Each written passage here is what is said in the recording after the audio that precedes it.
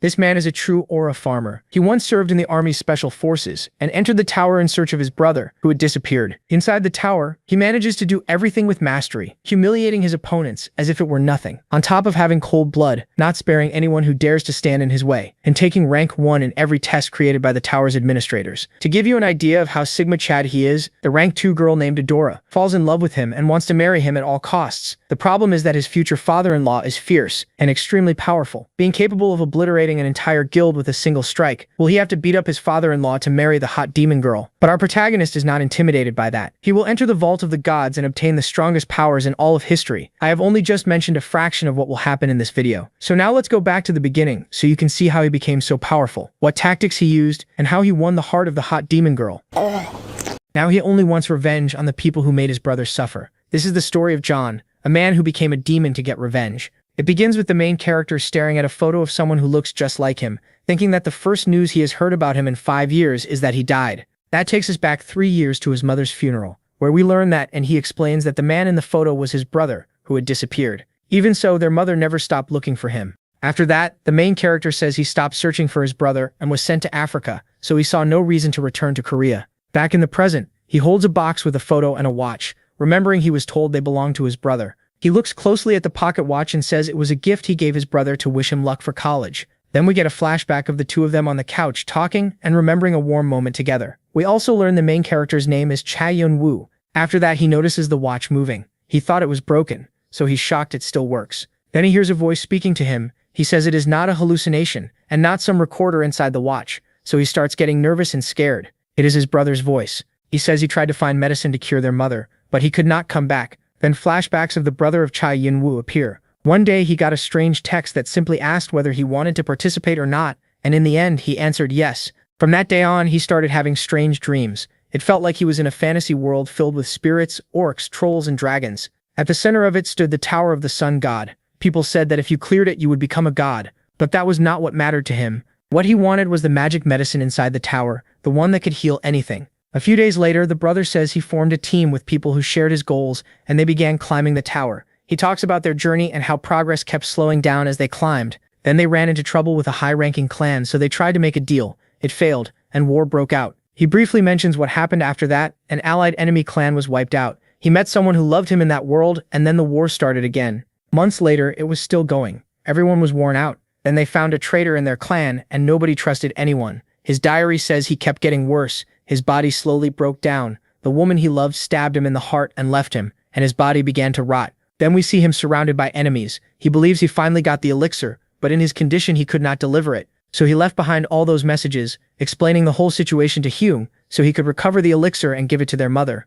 Suddenly the voice stops and a status window appears, saying his session has started. The main character starts feeling something flowing inside him. It is mana, the power used in that other world. His brother's flashbacks return and end with one last message. The mark of his awakening was complete. Another message says his body's ability had improved a little, and because his nature had been identified, he was given skills. After that, he is told he can register and oblige. Now the main character finally understands what happened to his brother, and that is when he decides to begin his revenge. In the next scene, he checks his skills. His nature is cold-blooded, so he can stay unrealistically logical in any situation. No one can brainwash him. His second skill is Dragon Eyes, which can see through even the truth, and helps him analyze things more deeply. Clairvoyance lets him hear the memories his brother recorded in the watch. After that, he settles all his affairs by speaking with the sergeant, puts his house up for sale, and burns his military uniform and backpack. He buys what he needs for the trip: first aid supplies, military knives, and rations. Then he arrives at the location and presses a button on his watch. A door suddenly appears in front of him. From now on, he will be known as the Demon Masked. He enters Floor 0,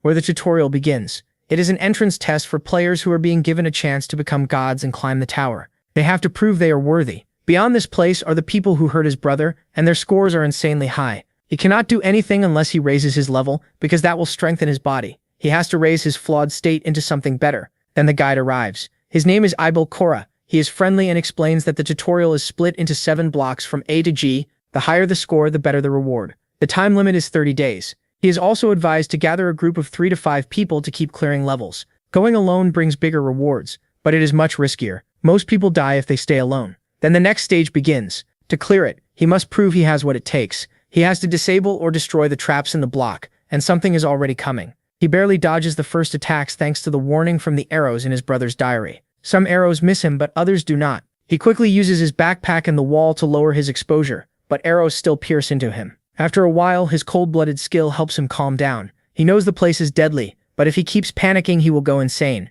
Using his army training, he treats his wounds. His pain resistance also starts rising. Then he notices the arrows are fired on a timer, and a signal comes right before they launch. He needs to find that point, but it is too dark, so he has to rely on sound. His sense stat keeps going up, and once he hears the gears, he throws his knife and disables the first trap. After that, he keeps dodging arrows and realizes something useful. Depending on how he handles them, he can raise different stats. Dodging a blue arrow from the side raises agility, a red arrow raises strength, and getting hit by a yellow arrow raises endurance. This floor is really just a bonus stage. He can raise most of his stats, but not MP. The administrator starts enjoying the show, which makes him curious. The main character is pleased because in just 34 hours he has improved his skills a lot, so he reaches the safe zone. But before he enters the next area, his bones and wounds are treated. After entering, he is completely exhausted and passes out. A while later, when the masked fighter opens his eyes, he finds someone standing in front of him. He had not sensed the person at all, so he assumes it is a mysterious merchant. The merchant introduces himself. His name is A, and he says he can sell all kinds of items. Skill books, potion books, food, and even all sorts of artifacts.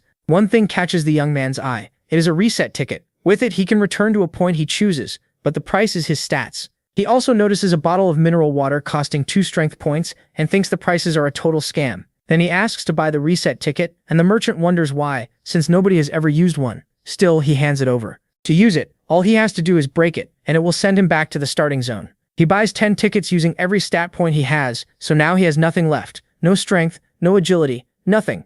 But he is ready to farm everything again, and his skill points start rising once more, along with new abilities like visual projection, that lets him see the whole area around him without color, and his brother had advised him to make full use of it. Soon he reaches the endpoint again. The first time it took 34 hours, now it only takes 4. He has gained plenty of levels, though the best players are probably already in Block A. Still, now is the time to really begin, and he enters the boss room of Block A. The moment he steps in, fire arrows start appearing. Traps trigger too, but thanks to his stats and reflexes, Yeon-woo survives. Then a giant flame appears, but he cuts through it and pushes forward through the fire, until one hit knocks him back. His enemies are copper scarecrows. His brother had warned him about them. They are objects that can copy a user's skills, and if he beats them, he can enter the boss room. The way to win is to destroy them head-on, or stab them. He activates his dragon eyes, and that lets him see the weak point to strike. He also remembers the advice to attack when he sees their mana sensors. He hears it clearly, dodges around, and stabs one. She cannot understand it. She has no idea how he knew about the sensors. He presses her, but she keeps denying it.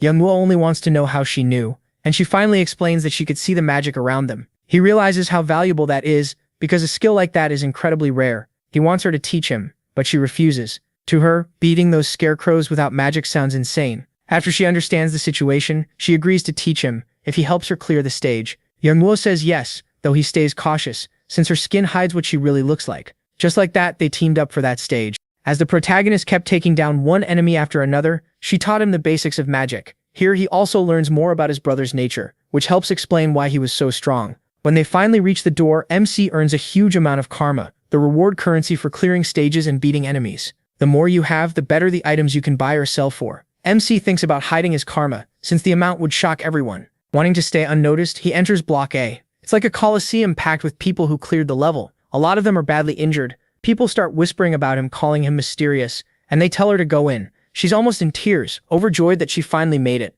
But when she spots a group of men, she gets furious. They ask what is wrong, but she ignores them and follows Yeon-woo instead, still sharing everything she knows about magic. Then, after giving him all the help she can, they part ways to follow their own paths. People call her Yule. It turns out those men had been recruited by Arandon, a well-known player whose group had completely dominated the tutorial. He told them that after clearing the level, they should join him. But a problem came up. The enemies were far too strong for their team, and their chances of surviving were almost zero. Out of all of them, Yule was the weakest, because her only skill was analyzing magic, so they grabbed her and threw her out as bait to distract the monsters while they ran from the trial. Yule could only watch their backs as they left her there to die.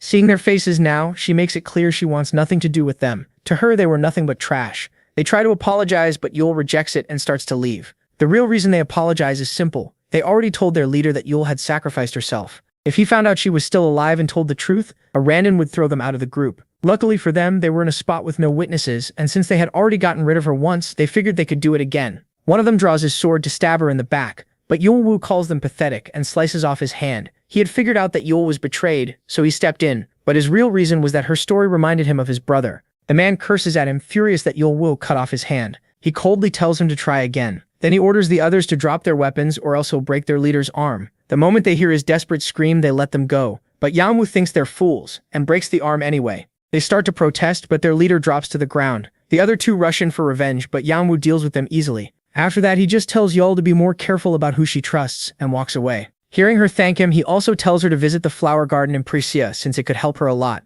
After that, they truly go their separate ways. From afar, the protagonist catches the attention of two people. He was clearly strong, even if he had picked a fight with Arandan's men. Still, they decide to keep watching him closely. For Yeon-woo, Block B begins next. There are 4 doors, and he only has to pick one. The farther right they are, the harder they get. He chooses the black door because he knows the vampiric dagger of Ursabet Bathory is inside. Once he enters the room, he finds a huge chamber. The mission is to cross to the other side of the water, but when he throws a stone, it melts away instantly. Using dragon eyes, he spots a small tile filled with mana. The moment he touches it, a tunnel opens. He's found a hidden dungeon. As he moves forward, he finds white moss, something harmful to humans. Still, insects and animals treat this white moss as food, because moonlight gives it special power. It creates heat from the heart and grants fire traits, and Yeon-woo knows a very useful recipe with it, one that strengthens bones and muscles. The human body is fragile. It gets sick, breaks, and tears easily. A stronger frame would make future battles much easier for him. To make it though, he needs the heart of an insect, so he throws his dagger at a giant centipede. The moment it feels the hit, it charges straight at him. Yeon-woo realizes the dagger did nothing. Its shell is too tough, but after activating his dragon eyes, he finds the weak spot. He just has to stab it at the right moment. As he senses the attack, he dodges and moves in, driving his blade with both hands into the creature's shell, but it doesn't work. He takes a hit that sends him flying into the wall. He's dazed and badly hurt. Worse, the centipede's pain response poisoned him. He now has 4 broken ribs and 2 fractures in his neck, but his nature keeps him calm. He's even starting to build resistance to poison. Cornered, new skills appear: Iron Will, Fighting Spirit, and Survival Instinct. By forcing the centipede's head back, he finally finds the one place without protection. That's how he kills the red centipede. Once he calms down, he eats the moss and then consumes the monster's heart. Meanwhile, in Room B, Arandan is furious at his men for being so weak, and also angry at the protagonist because he attacked people under his command, so he decides to find him. At the same time, inside Yeon-woo's body, the things he ate start working together. His broken bones and muscles are healed and strengthened. Now, thanks to that fight, his stats are 60 strength, 65 dexterity, 62 endurance, and 21 MP with a D-rank combat skill. For now, he thinks that's pretty good, but he still needs to grow stronger. As he continues through the dungeon, he defeats some bats. Mixed with the moss and heart, they create a compound that turns into explosives. Deeper inside, an army of ants and eggs blocks his path. These blue ants range from about half a meter to a full meter, and they're led by a queen. They would die for her, so if he attacks one, the whole swarm will come. He knows he can't beat them all at once, but beyond them lies the cave holding the vampiric sword, Evatori. It's said to be one of the rarest weapons in the game, ranked 352 among the best, a weapon that carries death. Even though he doesn't want to fight the ants, he can't give up this chance, so he throws a bag of powder at them, then right away tosses in a lighter from his bag, causing a massive blast through the tunnel. A total of 217 blue ants are hit, 87 are burned, and he finishes off the survivors one by one with his blade. But he points out that these were only worker ants or eggs that hadn't hatched yet. Then something huge appears, the blue ant queen. He doesn't think he can beat her, so he looks for the tunnel door to escape. He throws his knives, then at full speed manages to cut off a couple of her legs. That gives him just enough time to slip through the door. He has entered the sanctuary of the vampire monarch. He found it, the rank 352 unique grade weapon. When he pulls it out, black magic rushes through his body, especially his arm. He remembers that the dagger chooses its owner. If it rejects someone, their mind is said to be devoured by it. But he uses the dagger itself to stab his other hand, forcing the dagger to pierce through its own power and break the true seal. That reveals its real rank, number 66. In its true form, the vampiric dagger is said to drain an enemy's life force and devour their soul, giving both to its wielder. Yeon-woo wants to test his new weapon, so the second he steps out, he goes after the queen ant. He moves to the high ground and activates the dagger. The target's strength and vitality are drained. The dagger's skill rises by 1, and he earns 300 karma for killing the queen. Meanwhile, they had been following him the whole time and never imagined a place like this existed. On top of that, the bodies around them leave them stunned. The energy drain is incredible. Not only did he clear the block alone, he also claimed an artifact they had never seen before. He was amazing. If he keeps this up, countless clans will try to recruit him, but they plan to get to him first. Then they hear something. Yeon-woo has now hunted a total of 1,000 monsters, meeting the requirement for the next mission. His body starts to change, and he gains a reinforced physique. His strength rises to 81, agility to 83, endurance to 89, while MP stays at 21. He also gains a new nature that lets him become a vessel for the resting place of ascension, now 21% complete and immature dragon body. He also refuses to register his name on the rankings because he doesn't want to attract attention. Then we see the leaderboard, Adora in first, Fante in second, and Cain in third. Yeon-woo has climbed to rank 281, but he still feels far behind. What were those people doing to rise so fast? Then his instincts warn him that someone is coming, probably to kill him. He throws his dagger at the first sign of movement, but the redhead barely stops it. Yeon-woo asks if they're from Arandan's group. After the confusion and argument, they apologize and explain they were looking for him because they want him as their ally. Doyle turns away in embarrassment. Even after hearing their repeated offers, Yeon-woo refuses. He doesn't see any benefit in joining them. They're shocked. Does he really not know who Cain is? He's the biggest star of the tutorial. Doyle tells him not to mind Cain since he's full of himself, and starts over properly. Their names are Cain and Doyle. Yeon-woo remembers at once. They were third and second on the rankings. He believes them because he's using a skill that makes the pigments shine brighter when someone tells the truth. Even so, he still doesn't get why they wanted him on their team. Then he remembers the Colosseum and figures that must be when he caught their attention. They also explain they're after an artifact they couldn't obtain, so they need his help. The item is Aragon's crown, guarded by the Lizard King Aragon, a brutal and difficult enemy. The reward is a crown that boosts the wearer's presence. It sounds useful, but the protagonist doesn't really care. Still, it's another dungeon, which means more chances to level up, so he agrees. But on one condition, he wants every item they find except for the crown. After thinking it over, they accept. They introduce themselves, and Yeon-woo gives the name Cain to keep his identity hidden. A goblin says he needs to report this to his general, but he gets killed first. The redhead is confused. Wasn't he in Block B just a little while ago? How did he grow this much and already clear Block D? All his stats had also been restored. It was daytime there. For the first time, he saw real sunlight. They explain that the tower has an inner and outer area. The inner side covers blocks A through D, while the outer side is blocks E through G, and now Block E had begun. He also received a token. More tokens were hidden across Block E, and he had to collect 99 to prove himself. In simple terms, players can steal them or kill for them. Finding 99 on your own is really hard, so taking them from other players is much easier. Looking at the others, he doesn't seem very interested in the tokens, but he still keeps an eye on them. They say this area is huge. There's an eastern region full of mountains, and the west has a river. The south is lined with more mountains, while the north holds a dense forest that serves as their path. At the end of that forest, there's a swamp. The strange part of this test is that it has all kinds of monsters based on their surroundings. Meanwhile, Arangan is furious because they still hadn't gathered enough information on the masked man.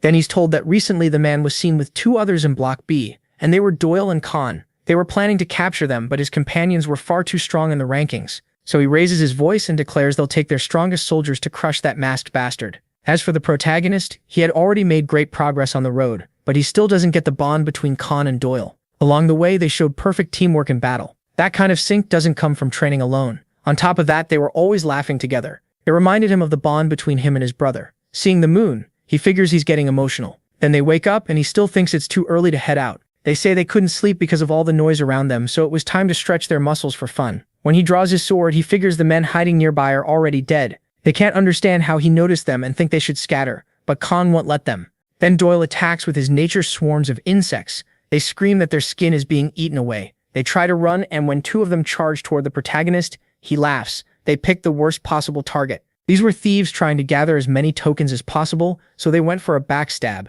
But they have no idea what just happened. He killed their boss in a blink. Now they think they need to kill him. After he shows how strong he is, everyone runs, but none of them gets away. After 21 kills, Yeon-woo now has 81 tokens. The next day, they run into some lizards, but they go down without much trouble. He also takes their eyes, since those could be used to get a very rare item. Then they notice tracks from something dangerous. They report that the blood is fresh, about 5 or 6 hours old, and it leads that way. From the marks, it looks like the lizard dragged off some players. They explain that their mission is to steal the crown from the Lizard King, since beating it is nearly impossible. Even with all three of them, it would be rough. And there weren't just one boss but two, because the male stayed outside on guard while the female remained inside. Cain would fight the guard, Yeon-woo would distract the queen, and Doyle would steal the crown. Then they'd escape. They warn the protagonist that he can't kill her, he just has to keep her busy. The protagonist thinks he used to carry out plans like this in the army, and this felt very similar. Soon they reach the hidden section, the lair of Aragon. The lizards react at once to the human's presence, and the Lizard King appears when his followers call him. He roars that it's unforgivable for humans to enter his territory, and he'll kill them all. They had never felt such pressure from a beast roar alone. When he spots Yeon-woo, he picks him as his target and attacks, but Cain jumps in. He tells him not to interfere because he isn't worth his time. Even so, Cain dodges every strike, and those attacks end up hitting his own subordinates, while Doyle and Yeon-woo enter the lair. After killing the first two guards, they find humans locked in cages like animals, begging over and over to be saved. Cha MC realizes this is where captured players ended up, most likely meant to feed their young. He just tells Doyle to keep moving. They can't waste time. She snaps at him, asking how he can stay calm after seeing this. He reminds her that Cain is still fighting outside alone. The longer this takes, the worse it gets for him. They have to stick to the plan. If she lets emotion take over, he'll leave the mission. That makes her stop, slap herself, and apologize. She wasn't thinking straight. They move on, but Yeon-woo keeps thinking. It's obvious the humans were being kept for the young, but why not use that against them instead? Now he has a plan, and if it works, they might even save the humans. They'll need the firebugs Doyle used the night before. Meanwhile, the queen punishes one of her guards for letting humans enter her lair. She has to protect her babies since that's clearly why the humans came. Then Yeon-woo appears in front of her, asking if she likes fireworks.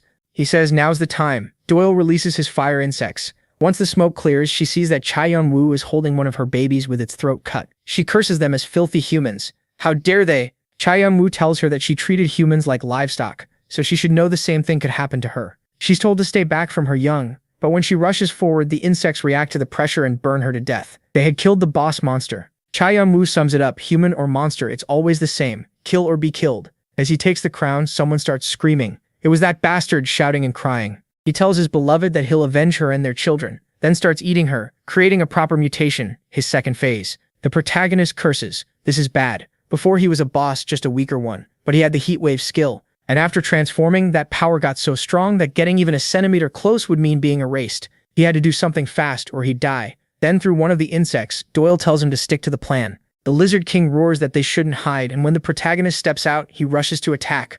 After pushing him back, they say it's time. The king says he won't hold back anymore. His revenge will show no mercy. He's about to use Heatwave, but Yeon-woo stops the attack. Cain knocks back its return strike, and Doyle burns him from behind. After several exchanges, the monster is exhausted, and Yeon-woo thinks this is the perfect moment.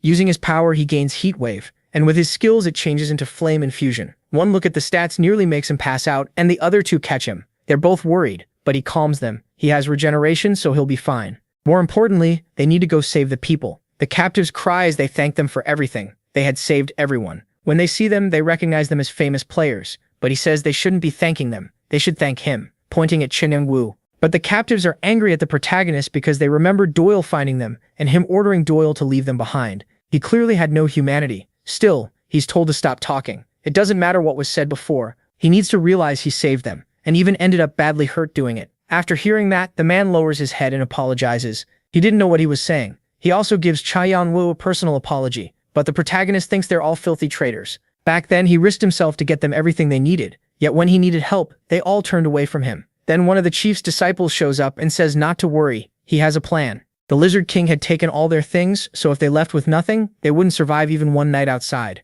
So they should grab what they need and run. If they get caught, it won't matter, they'd be dead either way, whether they act or not. And he had a solid idea since one of his friends had the trait called Fast Hand. Meanwhile, the protagonist is dividing the rewards as promised. They would keep the crown and he was fine with that. Doyle is happy because he always knew Yeon-woo would keep his word. He jokes that Doyle sounds like he's asking to get hit. Even though he was odd, the protagonist couldn't hate him. Then he collects his share, the Lizard King's weapon, a red helmet, a battle cry axe, 3 hard crystals, and a Karchina dagger. Then looking upward, he tells them to come out. They ask if he knew the mysterious merchant. When he denies it, the merchant doesn't get it. He thought they had something special. After a long round of bargaining, Yeon-woo finally manages to sell all the blue crystals from the dungeon for 400 tokens, bringing his total to 698. The merchant grumbles that this would wipe out all his money. Then the protagonist asks for one more thing, a mask. The merchant offers one in exchange for 5 strength, but Yeon-woo refuses. If he doesn't hand it over, the whole deal is off. The merchant gets mad but says it's a gift for him. He walks off in a huff, telling him to enjoy it. Before leaving, he says Yeon-woo bargained way too confidently, so he must have heard what happened on the other side. When MC denies it, the merchant tells him to forget it and leaves. Going over what might be happening, he reaches the conclusion that high-grade artifacts weren't being mass-produced because there must be a war between the clans and the rankers. They ask Yeon-woo what he'll do next. Seeing that he's still far from the top of the rankings, sitting at number 51, he thinks he still has 1 card left to play. But they ask to keep following him because working with him had gone really well and they made a strong team. He turns them down, though. He still has things to do. Still, he finds them strange. Sometimes they're harsh, other times way too soft. Being that friendly only attracts snakes, and to make it worse, this place was full of them. After hearing no again, they say fine. He figures the swamp is huge, so it'll take time to get out. On top of that, there were plenty of lizards roaming around, along with weak players. They depended on them. He asks Cain what to do, and Cain says they can only escort them out. The others say they did all they could, and he just laughs. To him, they were all pathetic lackeys, even their leader. Robbing them wasn't enough. The 3rd and 11th ranked players had to die. If he killed them, he'd get closer to first place. He still knew nothing about the man in the mask, but one look at him sent a chill through his body. He felt more like a monster than a person. Then the man asked them to help his friends who were badly sick. They were exhausted too, so they asked to stop and rest for a bit. He thought it was time to hand over some tokens so they could survive on their own, but he figured being prisoners for so long had crushed their spirit, so letting them rest a little made sense. He laughs. They only needed a little more time because his friends were waiting nearby, and they were the scavengers. The moment those fools led them into the trap, Cain would die at their hands, but Jahan was right behind him and killed him at once. No one understood what was happening. When he turned around, he realized the attackers had to be their lackeys. After activating his skills, he could sense even the slightest change nearby. Once he watched Cain and Doyle, everything clicked. The way they ordered people around, the way they spoke. They thought it was hidden, but he sharpened his senses to find out what was really going on and uncovered the whole plan. He also sensed strangers waiting to ambush them, and he was sure they were the scavengers. So he moved to strike first, but Cain stops him. What was he doing?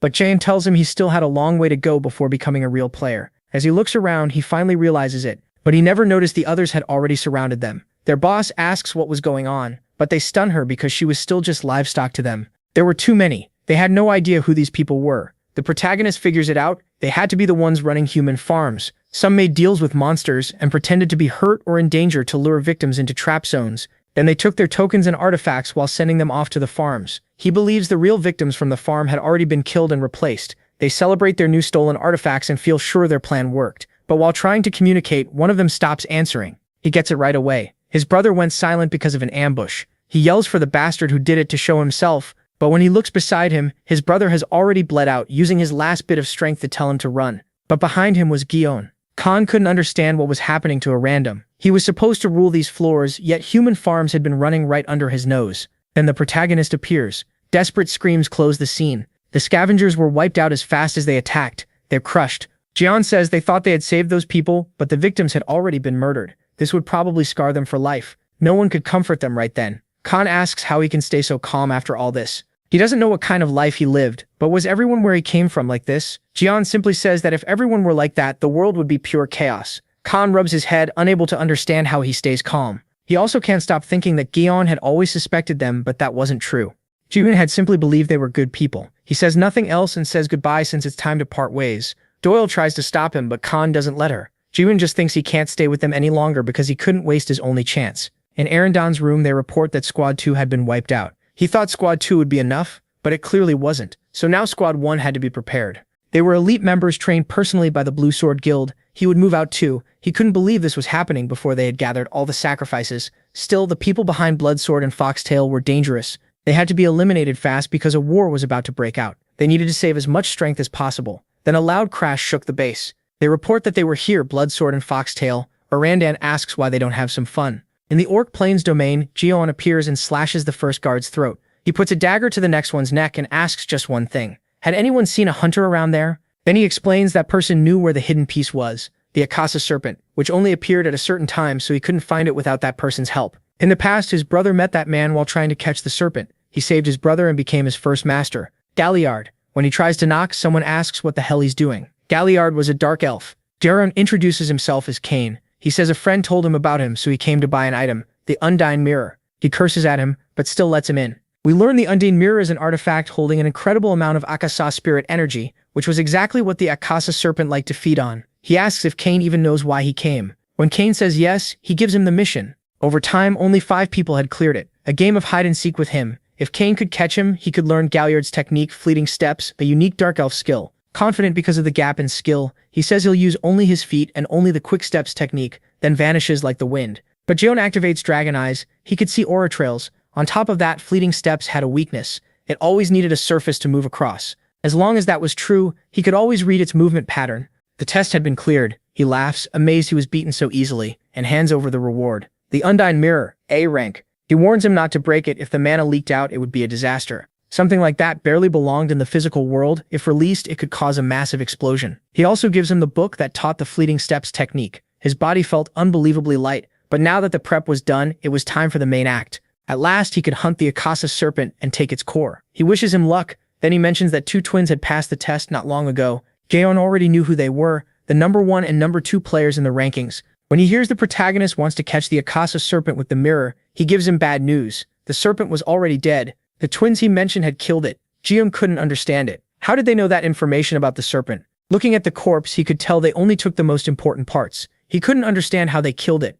Not even a group of experienced players should have been able to bring it down. That meant those two were absurdly strong. Pulling off his mask, he wonders what he can do now. He needed first place to keep moving with his revenge. There was almost no time left before the tutorial tower ended. Most likely he wouldn't make it. Only 7 days remained, and he was in 40th place. There were too many obstacles, and the biggest was not having the serpent's core. Then he notices its brain was gone, and there were many tracks around it. They weren't human, they were orc tracks. Then we cut to Bahin, ranked 6th. He didn't want to answer his leader's call to join the hunt for Jeon, because he wanted to level up instead. But they convince him when they say the reward would be all the tokens collected by Erendan's group. Jeon had reached the place where the tracks ended, the Akaza serpent's lair. None of it made sense. The place looked built up like it had a hidden shelter, and drums were beating. The orc shaman speaks with anger about the death of his god at the hands of 2 tiny humans, but now it was time to revive it with the souls of their warriors. He's shocked so the Akaza serpent could come back. He never expected that. He could kill it now, but the more prey it consumed, the stronger its heart would become.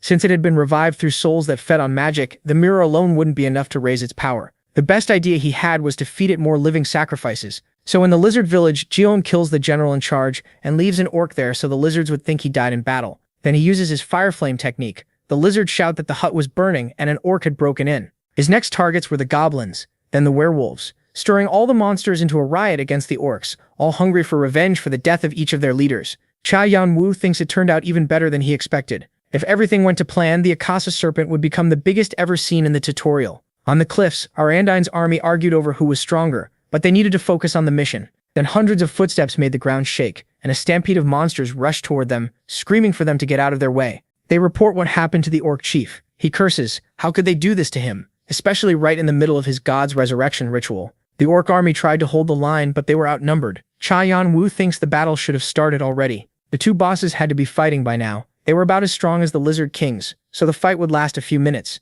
but he needed to draw out the serpent. When he entered, it had already fully revived and started devouring everything in front of it. Driven by hunger, it burst out of the cave. Yeon-woo thinks that's perfect. At this rate, it would head straight to the battlefield. He was also sure that place was hiding something. Fighting the serpent was so hard it shouldn't even exist in the tutorial, so there had to be a reason it was there. Even his brother never figured it out. But if it chose to rest there, something had to be hidden. After searching for a while, he found a place completely frozen over. And there it was, a mythical humanoid root. Don't get confused, it's a plant. He never thought he'd find it there. It was around 300 years old, even though 500 years was the best time to eat it, so the snake had to stay there guarding it. But his plan changed, because he was going to eat the plant himself. It tries to get away, but in the end, Yeon-woo devours it. All his skills start rising, especially his magic. On top of that, his body's growth starts again and reaches 42.9%. Now his body had become a young dragon body, and now he could use magic by putting it into his feet to move even faster. Still, it was time to hunt. On the battlefield, everyone was covered in blood after the brutal fight when something appeared.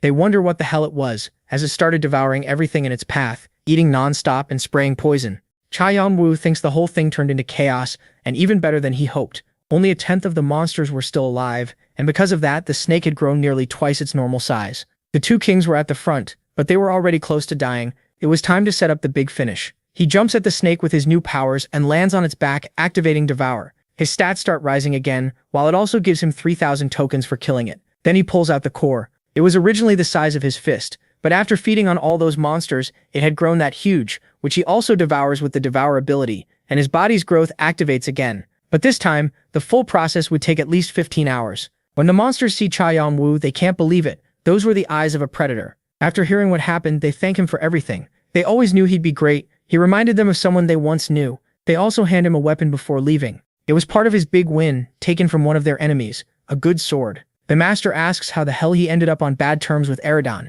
since their base was in Block F, and they came all the way there to fight him. It was almost like they hated him. Yeon-woo asks what he means, and when he learns that the sword's mark belonged to Erendan's group, he's confused. Did they really come all the way there too? That meant the scavenger groups weren't just thieves, they also belonged to the Blue Sword clan. If that was true, then Erendan's real goal was hiding the fact that he ran the farms and the scavengers. And if so, Khan and Doyle must have found out and gone to confront him. He knows those 2 are strong, but if they were up against all of Erendan's group, that changed everything. The Blue Sword clan had countless players and ranked among the tower's top 8 clans. If they really went, they were in danger. Still, he wonders why he even cared. Then he remembers his brother's words. "You've always been my hero. I hope my pain doesn't change the kind of person you are." He thanks his master, but it was time to go. He had decided to save his teammates, though he still didn't get why they were building human farms. Something felt very suspicious, but if he learned the truth, he could use it against them. The 8 clans were the reason his brother died, especially the Blue Sword clan, because one member of that group had driven one of the swords into his brother's heart.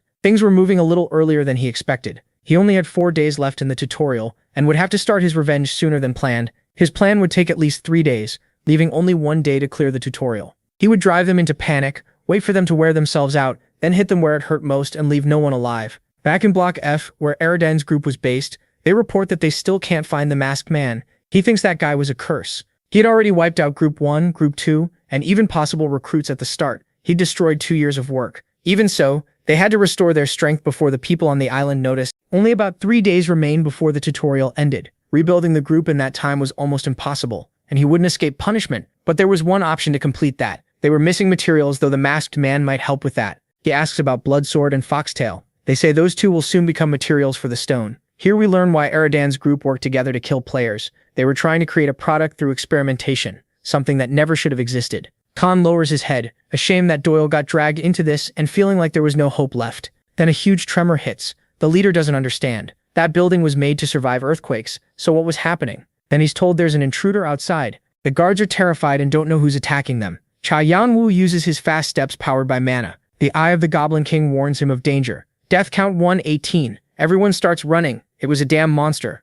The guards are frozen in fear because it's coming for them. Then a voice tells them not to move. They light up with relief. Lord Bild had arrived. They were saved. He wonders where a rat like that had been hiding, and how he dared come straight to his base. Yeon-woo feels an immense pressure. That man's presence felt familiar, even though he had never seen him before. Then a dark memory surfaces. 5 swords pierced his brother's heart. 3 came from 3 kings. 1 from his beloved, and the last from the person who called himself a friend and watched his back. A thirst for blood rises from the protagonist. He tells a man named Grand to send a message to the island, but his head explodes. There was no point wasting time anymore. He had to attack directly. He shouldn't even think about running, because he wouldn't be allowed to. Drawing his swords, he thinks the man is way too confident, but he'll show him how useless his power is against him. Yeon-woo realizes Will was far too strong to still be in the tutorial. He also knew there was someone else, the one who stabbed his brother with that sword. Aradan's group had to be just a cover for their real plan. Will can't understand why he's so strong. He should only have beginner skills. Yeon-woo thinks he gets it now. Will was fighting badly even though he must have been good once. But after running with those filthy dogs, he lost his claws. Will asks if they knew each other. Who the hell was he? He uses his magic at full power. As they watch their lord nearly dying, his soldiers try to protect him, but Blackblade cuts them down. Their leader screams at them to defend him, and when he sees them refuse, he activates mind control. They think he'd never use that technique in a moment like this. He runs because he needs the stone. That was his only chance to beat him.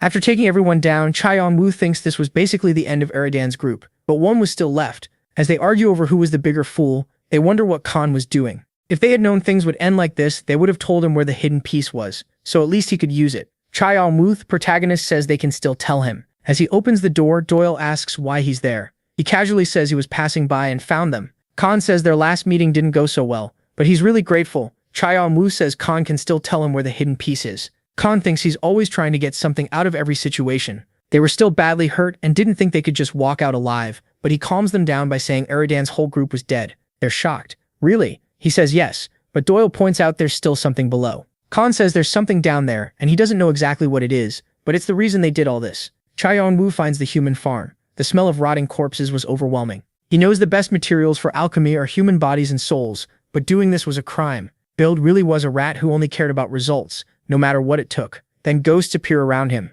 They were the souls of the players and they wanted his help. He says he can do it, but only on one condition. Bild reaches his lab. He doesn't know how much time he wasted making that stone. His old companions kept climbing the rankings while he stayed behind, waiting for the king's orders. Now all he cared about was surviving. But the stone wasn't finished. If he swallowed it, only 2 things could happen. Either his body would explode from all that energy or his power would rise like crazy. But after taking it, nothing happened, and the faint figure of Yeon-woo was standing behind him. He demands to know why Bild did all this. Why did he kill them all? What the hell had they done? Why was he sticking his nose into their business? Yeon-woo removes his mask and asks if that answers his question. Bild shouts that it's impossible. How could Yeon-woo be standing in front of him? Yeon-woo still wanted to believe they might feel at least a little guilty for what they did to his brother. But to them, it had all been normal. Lying there, bloody, toothless, and barely alive, Build begs him to just kill him. He says he can't do that because his own enemies are looking for him. With a snap of his fingers, he explains that the souls had been strengthened by his black bracelet. They swore to serve him to avenge their unfair deaths.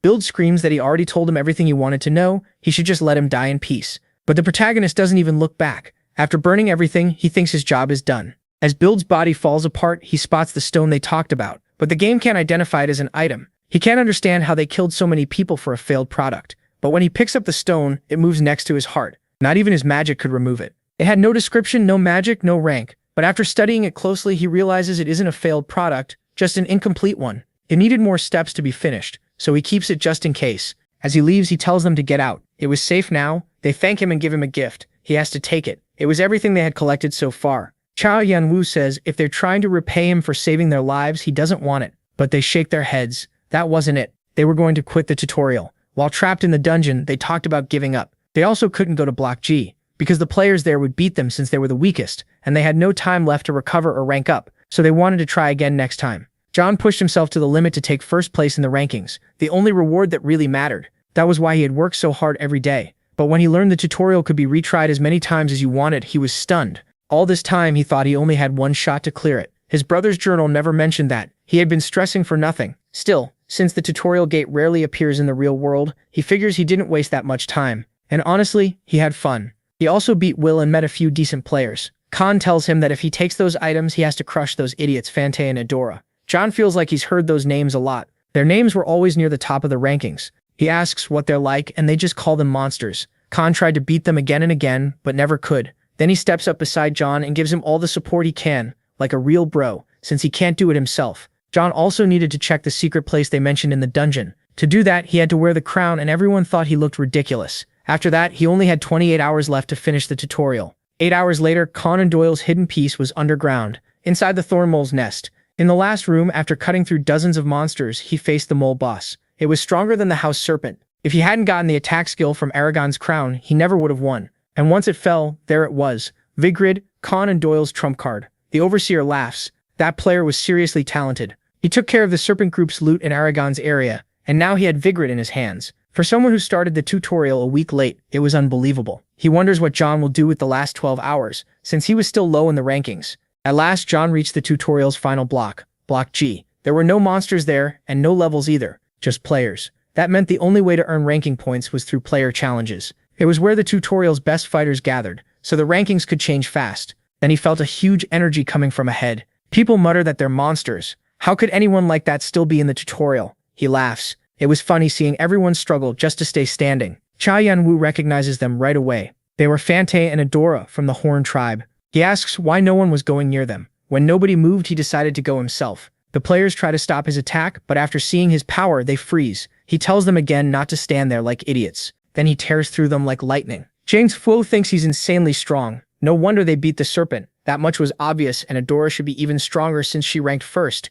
He couldn't tell how strong she really was. She felt like a living ocean, calm on the surface with no clue how deep her power went. Something was hidden inside her, something terrifying. When he noticed she looked his way, he thought he'd been found. Still, there was no point staying quiet. So he decided to introduce himself, taking the bag they gave him and dumping it right at his feet. No one understood why he threw them out. What was he doing? And how many were there? 1,000? 2,000? 10,000? Then Jeong-woo used the combine skill, merging all his tokens into the serpent's heart. Just like that, first place became his with 109,000 points. The players couldn't believe it. It was the first time anyone had stolen first place from the siblings. Jeong-woo was ready for whatever came next, pulling out his new sword, Vigrid, a unique ranked blade. No one knew what that weapon was. Why was it giving off so much power? Still, the one holding it was alone, and nobody had seen him before. They assumed he couldn't be that strong. Even Fante and Adora would have to go after him. No matter how tough he was, there was no way he could fight everyone. This was everyone's chance to take first place. That sword had once been wielded by legendary heroes.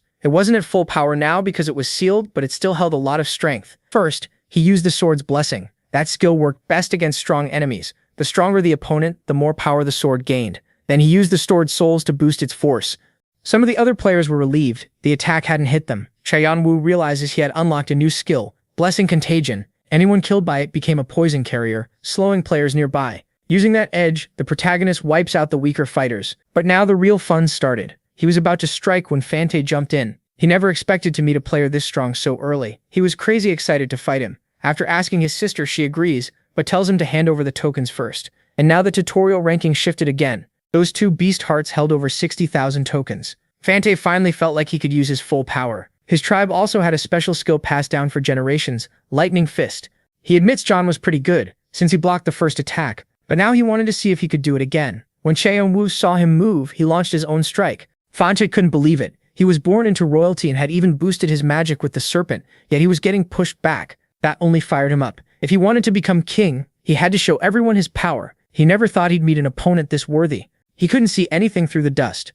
It looked like the protagonist had lost. But before the game even started, the watch he inherited had a special power. It could show future events for a few seconds, though it burned through at least 3/4 of his mana. Even so, from past experience, he knew seeing events even a few seconds ahead could decide a battle. Back in the fight, they were still clashing, the same exchange repeating, but this time he used Dragon Eyes and quick steps to dodge the blow. Fante smiles. Catching him wouldn't mean victory. He throws a punch, but Yeon-woo slips past it instantly. After that strike, he knows from his foresight that she would attack next, so he rushes her before it can happen. In the last second of foresight he had left, he saw that she would dodge and he could kill her, but she blocked the attack. He didn't get it. He made no mistake, so why didn't things happen the way they should have? Adora was that strong. She reveals her eyes just like her brother. She had inherited an ability too, vision, an incredible power. It helped them hold first and second place by letting them read what moves an enemy would use. That's why his foresight got cancelled. His 5 seconds were already gone, so he sheathed his sword. He couldn't keep fighting. Adora says that was a smart choice. He was still very strong.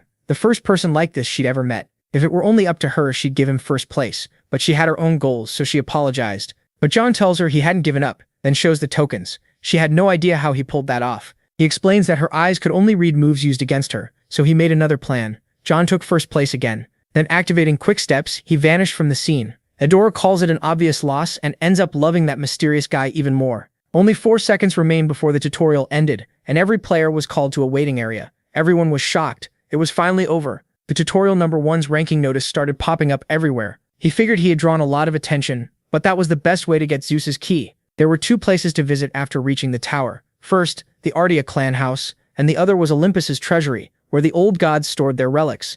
Zeus's key was one of the 12 materials needed to open that vault. Then someone called out to him. He knew who it was, the masked rookie who beat everyone. Thanks to him, after hearing about the garden, she found a chance to make a contract with elemental spirits in Phrysia's garden, and even found a master nothing like her old teammates. Bowing her head, she thanked him for everything he had done. Everything she had become was because of him. Still, one day she would come find him. Then she disappeared. Next, the goblin arrived. He was excited to see so many players gathered there. A lot of them had made a strong impression on him, and he hoped they would keep working hard like they did in the tutorial. Now he was going to announce the test results. Everyone was stunned. They couldn't believe anyone had really passed 500,000 karma. Was that even possible? They'd heard top players usually only got around 50,000 to 100,000 points. Fante congratulates him. The goblin laughs. That was the highest score not only in this tutorial but across all tutorials. So his reward matched his achievements, and the goblin handed over a mysterious box. Inside were an Iblis embryo, a lion beast helmet, and the Zeus key he had been waiting for, the item that opened Zeus's treasury. Many players threw it away because it was only F rank, but once they reached the higher floors they realized how bad that choice was. It was one of the 12. Finding the others wouldn't be easy, but he was already one step closer. With that, the tutorial round officially ended. Those qualified for the tower would receive a message. Those who failed just had to try harder in the next tutorial round. Jeong-woo got the message asking if he wanted to enter the tower, but Fante stopped him. He wanted to fight him again, man to man, but Jeong-woo says he gives up and walks away. Fante thinks he wasn't even done talking and curses him out. What the hell was wrong with that guy? And just like that, a super rookie entered the tower right after the tutorial ended. Rumors spread from player to player. The rookie who completely took over first place had collected over 500,000 points. He had also beaten the royal siblings of the Horn tribe, and people called him Jugurther. Because of that, many clans started looking for him.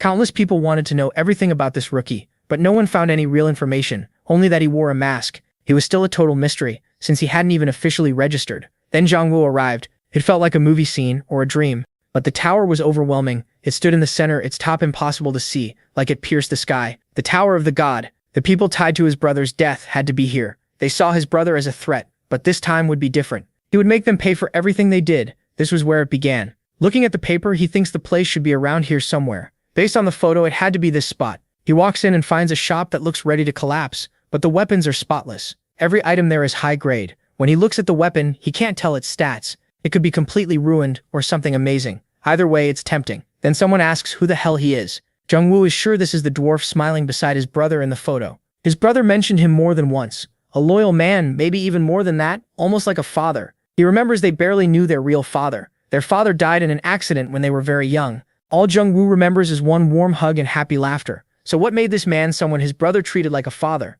When he says he came to buy a weapon, the dwarf snaps at him. Can't he see the state of the shop? Was he insane? Stop messing around and leave. But when Jeong-woo keeps talking seriously, he's told to get moving. The dwarf says he isn't selling anything. Jeong-woo asks if it's because Artia fell apart. That instantly changes the mood, and the dwarf warns him not to bring that up. He was Artia's official blacksmith. He wasn't a player, so he never joined, but he stayed by their side, and with the incredible weapons he made, Artia won battle after battle. Seeing Jeong-woo won't back down, he finally agrees to hear what he wants to buy. He hands over the dagger, then asks if Jeong-woo even has money. Jeong-woo asks if credits will work. The blacksmith laughs it off as a joke, but after seeing the dark elf bag, he figures this kid must be strong if he cleared the tutorial. So he agrees to look at the items. Still, he warns him, these things won't come cheap. Tutorial gear is usually worthless. Once he sees them, he says they may look like junk on their own, but they're all materials needed to forge that artifact. Now that he checks Jeong-woo's gear closely, it's clear this isn't rookie equipment. The only thing he can't identify is the bracelet, and after seeing everything else, he thinks Jeong-woo has to be messing with him. Those are items from famous beasts, a demon egg, and even something from the Lord of Beasts. Just having things like that is basically a guaranteed ticket to becoming a top player. He trusts his own work, but Jeong-woo's gear is way beyond normal. He's sure the kid is toying with him, until Jeong-woo asks for the gypsy eyes. That makes him curse. So that was the real reason. Only 5 blacksmiths can make something like that. Did he even understand what he was asking for? But Jeong-woo calms him down. He says not to worry, he'll handle the other clans, and if the blacksmith is scared, he can walk away. That only makes the dwarf shout that he'll do it. As he studies the dagger, he realizes it's better than he thought. It feels like he's already held it before. He wonders if it once belonged to someone precious to Jeong-woo's brother. Later, while walking alone at night, Jeong-woo senses plenty of people following him around. 17.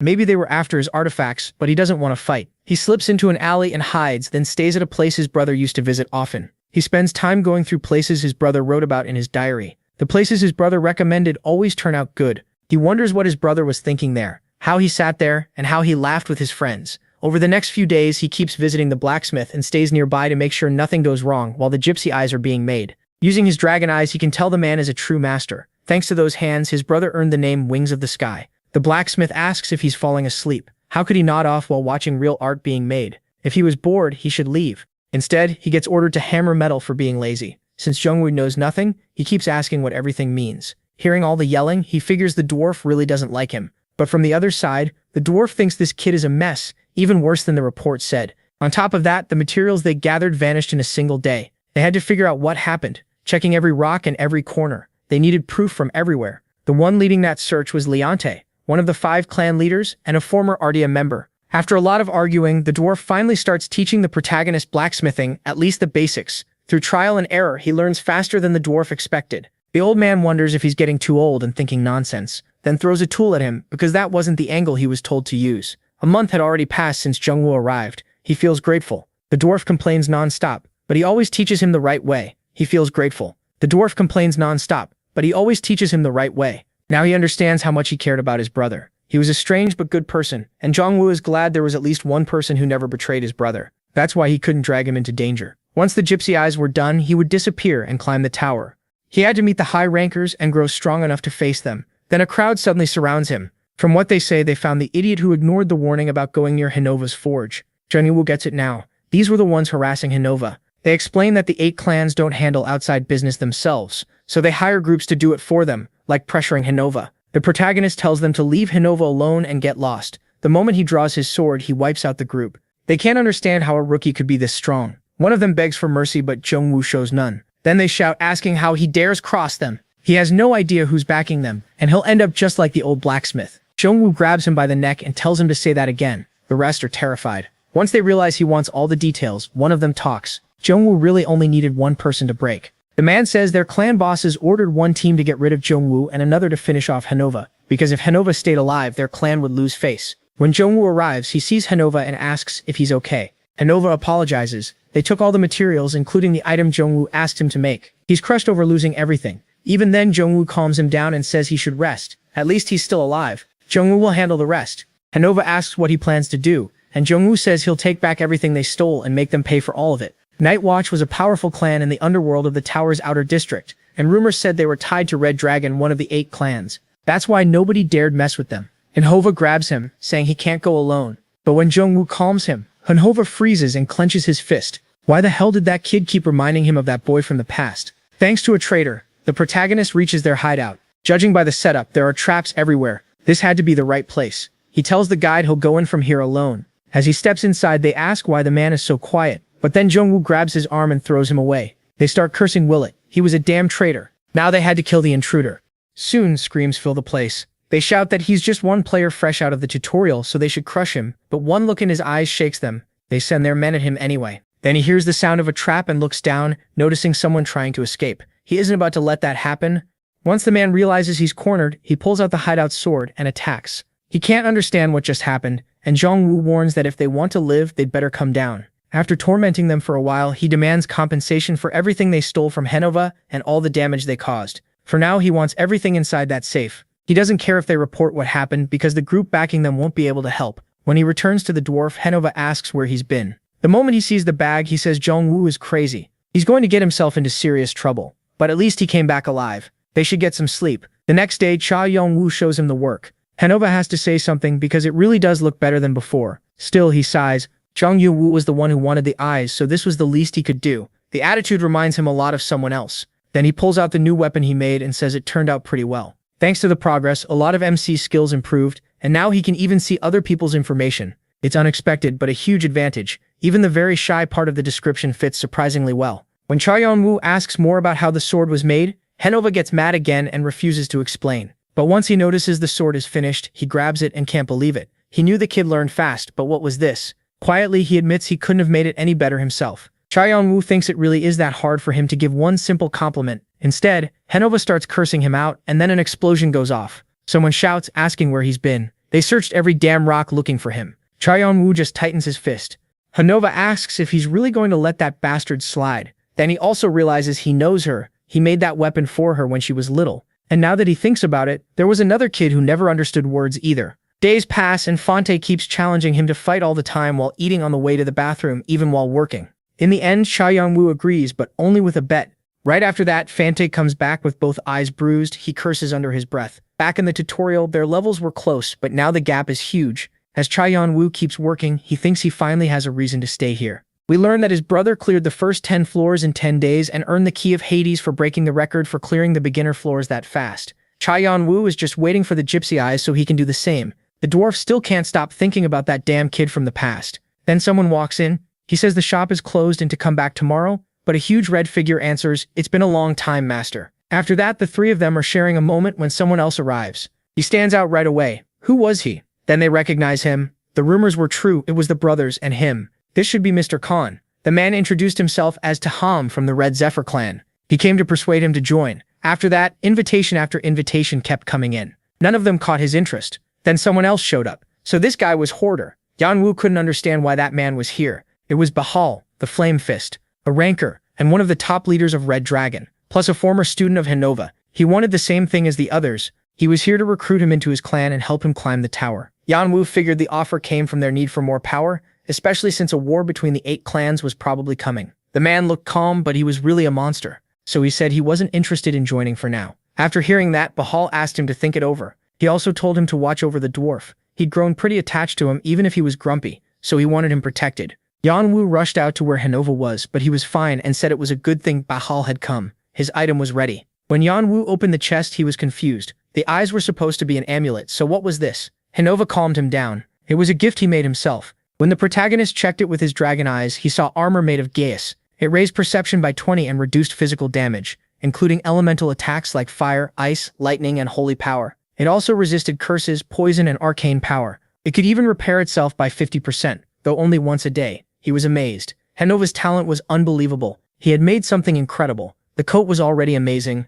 but there was still the mask. It boosted his power by 30, and had a fear effect for 15 to 20 seconds. It was a one-of-a-kind artifact. There was nothing else like it in the tower. Yeon-woo felt it was worth far more than what he'd paid. Hanhova said of course he didn't have enough money right now, but since he'd already said so, he could pay the rest with credits over time. Now Yeon-woo understood why his brother cared so much about him. Then MC put on his full armor. He didn't know how long he'd stay in the tower, so if this was their last goodbye, he gave Yeon-woo his most sincere thanks for everything he had done. After that, Yeon-woo arrived at the tower. He was about to open the door when Fante stopped him. Why hadn't he told them he was leaving? They should have talked a little longer. But Yeon-woo shot back that he didn't have time to mess around like they did. He had to go in. But the two of them made up their minds to come with him. They said they wouldn't get in his way, so he didn't need to worry. Yeon-woo told them to do what they wanted, but if they fell behind, he'd leave them. Once they entered the waiting area, the place where people rested before taking on the tower's tasks, there looked to be around 50 people there. A lot of them were complaining about why they'd been brought in. But Yeon-woo realized they were talking about the siblings.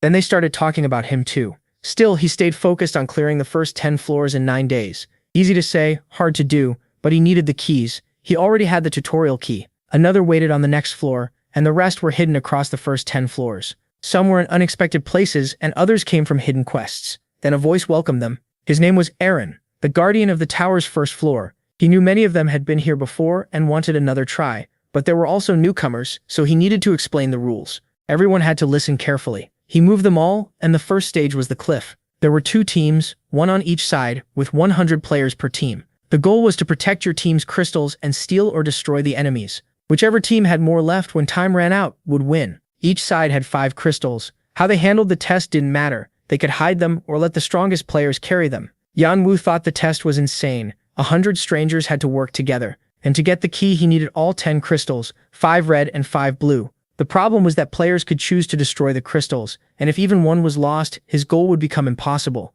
So he decided to crush anyone in his way. First, he needed all 5 crystals from his own team in his hands. When they asked who would be the blue team's leader, someone stepped forward, but one of the siblings didn't agree. He said he'd take charge of all 5 crystals himself. Was there anyone better than him at protecting them? People yelled at him to quit acting stupid. Last time, because of his ego, every crystal got destroyed. Everyone agreed with that. Yeon-woo finally learned what had happened before. It sounded exactly like something that guy would do. But then he threatened them, and no one argued. He just laughed, saying this time would be different. Still, Yeon-woo held out his hand, which confused everyone there. Later in the room, he told the goblin he didn't get why his lord cared so much about that rookie. Even if he was strong, he was still new. But Aaron just laughed and proposed a bet. If they didn't trust the rookie, he'd wager the boy would do something extraordinary. Aaron took the opposite side and bet he wouldn't. Meanwhile, people couldn't understand why that sibling had handed the crystals to such a mysterious person. They asked what his plan was. He told them to guard the area for a while, 30 minutes, maybe an hour at most.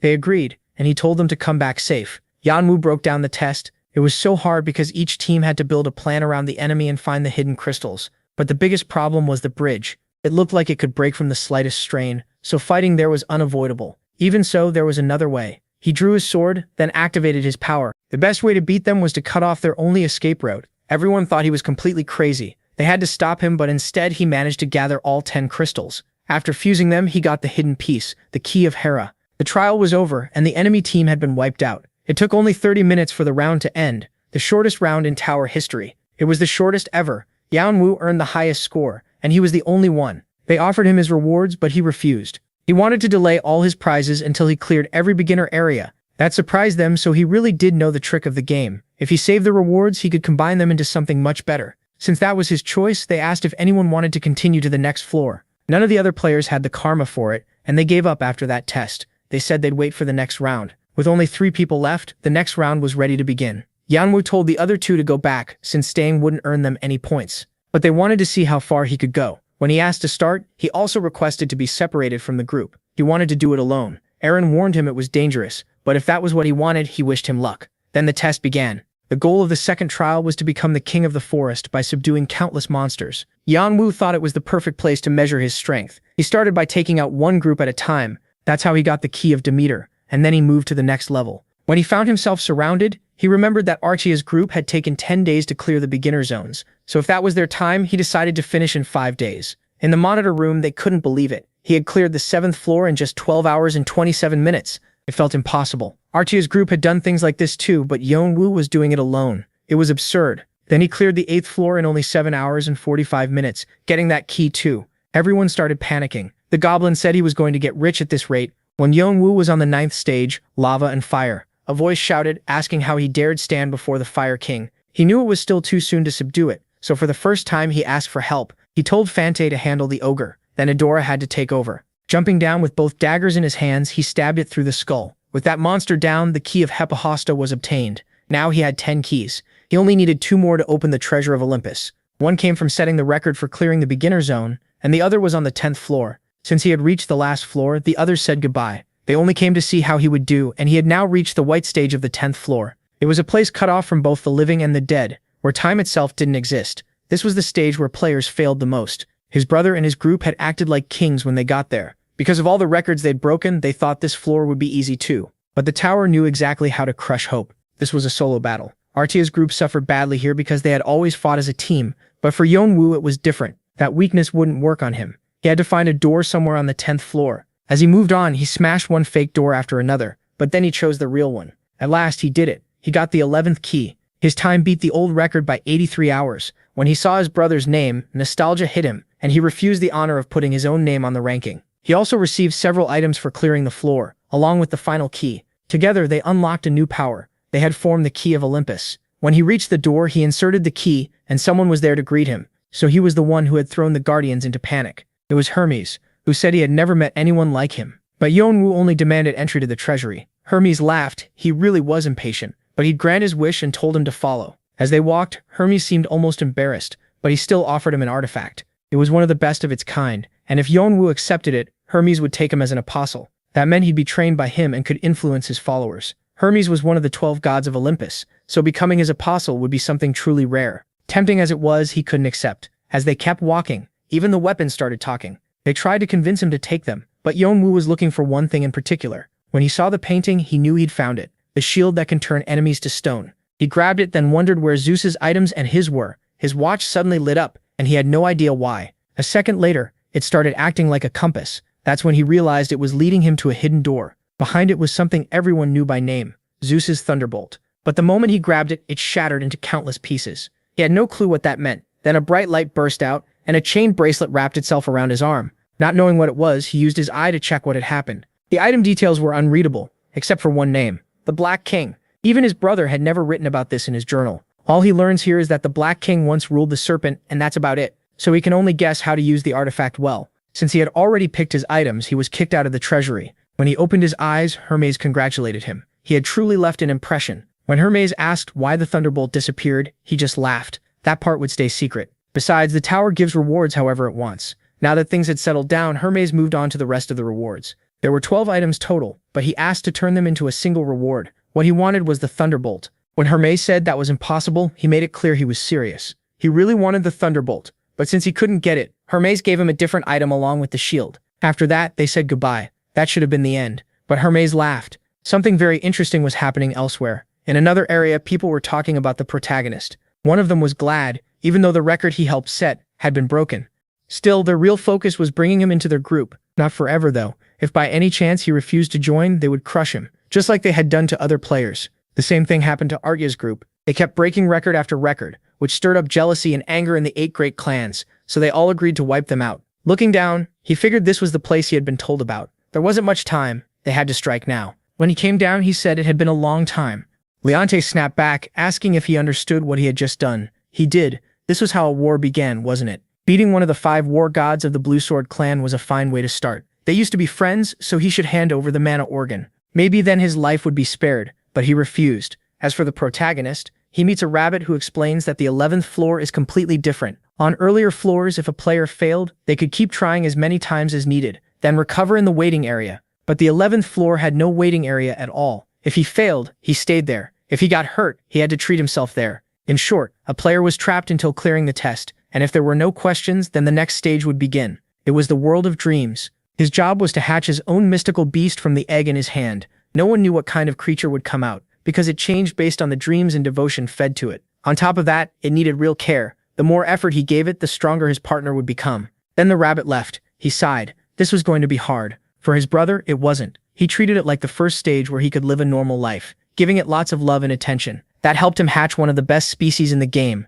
But the protagonist wasn't good at that stuff at all. Unlike his warm-hearted brother, he was terrible at taking care of anything, though his brother had left him a few tips. Even so, the beast would awaken with flame abilities, so the best place to raise it was a phoenix key. Because of his fire and wind affinity, he figured his friends would take a while, so he left them a coded message to find him. Soon he reached the land of the phoenix, and it was already watching him from far away. He didn't get it. Had it always been like this? The killing intent was incredibly strong. As he looked toward the nest, the phoenix moved, but he was told to stop. One more step and he'd die. He said he had come a long way and only wanted a mission to earn its flame, but the phoenix wanted nothing to do with him. He had to leave. Yeon-woo felt something was off. He thought it might be because of the mana in the stones. As he moved closer, he apologized for coming this far. They yelled at him to back off. Just as he suspected, he said he could see she was sitting on her eggs. At that, the shouting stopped. He could tell one of them was missing. She didn't understand what he meant and told him to get lost. To her, he was just a human. Yeon-woo lowered his gaze and said that if he got the egg back, would she give him a mission? Even though her answer was full of hate, he took it as a yes. Once the quest appeared, he saw the mana trail ended there. Not far away, some men were bragging about their big score. They had found the egg while the phoenix was gone and planned to sell it, but then blood suddenly spilled. He wondered when that happened. One of them said the water from before worked great, so there was no need to worry. He would handle the egg himself. He was thrilled and never thought he'd get something like this, but a sword pierced his heart. Yeon-woo thought this was the easiest mission he'd had so far. The phoenix cried when she got her child back, and the protagonist was glad. The feeling was strange, but she thanked him and kept her promise, giving him the life flame skill as his reward. Still, to be a proper vessel, he had to make the right container and come back. He needed 5 albatross eggs, 80 snake apples, and a lesser dragon heart. He cursed. It was harder than he expected. That night, he built a warm, calm space. Looking at the egg, he guessed it was in a good mood. He followed the instructions, but still wasn't sure if he was doing it right. He couldn't believe he was actually doing this, petting it. He was literally petting an egg. By the next day, everything seemed fine so far. He also checked the reward from the Phoenix quest, and when he shook an earring, a soul came out. Using his skill, he ordered it to obey. After plenty of failed tries and whining from the soul, he finally succeeded. It was the witch doctor. It followed every command, and it could even use lower-level magic without trouble. After more testing, he found it was a bit slow, and the farther away it got, the less he felt connected to it. That wrapped up his tests. He also wanted to know what the bracelet did, but nothing made sense. Even his eyes couldn't identify it. Then the phoenix came over and asked about it. He could see many kinds of objects, but he still couldn't tell what this one was. Most likely, it was an opposite force. The phoenix was a being that burned with life and was reborn through fire, but this thing brought life through death. The bird also noticed he had been blessed by the goddess of war because he carried that shield. It protects against dark magic and can petrify enemies across a wide area. It also boosts allies and weakens enemies in battle, which meant the spirits the protagonist controlled would get those benefits too. But there was a problem. His allies were afraid of something. The shield and the black bracelet didn't work together. Then he came up with a plan. Merge the divine sword with the bracelet's curse, creating a cursed but divine sword. That way he could use both the shield and the curses. The phoenix was stunned. It had never seen anyone wield both powers at once. Before leaving, it asked him for one more favor, to name the baby he had saved. Back in the phoenix's nest, he held the chick. He laughed. Even someone like him could get nervous. Now he had to choose a name. After thinking, he called it Jeon. When asked if something was wrong, the phoenix coughed awkwardly and said it guessed the chick would like that name when it grew up. Once he gave it a blessing and a name, Jeon felt something strange spreading through his body. Now he only needed 0.5 more to complete his body growth. After that, he left and tried to control the shield, which we learned could split into 9 pieces. But it was far harder than he expected, like drawing a circle with one hand and a square with the other. That night, after all his skills had gone up, we finally get an update on his stats. Strength 253 plus 23 from armor. Agility 245 plus 29 from armor. Health 239 plus 14 from armor. Magic 320 plus 22 from armor, along with all his skills and their percentages. Then, when he checked the rankings, Eudora had passed him, but he still hadn't found them. Something must have happened, and he wondered what it was. 5 days passed, and Fante and Eudora still never appeared on the 11th floor. On his own, Jeon kept training and learned to control 3 shields. His spirits had grown too, to the point that they could now think for themselves. Then it was time to make a vessel for the life flame. He arrived at a dry wasteland, where the quest waited. Kill that creature and its eggs because they were damaging the area's ecosystem. When it came closer, Jeon told his spirits to come out. He used Devour, and gave each of them a reward for the job. Honestly, it was amazing to sit back while they did all the work for him. The next quest was to gather the apples, and a few hours later, it was done. Seriously, those poor spirits were being worked like day laborers. Later in town, he heard people saying someone was draining materials from every area and slowing everyone down. Jeon felt a little guilty, but he needed them to make a proper vessel. Still, the city was supposed to be full of life, so he doubted the mood had changed just because of him. He started to wonder if something else had happened. Then someone shouted for everyone to move aside, unless they wanted to get hurt. They were from the Giant Clan, allies of the Blue Sword Clan. If they were moving through here, then something serious must have happened. Wanting answers, he followed them to a shop. Handing over a pouch, he said he wanted to buy something. Evasive wings. He wanted as many as possible, and while buying them, he also asked for information, adding more money. He wanted to know what had happened on the 11th floor. After thinking it over, the seller agreed to tell him. First, he asked if Jeon knew that the Red Dragon Clan and the Blue Sword Clan, they were at war. Yeon-woo's killing intent flared up. He asked what he meant and cursed himself for getting careless. He apologized and asked him to keep telling the story. After a clash between Bahal and the Red Dragon outside, Leonte made it out alive, and that led both clans to openly declare war. Most likely the fighting would happen on floor 11, because it had plenty of resources they could use to strengthen their magic beasts. Now Yeon-woo got why they hated him so much. He'd been taking those resources. He figured he needed to leave floor 11 fast. While walking through the forest, he told them to come out. They said so. He was the hoarder. They knew someone had been stealing everyone's resources, and they suspected him, so they wanted his help with their investigation. Yeon-woo shot back that they should just come for him instead of making excuses to fight. Once he admitted he was the one taking the resources, they moved to attack, but their captain's head rolled across the ground. He'd been beheaded. They had to run, but Yeon-woo's dark beast pierced the soldiers. Others tried to flee with everything they had, but between the dark beast and MC, none of them were getting away. Then another group watched from behind. This one was weaker, but they thought things would go differently if they surrounded him, so he couldn't catch them off guard. As they moved, they wondered why it was so cloudy, and tried to regroup, but their soldiers were already gone. What was happening? The general told them to run, but the captain refused to abandon the mission. The mission didn't matter. Ghosts were hunting them. They had to run. These things were worse than monsters. Then he saw a shadow and someone told him to look behind him. Here we learn that the mist powers confused enemies and split soldiers apart. Because it ruined their vision, the enemy couldn't set up an ambush. The fear players felt after 10 seconds hit everyone nearby, throwing them into panic. That made his curses over 200% more effective. A brutal combo. Even his spirits now had minds of their own, and they chose to support him, calling him their master, especially the healer, who wanted to grow stronger to help him. Now only 3 people were left out of the 150 there had been. Yeon-woo asked if any of them wanted to live. After killing the other 2, that last survivor had to go tell the people who sent him that if this happened one more time, he would wipe every one of them out. Then he was free to leave. After that, he told his dark hound to follow him. The bartender thought they were tearing each other apart pretty badly. Many clans had gathered to take down that man. If they beat him, he could have valuable information, and if he won, they'd learn more about how strong Joe Arter was and sell that knowledge for a good price. When the soldiers showed up, they realized the group must have lost. He cursed the man for giving him that mission, then ordered them to get rid of him. But the hound appeared. It wasn't going to leave behind any information about its master. Later, he returned to the nest and everything was ready. The materials were high quality, so something very special could come from them. Yeon-woo had earned the highest score again, and memories of his childhood with his brother came back, days full of laughter and fun. All those warm memories had one thing in common: his brother was in every single one. Then he suddenly started crying. The man who never showed affection, who always seemed perfect and emotionless, finally broke. The bird calmed him down. That power was life itself. It burned away things like hatred, and from the ashes came memories like the ones he saw. It also felt like her daughter had grown attached to him, so when he left he should come visit her. He agreed, and since everything was ready, they could begin. The hatching of his egg was starting. He was shocked. He'd never seen one that big before, but nothing happened. The egg didn't hatch. The phoenix tried to give him encouraging words, saying that sometimes that happened and they just had to wait a little longer. But when nothing changed, she said it needed motivation. Since that floor was the world of dreams, the beasts fed on them. So he had to give the egg a dream, tell it what his own dream was. Thinking back to the cliff, he felt his dream wasn't anything good. He only wanted revenge.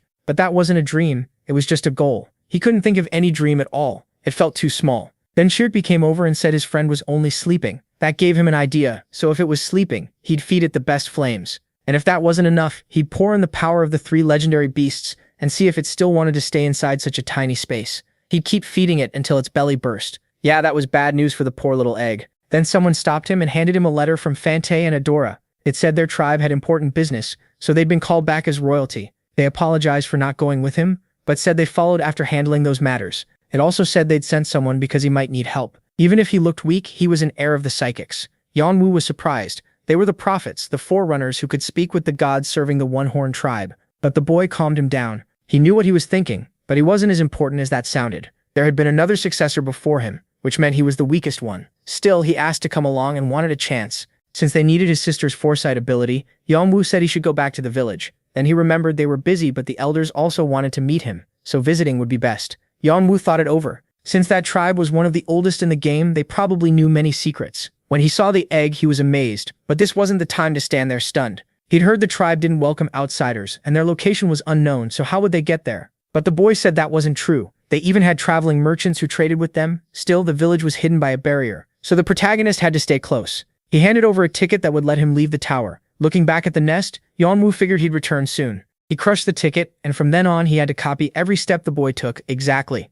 As they moved, he didn't fully get it. He had no idea what kind of skill this was, but he felt like he was starting to understand. Step by step, he was glad he'd managed it. He still didn't completely understand, because the path had no clear pattern. The guide was just walking along the flow of energy he left behind. Yeon-woo studied each step so he wouldn't get lost. 45 degrees to the left, then 16 degrees to the right. Now he got it. So this was the place. Then a voice said it never expected an outsider to cross the cloud of Hojo and Mystic Jin. The horned man demanded to know where he had gone. He was lucky to make it through. If he'd missed even one step, he would have been trapped forever. Yeon-woo stayed calm and said he saw the path, so there was nothing to worry about. Was he some kind of monster? That seemed impossible. Then the village appeared. It was a civilization like any other. Everyone was shocked to see a human. Was that the person Lady Adora had mentioned? Yeon-woo couldn't understand what they were muttering. And then Adora showed up. She apologized for not warning them. They just never believed the princess could smile like that because of someone. Then someone else appeared. So this was the human his daughter had talked about. It was the martial king. He felt like a monster,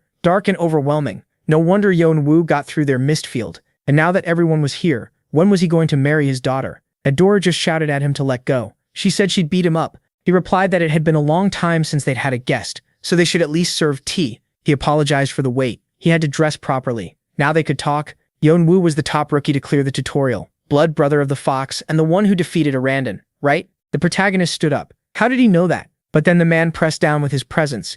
Yeon-woo felt it and couldn't move. Once he sat back down, the elders started talking about the egg. Long ago there had been someone with something similar, originally a being from outside. They said that case happened before the tower even existed. That egg must have been warped by unknown causes, and to hatch it they had to fix that with moon seeds. Seeds passed down through their clan for generations. Yeon-woo asked how to get those seeds. They couldn't just give them away, because they were too valuable. They took 15 years to grow. He offered money, but they refused. Then he offered rare items, and they still said no, but his body looked promising. Had he heard about the war between the Red Dragon and King Dao? Sooner or later they would go there as merchants, and they wanted an ally. What did he think? That's how his mission was decided. For the first time in decades, the one-horn group would join the war as merchants on King Dao's side. Yeon-woo had to become one of them, and enter the war. He didn't want to get involved, but he accepted. They congratulated him. Taking part in that war would help a lot, since the experience he gained there would be useful for climbing the tower later. And unless there was an objection, Cain would join his side.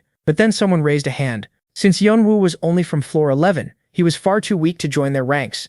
Seeing the brothers argue, the others stepped in. But if he distrusted the human that much, he could test him. After they went outside, they apologized and explained that things were a little messy, because their clan had 51 families, and he was the strongest candidate among them all. His brother denied it, but it was obvious he was stronger. Seeing Adora worried, Yeon-woo calmed her. She only had to watch and stay still. He wasn't going to worry them. The Horn tribe moved to their arena, and as they said earlier, this test was meant to prove his strength. Killing was forbidden, and if everything was clear, they could begin. The other guy called him an arrogant brat and said he'd cut off all his fingers with his sword skill. Yeon-woo only moved his arm. The man wondered where he was, and Cha MC told him not to stick his nose into his business again. But the match still wasn't over. The brothers shouted for him to stop the fight. That sword shouldn't be able to do that. He told Cha Yeon-woo he would never walk again. Then came sword dance.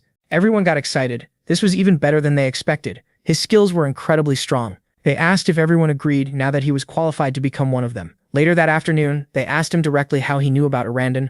He admitted a spirit told him, but he calmed them, saying it was never. He says he won't tell anyone, though 3 others have the same gift. One of them is all for one, someone far stronger than him. He needs to be careful around that guy. The diary mentioned him too, a being at the top of the tower who knows everything like the back of his hand. They also tell him the Horn tribe will join King Dao in 5 days, so they need to work together and act friendly with everyone else. That night, the tribe chief asks the woman beside him if this is really the boy they should accept as their disciple after the war. Later, the tribe holds a small celebration for their new disciple. Cha Yeon-woo thinks they're way too cheerful. This kind of mood just isn't for him. Then someone notices him. If he's the new one, he should come greet them, not make them walk over first. A fight is about to break out, but the princess steps in and stops it. She tells him his egg was moved to the elders. She thanks him too. The whole village is happy with their deal. They even want him to stay so they can study the egg more closely. Then he notices the chains. Cha Yeon-woo asks for her help. He needs her eyes to figure out what they are, and she says they're ancient restraints made from divine iron, a very rare material. But the set isn't complete.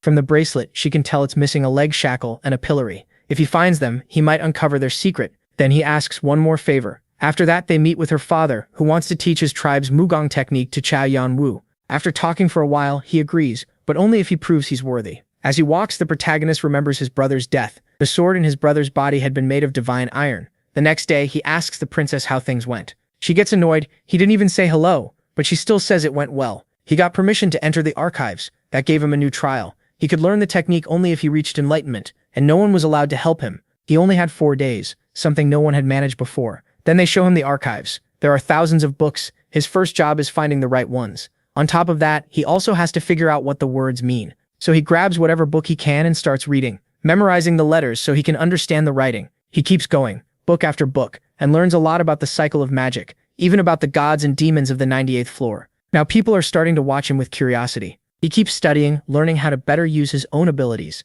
and he goes on like that for hours and hours over 4 days. The princess ends up falling asleep. She asks if he's okay, and one look at his eyes tells her he's mentally drained. But no, those are the eyes of someone right before enlightenment. That should have been impossible. His mana vein and all 12 meridians had opened. Adora looks at him with love. She spent 4 days beside him, and now he feels like a completely different person. Still, Leon tells him he's starving and asks if there's anything to eat. Even so, he still hasn't fully completed the skill, and with just 1 day left, he needs to learn how to bring that power out as a technique. The next day is the test. He thinks Leon doesn't look ready, and Leon complains to his daughter for not feeding him properly. He's all skin and bones. Then Leon asks him to start the evaluation. It's shocking. Leon sprouts Wings of Fire, which inspires the name of his skill made to honor his brother, Wings of the Sky. They're impressed. It's a very strong technique. He focused on balancing attack and destructive power, and that balance lets him pass the test. He had reached control over his abilities, so that became his reward. Now the focus will be training him in martial arts. But the war is about to begin. He has to follow and bring him along. He agrees, though it's hard to believe he can keep up with the king in war. Still, if he studies him with his eyes, he'll gain wisdom. Then the king offers him a first lesson, one of the secrets of supreme power, the Dantian. Leon thinks it's happening way too fast. He can clearly see the king's hidden potential, and now the beast has opened its eyes. This is ridiculous. Was what he just did even possible? After removing it, he tells him to get ready. It's time for war, and Leon now only wants to surpass that man. When he gets back to his room, he says he nearly died. They ask why he acts so cool. The truth is, he used up all his strength. But in front of that boy, he couldn't show weakness. He had to seem like an impossible wall. Then the night of war arrives. They shout that nobody better wet their pants. They'll check each one if they have to. Everyone laughs, but they're also told not to die. If anyone does, they'll be chased in hell and dragged back. Got it? Then it's time to play. Everyone's fired up and tears their entrance ticket to go inside. Leon says the day has finally come as he tears his ticket. Right before the war, they call him over. They're going to teach him the 8 points. He'll only be shown once, so he has to watch carefully. First comes Gum, then Teika. He's stunned. The movements are exact, flowing together like a stream. And with that, the first 32 steps are done. Closing his eyes, he thinks there were more, but maybe he shouldn't have noticed. Not wanting to crush his spirit, he's ready to admit he can't do it. But Leon says he memorized it and wants to try. Just like that, Leon begins. First Gum, then Teika, then Leon. That's right, isn't it? He's proud. If Leon couldn't do that, he wouldn't be his disciple. And that's how he starts mastering the 8 fists. His children can clearly tell he's frustrated. Leon feels his mana flow growing stronger, but it's still only the basics. Even so, he really wants to test it. With full confidence, Leon asks if he can take care of the war, but he knows he can't just do that. Still, he wants to see his new skills in action, so he comes up with an idea. In the city of Karam, people are running around, not knowing what's happening. They wonder if it's the Sword Aura clan, but no, it's the Horn tribe. They can't believe it, since that tribe never joined wars before. Someone tells their general to look up. It's the Martial King. He freezes, then he's asked if he wants to live. He'll be given one chance. Fante says someone is flying this way. He complains, was he kidnapping people now? He's shut down, they were brought here for a reason. He orders them to fight this guy. If they win, they'll be freed. There are already 5 generals. They can use any method they want. The only rule is one-on-one. One of them volunteers to fight first, even though he's angry. He can't believe he has to face a rookie, so he even gives him the first move. Then the match begins. He can't believe that speed. That brat was dangerous.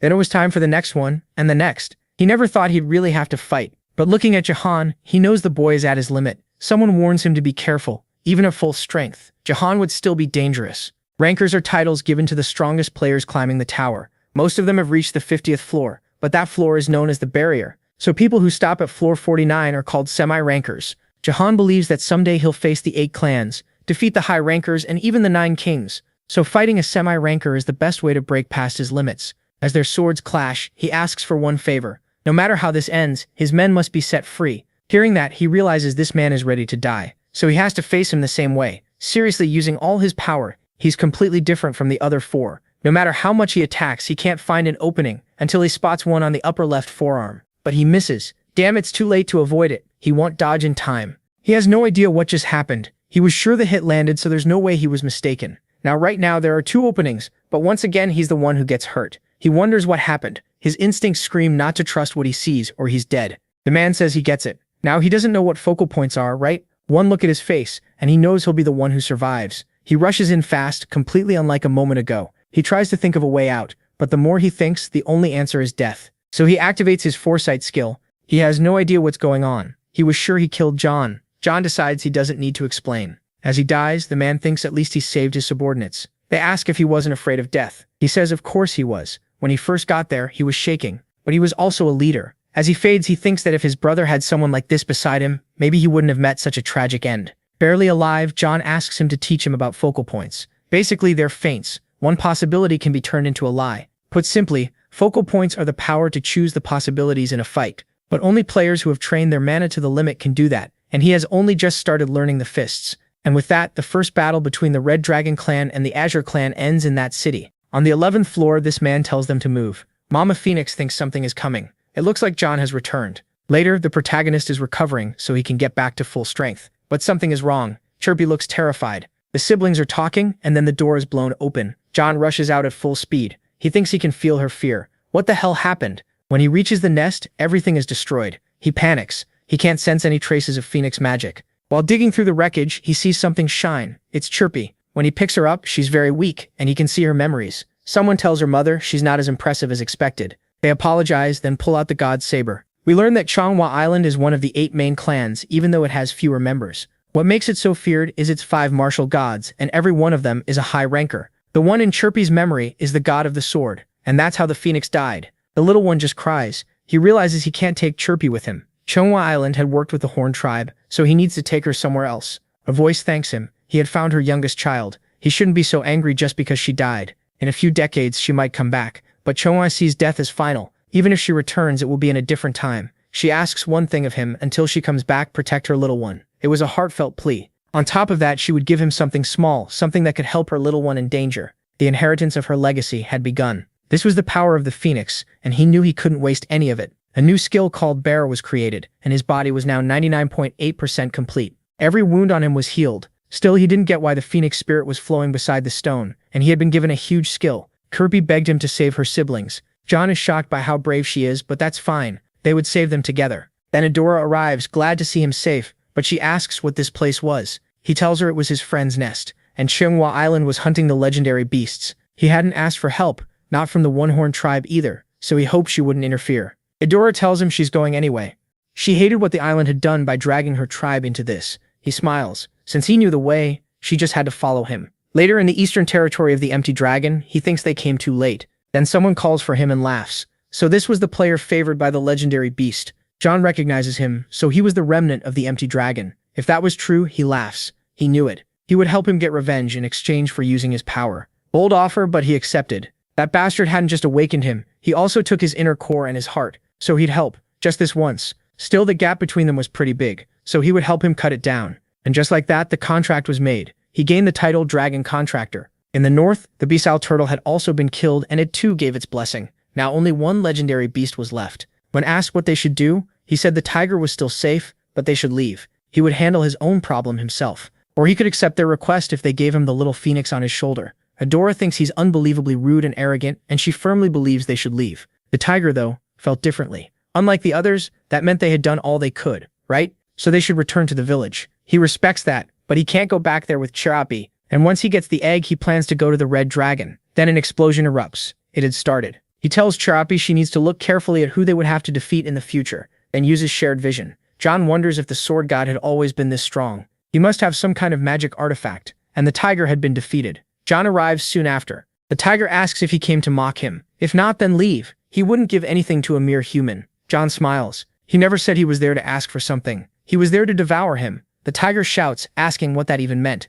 He needed to get his hands off him. It curses him, and that's how John gained its spirit. His body was now 99.9% complete. He also earned the title Former Saber Tiger Slayer and absorbed all 4 souls from the 4 legendary beasts. Then he feeds all that absorbed power to Chirpy with the vampiric dagger. Every mission was complete. He didn't understand it, but they had counted Chirpy as a hatched beast, so he had cleared the 11th floor. Chirpy thanks him. From now on, she would be his companion. Adora doesn't get it. Is that really his chick? She can feel an aura from it strong enough to beat many high-level mythical beasts. He thanks her but says they need to leave. He can't fight the one-horned tribe. Dragging them into this wouldn't be right. She asks him, doesn't he know why she was following him? Then Chirpy asks if the two of them were going to mate. He scolds her. Where did she even learn that? When they enter the territory, someone's attention is caught right away. They wonder why the great Azrael was here. He was the spear god, had the body of the one-horned tribe, and was also a great swordsman. That made him the most troublesome part of the Azrael sword clan. He stares at him with disdain. Had he come to apologize in person? He wanted to stop being a guest of the tribe.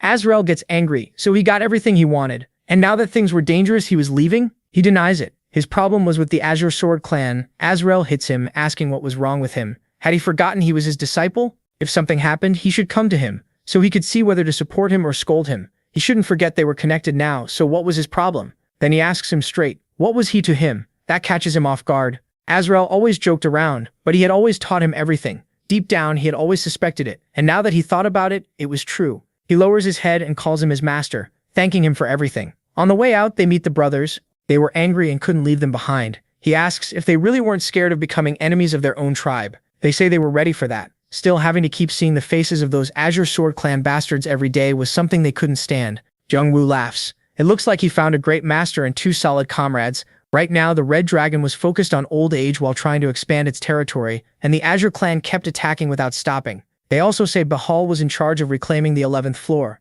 and the Azure clan had the Martial King, his master, the Knowledge God and the Sword God. Knowing that, the Red Dragon should be at a disadvantage. But if Leon came, things would change. They ask Jeong-woo if he planned to join the Red Dragon. They don't think that's a good idea, since the clan probably hates him right now. But the protagonist thinks they're in more danger than he is. They understand, saying their tribe tends to wander around, and if they don't meet head-on, it won't matter. He agrees. Like they said, Bahal must be looking for him, and so he arrives at old age. He hands a letter to the guards. A few minutes later, Bahal arrives, smiling. He doesn't know how long he had been waiting. Yeon-woo curses him. If only he had treated his brother like this too. Bahal apologizes for being late. He doesn't get it, so that was why he wanted him to raise his own name in the Red Dragon by using him. Still, they also welcome him, so they head inside. Bahal introduces them, the player and the brothers from the One-Horn tribe. The people there were old members of Arthea, once branded as traitors. He mentions the 81 Eyes. It was a legend. Once they were one eye, made up of 81 high rankers who followed the queen, and he spotted some familiar faces.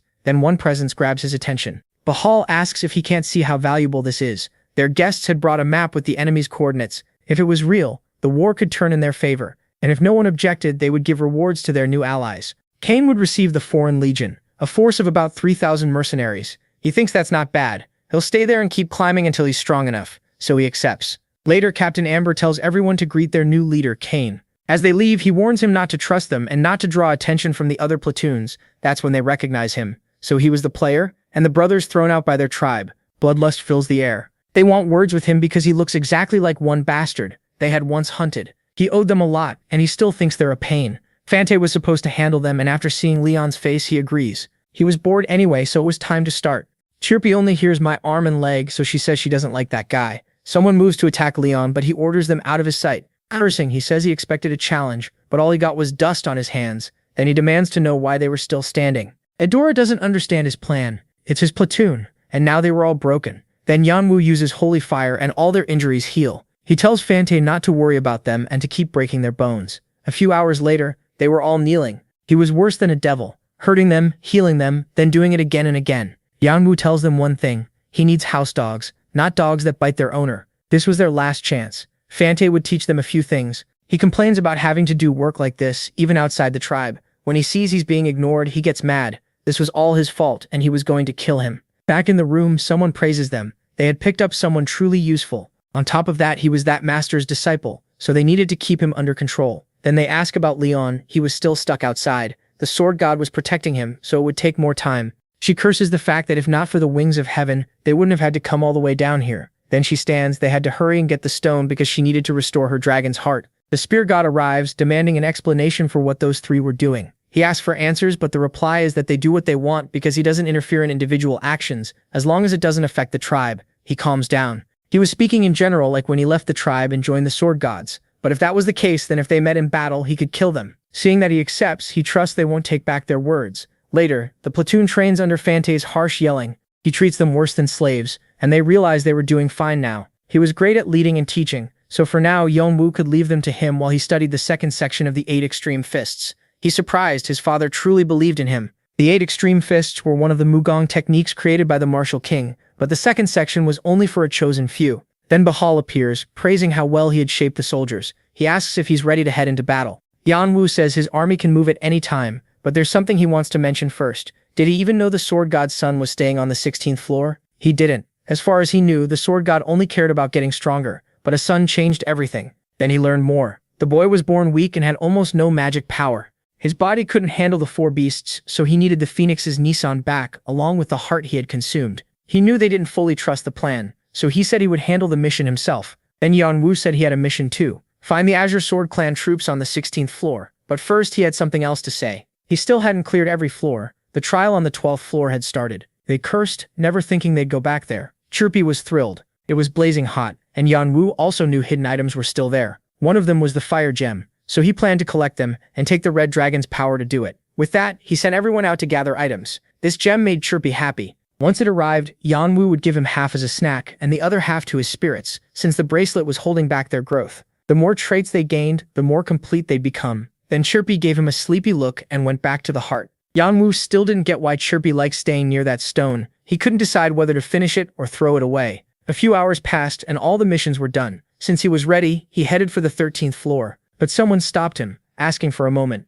He looked busy, so he got straight to the point. His brother had trouble with the Guardians, especially the highest-ranked one. That Guardian was Plaza, the rabbit of the Zodiac among the 12 Guardians. He wasn't trustworthy. He was there to deliver a message from his superiors. Yeon-woo might not know this, but the 12 Zodiac Guardians served as messengers for gods and demons. This time he came with a warning from one demon in particular. Beware the 3 Norns, especially them. Yeon-woo didn't get it. If he meant the 3 ancient goddesses, then he had to mean Erd. But why so suddenly? There was no real answer. He was only a messenger. Even so, Yeon-woo guessed he was about to anger those goddesses and stepped onto the 13th floor, called Judgment, the Wheel of Life. As soon as he arrived, he told everyone to bring out the items they had gathered. 182 fire gems, 35 ice crystals, and 91 frostfield roses, plus a special inventory item. They nervously asked where the Azure Sword Clan troops were. He said they were at the temple. Erd of the past, Verdandi of the present, and Skuld of the future were the 3 goddesses who lived at the spring of life, beneath the tree where they spun the thread of fate. Their temple was always full of worshippers.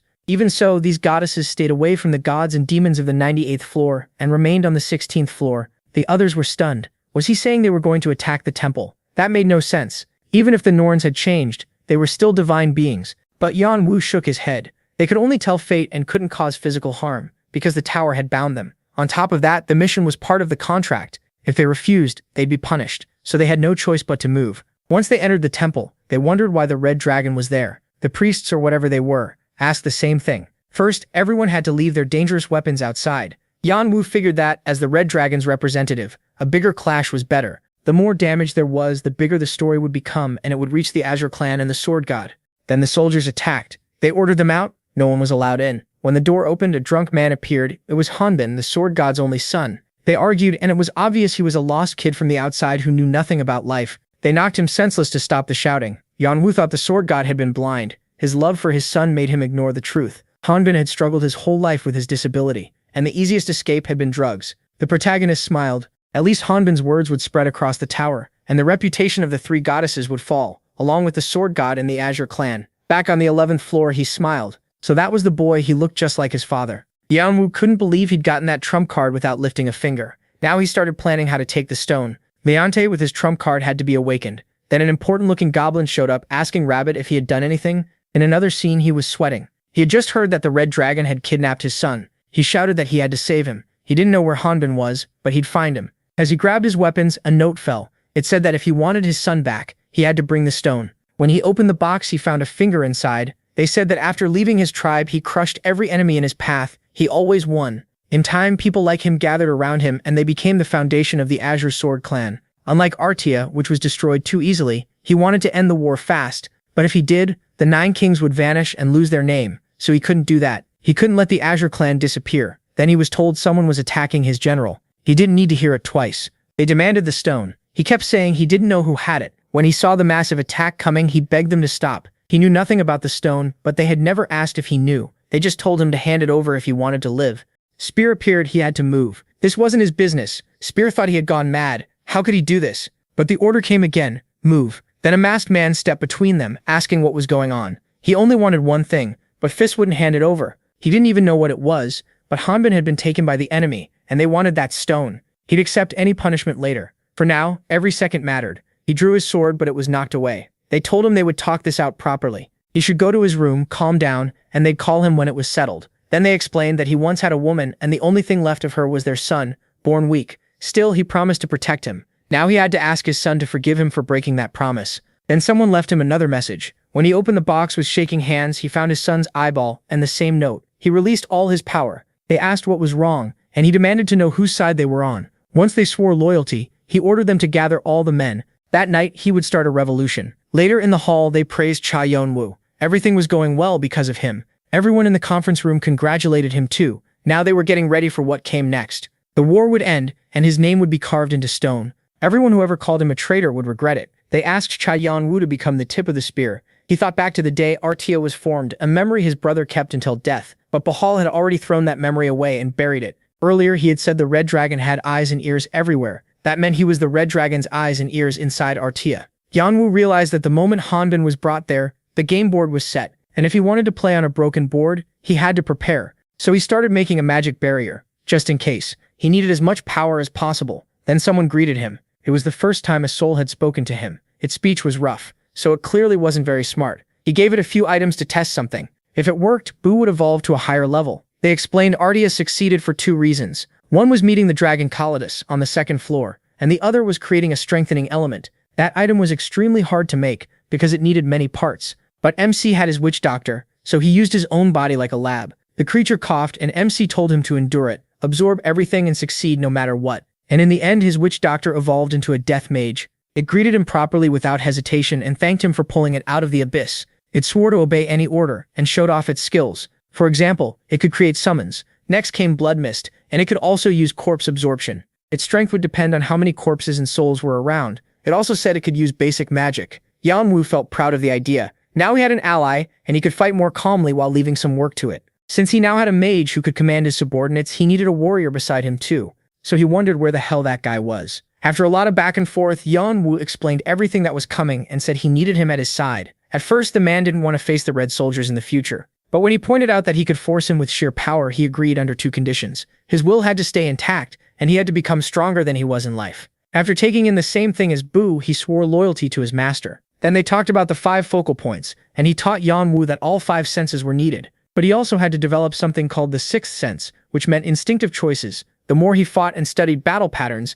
the easier it would be to grow. He offered to teach those patterns through real combat, but the lesson didn't last long because they were interrupted, and something felt wrong to Yeon-woo. He suddenly went on alert, and when he looked up, the Summer Queen was standing right in front of him, while something strange was happening in the sky. Elsewhere, the Sword God was giving a speech to his soldiers and thanking them too. None of them had backed down, even knowing they would be branded traitors, and with that, they moved forward. The army pushed into the base of the Sword Sura clan. Sura said he had taken a pill he got long ago after killing the 6th commander of the Demorio army. It could draw out hidden power, but the side effects were brutal. Even so, if this was his only choice, he would use it. They warned him he should not be there, but he was blinded. He told them to take cover. They shouted at him, asking what he had done and whether he really had to go that far. He had already made up his mind they had to hand over that fool and give up the stone. He refused and broke the illusion with his power. They could not understand it. The whole base had been fake, and now he was surrounded while all his men were dead. Still, he offered one last chance to back down. This was the first friend he had ever fought beside, so he wanted him to repent. Did he think his allies died with smiles on their faces? Feeling sorry for them would only insult them, and he needed to understand one thing. Whether it was 1, 10, or 100 people, there was only one person he wanted to reach. No, he still could not understand it. Even after taking a hit from that, he survived. His technique was amazing. He moved to his side in an instant, but now he was within range. This was the end. He could not believe it. He was stronger than ever, yet he still could not leave even a scratch. The man thanked him, saying he had no idea the 4 legendary beasts were inside his body. The pill had fused them together, and now all he had to do was pull them out. Laughing, he said he had always known what he was doing. In the end, they had only used him. He apologized to his son, then remembered the coordinates from the letter he had received. Laughing again, he realized his enemy made a mistake by explaining how the beast's core worked, and he opened a portal up in the sky. Cha Yeon-woo realized that was the magic of the 4 legendary beasts. If so, the sword god was dead. When the figure raised a hand, his body began absorbing the energy, and his magic power shot up fast. The body succession process had reached 100%. His dragon body was awakening. The army panicked. How were they supposed to fight something like that? The masked man thought the red dragon had appeared after losing the power of the four beasts. He had wanted to use the stone and the beasts to finish the sword, but his plans had failed. He snapped, asking if they meant to ruin everything he had spent so long building. In that moment, Queen Summer leaped onto the dragon and told it to kill her. They thought they were safe. The sword god could handle her, and behind them the bow god appeared too. The spear god said it had been a long time since he had seen him. If they defeated Queen Summer, the red dragon would fall. This was their chance, and it might work because three gods were there. Elsewhere, Fante was fighting. He said he was disappointed if this was all the sword Sura clan had. Adora relaxed since no one from the Horn tribe was there. If her father had come, the red dragon would have been badly hurt. She also wondered where the main fighter was, since he had been put in charge of that place.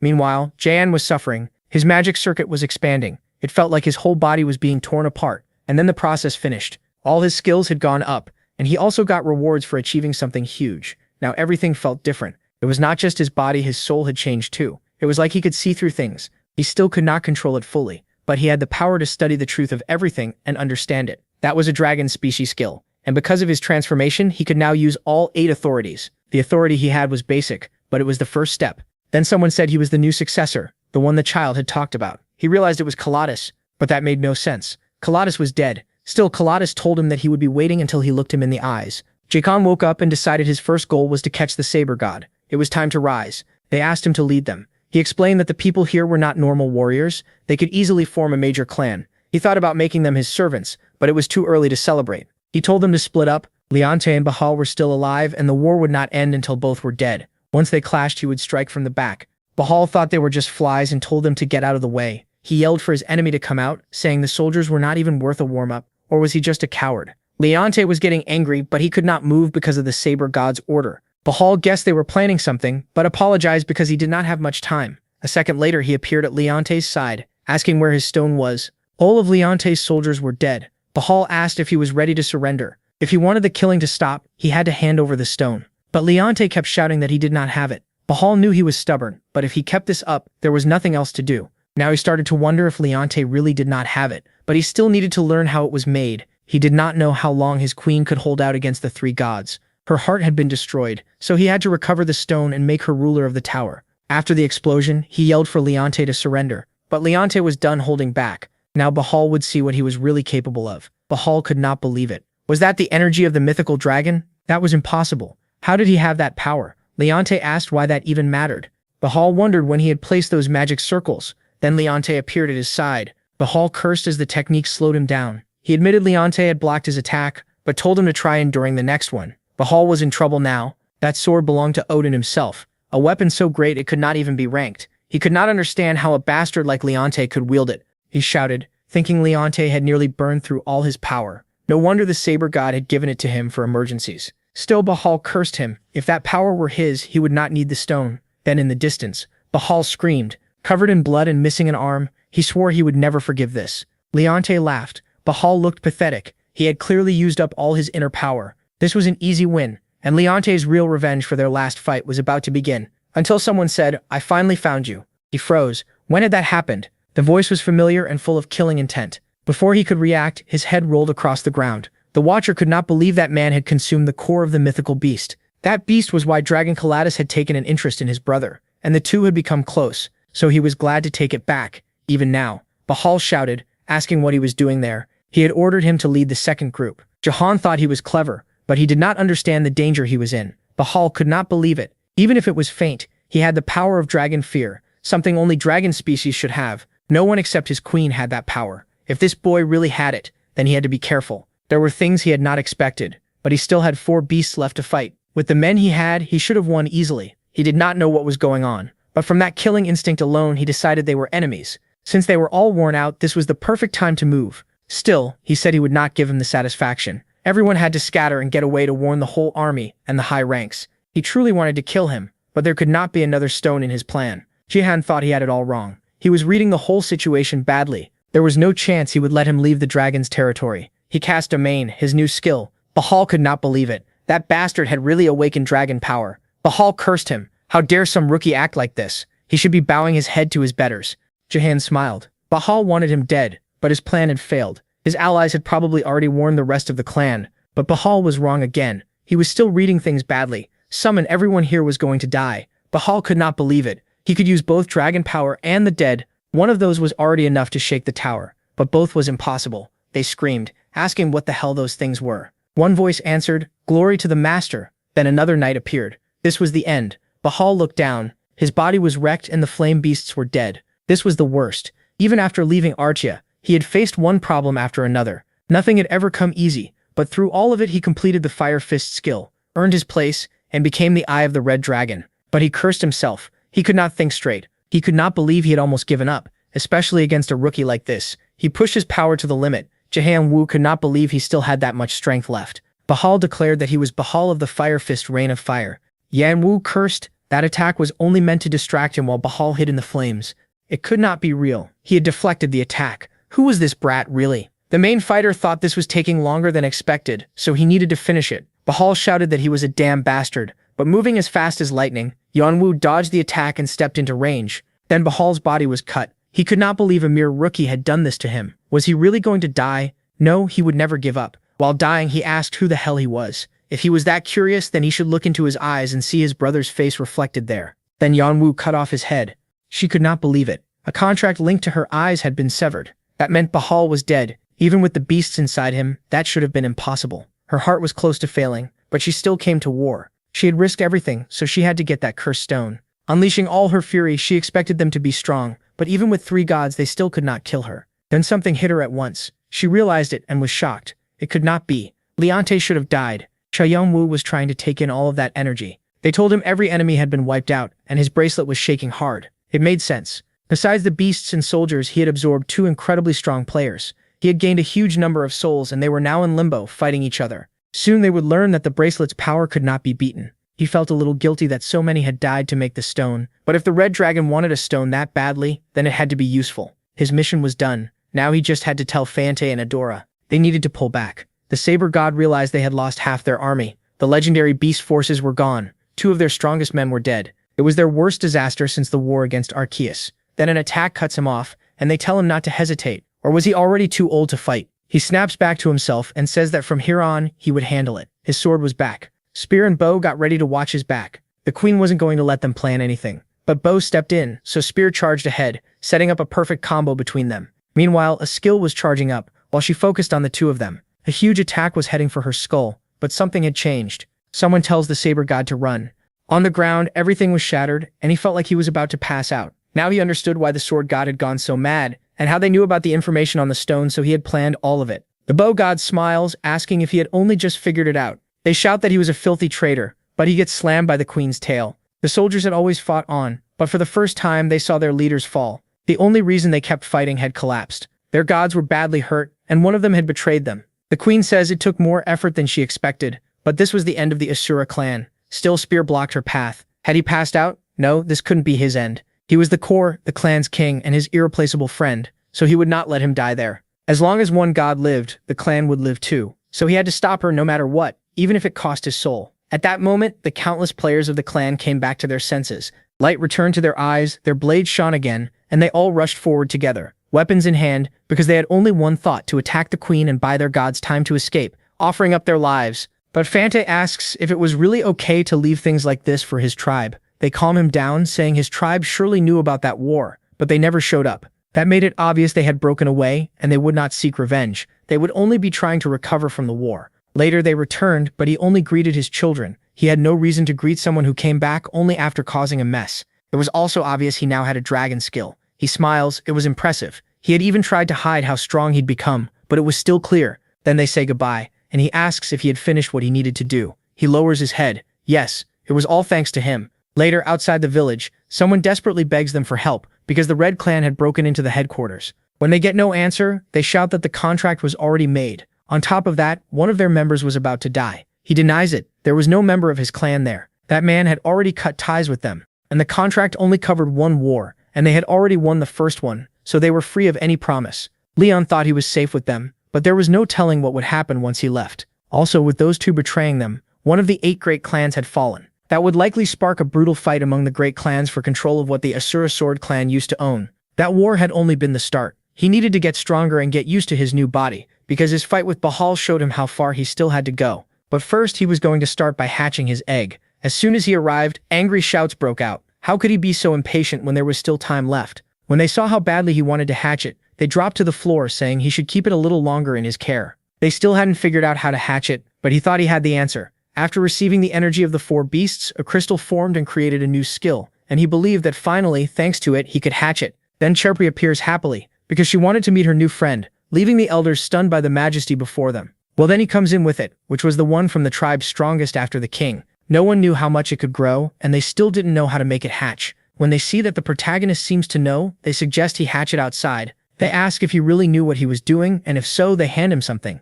It was the moon seeds, but he shouldn't be looking at him. He should look at Adora and Fante. They had given them to him. They inherited them at birth and decided to pass them on. He closes his eyes. They really were amazing friends. Then they talk for a long time, and the martial king tells them to hurry because he was getting sleepy. He also says they had better get something really great, since everyone kept saying it would be amazing. They could not disappoint him. Yeon-woo thinks the time had come. He was about to begin the hatching, bringing together the seeds, hearts, and souls of the beasts. He had to awaken it.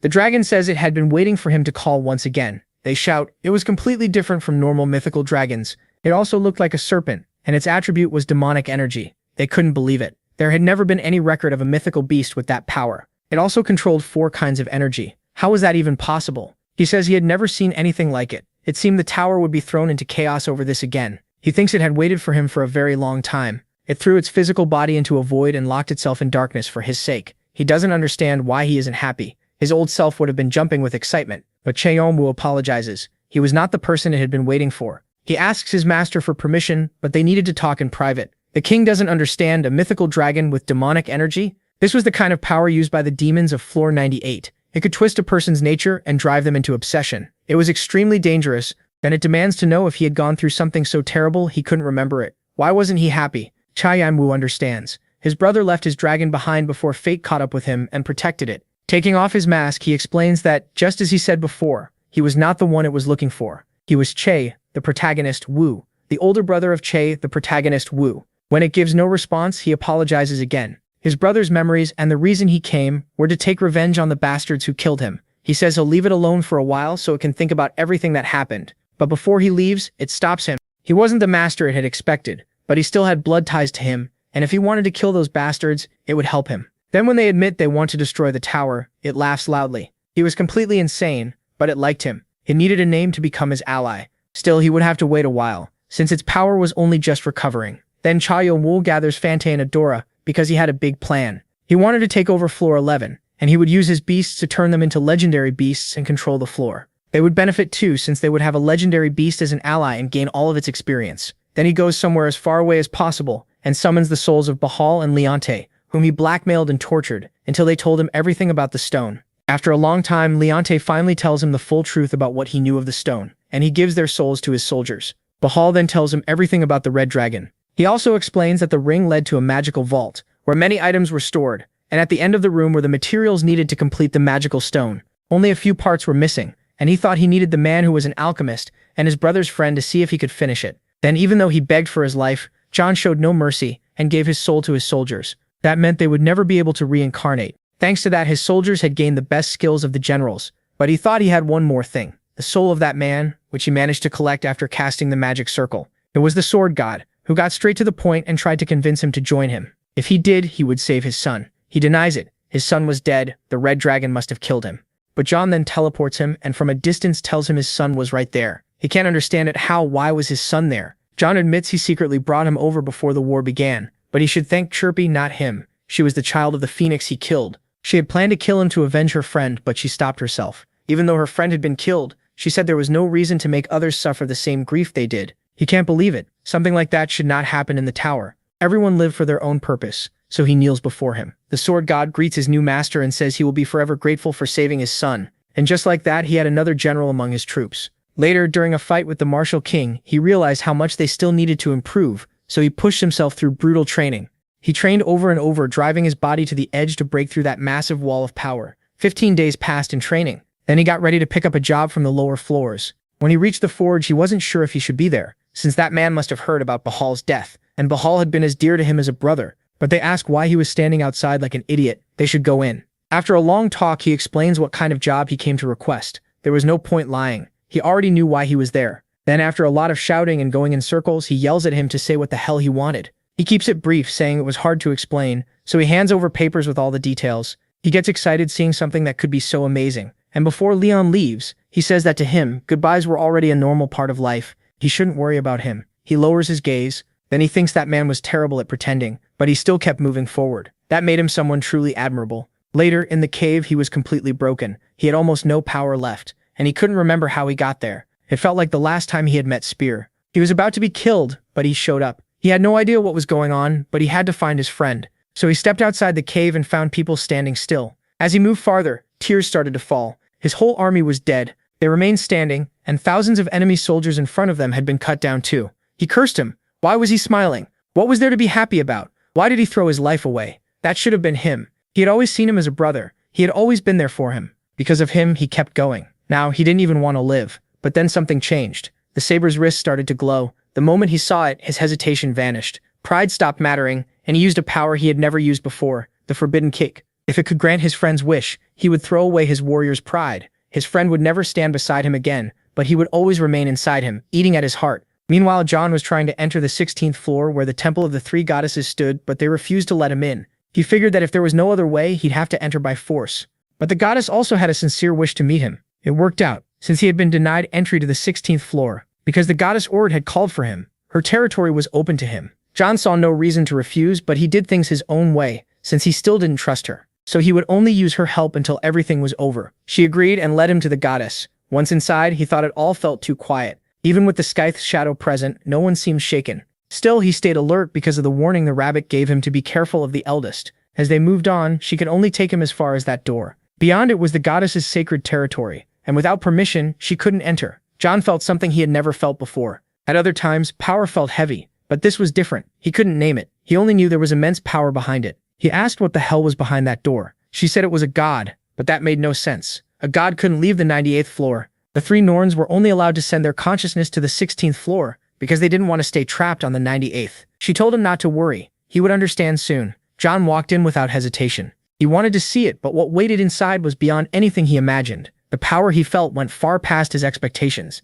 It completely swallowed him. It was like his whole being was being devoured without end. He felt like nothing more than an insect, like his existence was starting to fade. But no, that couldn't happen. He wouldn't die there in such a weak, pathetic way. He had to block that outside power. A voice said he was a stubborn child, but he needed to calm down. It had promised not to harm him. It also wanted to know who destroyed one of its temples. John understood nothing. She said many humans begged her to free them, but he was different. He had no regrets and no lingering attachments. Yet at the same time, he was sinking into a deep past. He kept blaming himself again and again. His mind held only what happened to his brother, and his brother had been betrayed by his friends. So of course he couldn't trust the people around him. Betrayal always came. He had to keep doubting everyone, and that brought back what he lived through in the war. His squad had left the area. They had no time, so they abandoned him to die. They were his trusted friends, yet they betrayed him in the middle of an enemy camp. He risked his life for them, and all he got was betrayal. No one should have survived that, but there was no way he would die there. The bitterness of that betrayal kept him alive. He thought only about surviving no matter what. He met and killed countless people, and at some point he threw away his rage, resentment, and every other feeling. After that, they started calling him Cain, the emotionless monster. She laughed. He would never cross that abyss. He would become just another piece in her collection. So he had to draw out the monster inside, but the protagonist thought it was boring. Was that really all he was? No way. Every player carried regrets, and his were among the strongest. There was no way he could break free that easily. She smiled. It looked like her business was finished. She thanked him for passing the 16th floor. Hermes mocked her. Besides, she wasn't supposed to touch him since most of those on the 98th floor were already planning how to make him their apostle. The goddess couldn't understand why they were protecting that bastard. She had been humiliated, but she wouldn't let it end there. If she couldn't add him to her collection, then he had to die. She ordered her elf to devour him, but at that moment, the link between the god and apostle was cut. Erd hadn't even noticed the shadow because of the power Jaehan had left throughout the room, and that mistake brought a terrible pain through her whole body. Soldiers were now attacking Jaehan. It had become a holy war. He thought it was all getting boring. They should say their final words. He was told they had all been killed, but even then they complained it had been too dull. He calmed them, saying stronger players would come later. Then he cursed. It was his fault for making them this strong. He didn't even need to draw his sword. His soldiers knew their master was powerful, but how had he broken free from Erd's chains? After all, humans were bound by their own memories. He thought that his past had taught him to trust no one, turning him into someone truly awful. But now things were different.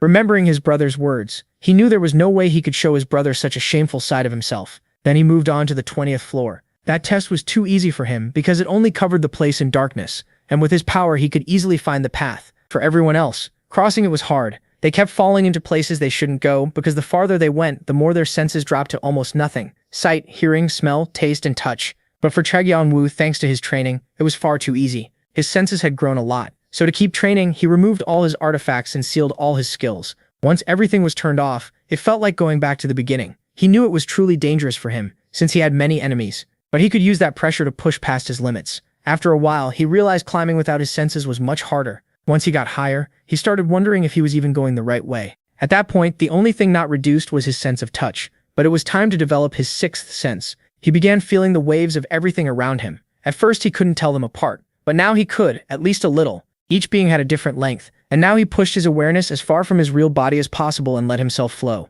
At that moment, his combat skills started rising fast. Jumping from 20 to 62, he had lost all sense of time. Maybe hours, maybe a day, maybe a month. And he had gained control over the soul. Now he was completely awakened. It was a power that clearly couldn't be gained by normal means. Now he understood why high rankers came to this floor to train. At that moment, he could feel every aura around him. If he mastered it, he could learn the skill his master told him about. That was a skill even his master had never fully achieved. It had been passed down through his tribe, which belonged to a god, but he never understood the book and only wished him luck in figuring it out. Back then, he hadn't even gotten a hint, but now he was starting to understand a little. During this, the generals, the sword god, and the semi-ranker gave him some clues about controlling the sixth sense. But he had to be careful, because one mistake could separate his soul from his body forever. But Jahan only heard this. More sixth sense, more power. And expanding his sixth sense sounded great, so he trained with his allies for days until at one point, the system was searching for skills that fit him. Then he was granted extrasensory perception. They couldn't believe it. That skill was one of the top 5 defensive abilities. It should have been impossible. No player was supposed to reach that. But when it came to that guy, nothing was impossible. Jahan felt like everything was constantly expanding. It was different from when he awakened his dragon body. Now the world around him had become clearer. He almost felt like he had gained another sense. That was extrasensory perception. Now he couldn't wait to test all his senses and skills together. His allies finally understood why that guy Fante envied him so much. Standing beside him was discouraging. He was getting stronger every second. He told them to be quiet. It might be time to head to the Mountain of Penance. They had to move. Someone asked if there was really a person like that in this place. Another voice answered that it was interesting. At last he had appeared. It was time to go welcome him. Jahan felt something right away. He told his captains to go back inside. Whoever was coming was strong and heading straight for him. Then, on top of a tree, someone appeared. So it was true. It was Cain. How had he been? He got annoyed. Why wasn't he saying anything? Was he still that rude? Jahan knew that voice. It had to be Cain. But why was he there? There wasn't supposed to be another tutorial, and they had abandoned him. So how was he here? He never thought he would meet his brother again so soon. He asked what he was doing there, and where Doyle was. He had always thought something was off about him. Besides, he was completely different from the one he met in the tutorial. Then someone cut in. He said he should introduce his friend. When Jahan refused, she hurled lightning at him. Jahan couldn't believe it. That had been too fast, even for his extrasensory perception. It was rune magic, the language of the gods, and hard to use. Not many people in the tower could handle that kind of magic. Was she a Zadu? He had heard that the ones living on the last mountain, the place everyone wanted to escape, enjoyed solitude, pain, and pressure. People who trained non-stop on the 20th floor. She apologized, but if she didn't bring him in, they would kill her. So could he follow her? As he did, he could clearly tell she had grown stronger. As for him, he had become stronger through outside help. Beasts, soldiers, powers. But she had none of that. Just looking at her showed how hard she had pushed herself to reach this point. When they arrived, 2 people were waiting. They greeted him. With a mask and plain clothes, it was obvious she had come only to train. Jahan thought she was the one who used the magic. Runic magic, the Crimson Divine Tree, Victoria was one of the few rankers allowed to use the language of the gods.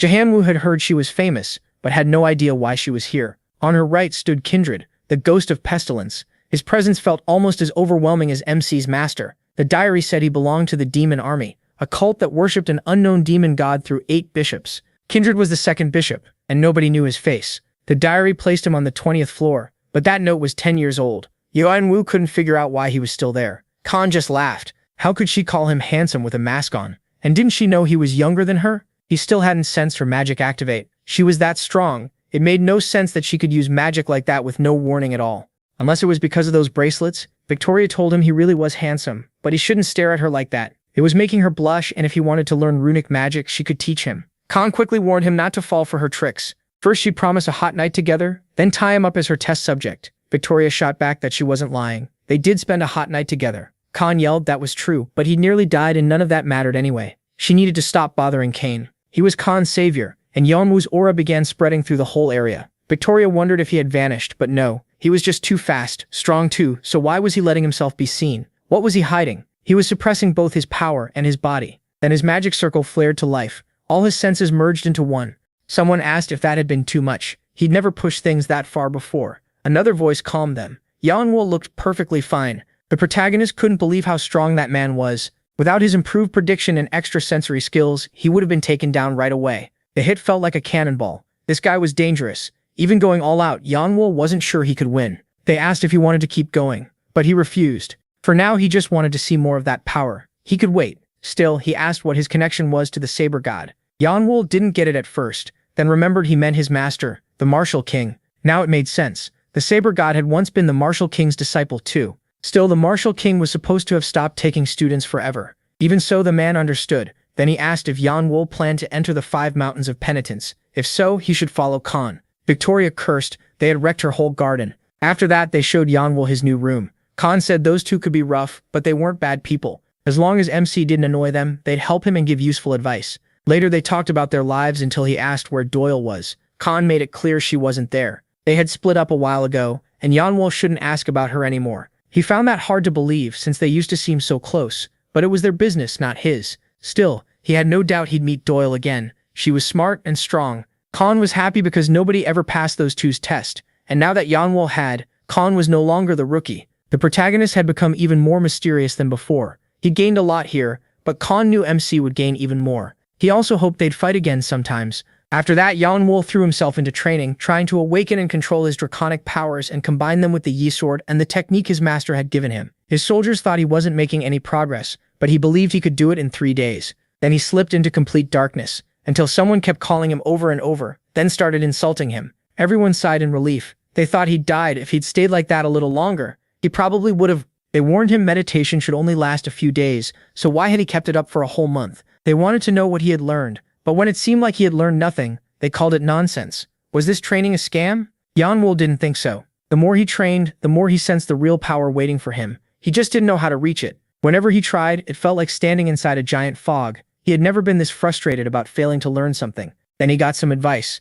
If he felt stuck, why not start from zero? The Yi sword was swordsmanship, plain and simple. So first he needed to master the sword itself. He had to reach the expert level, where a swordsman's skill creates an aura. His brother's diary couldn't help here since Yeon-woo had never achieved that. Luckily, Yeon-woo had 2 great teachers with him. He called Adora and apologized for reaching out so late, but she bombarded him with questions since she hadn't heard from him in so long. Yeon-woo calmed her, said he was fine, and asked if Hanova had contacted her. He had asked Hanova for a favor a while back, so if Hanova showed up, Adora should tell him. She snapped that Hanova had come by a few times and was staying at her villa. If that was all he wanted, she was hanging up. Yi figured he had waited too long to call. Then Yeon-woo kept training his swordsmanship against his semi-ranker subordinate. By now, that servant was so strong he could pass for a real ranker, with perfect sword control. Once that was done, Yeon-woo faced the sword god, who taught him during each clash. He focused everything on the tip of his blade, remembering how his master had done the same with his fists. Breaking past the limits of his body and old teachings, he turned the 8 extreme fists into the 8 arts of the sword.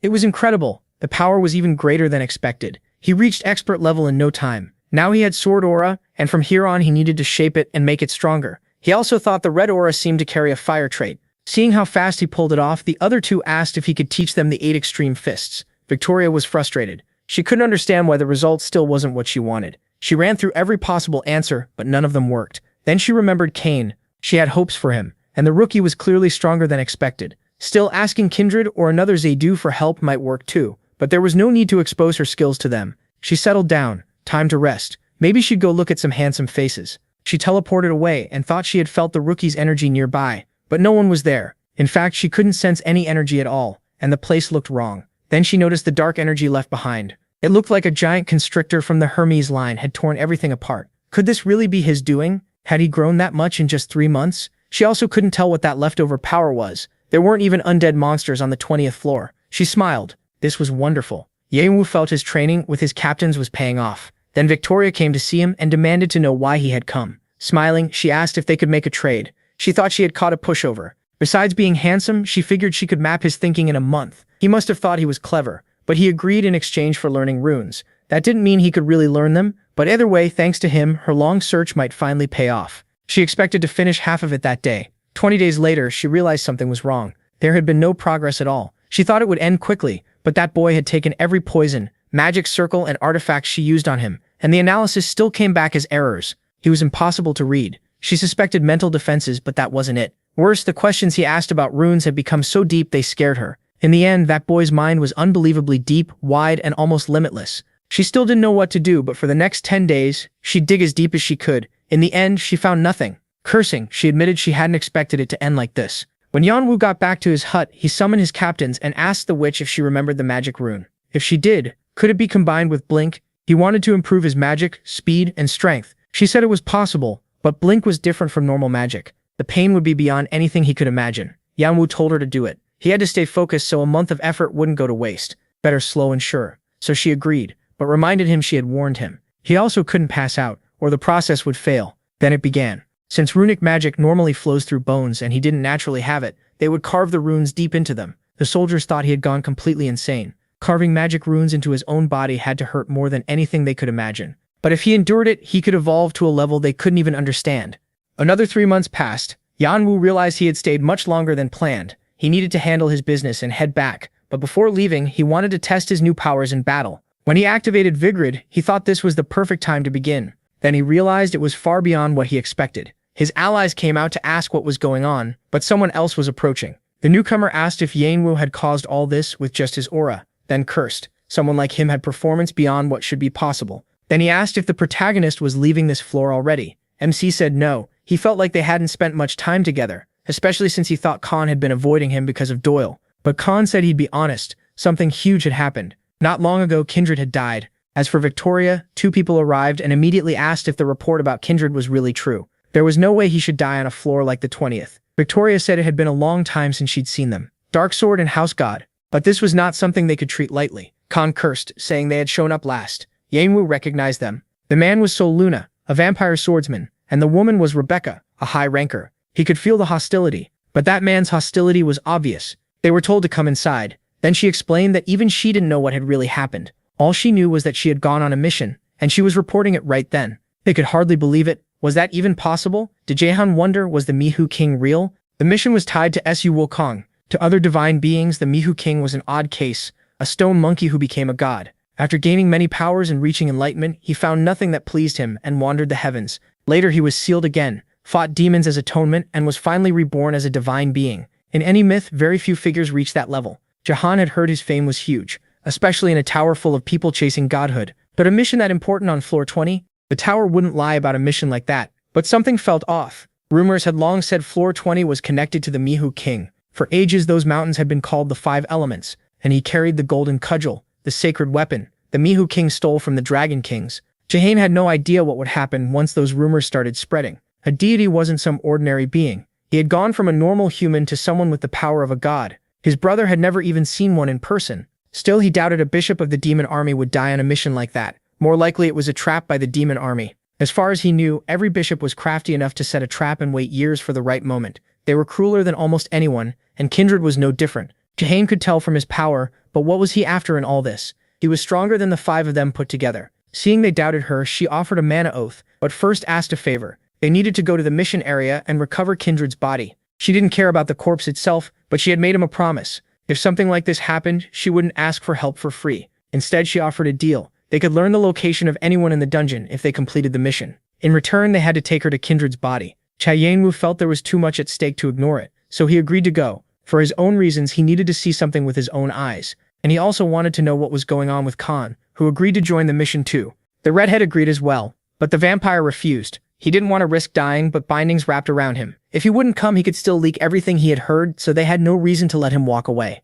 In the end, they gave him a warning not to say a word, and then they headed for the mission. It led to a hidden cave. Kindred had found it alone after a long search. When they arrived, they couldn't understand how a portal could exist in a place like that. It made no sense. A passage had formed there. It was their only clue to Kindred. Rebecca said she would take the lead, but the moment they entered, an evil force washed over them. It was so strong they could barely move, so she raised a protective shield. It was a creepy place, but they had to keep going. Everyone stayed on guard. After walking for a long time, they reached another fork. It felt like they had been going in circles, and soon they started arguing because they were getting nowhere. John thought those two wouldn't last much longer. He still couldn't tell what skill was guiding them, but he knew it was draining a lot of mana and mental strength. And Victoria looked close to running out too. Oddly enough, Cain was handling it best. He held onto his will and didn't let the cave mess with his mind. The other two had forgotten the cave was another test. If they kept this up, they would kill themselves. He was doing fine because he stayed calm. His abilities were helping him keep his head clear. He had to help them. He didn't get it. Those dark thoughts from earlier were fading.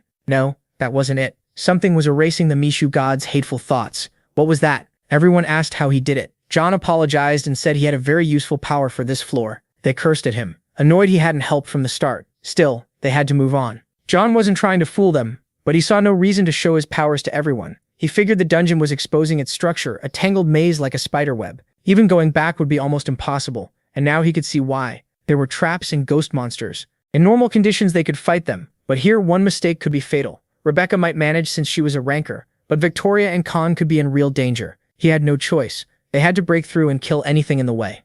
It looked like everything was unfolding the way he expected. He was also starting to figure out the dungeon's layout, but then he found traces of energy. He didn't know what they were until he was told it was wall. With his captain's advice and his extrasensory perception, he realized they were records left by a great master. That confirmed it. After being sealed by Sakyamuni, these had been marks of rage left by the Mihu king, while trying to break free from his seal himself. For 500 years he trained and learned to control his temper. So these were the 72 divine transformations, but John realized he had been stupid. The 72 were only a small part. This place held the whole of the Mifu king. John badly wanted to understand the being the world once envied for his power, and now the proof of his training was right in front of him. But he was interrupted. He had to focus. The maze hadn't changed at all. If they split up, they would get lost. They needed to wait there while she checked if she was right. But as he moved, he felt an energy and activated his aura. Rebecca couldn't understand why he attacked so suddenly. Nothing made sense. John apologized, but there was no time to explain. He believed the Mihu king's remnant was trying to trap them. She was an apostle, so why was there no way she could be more useless than a mere player down here?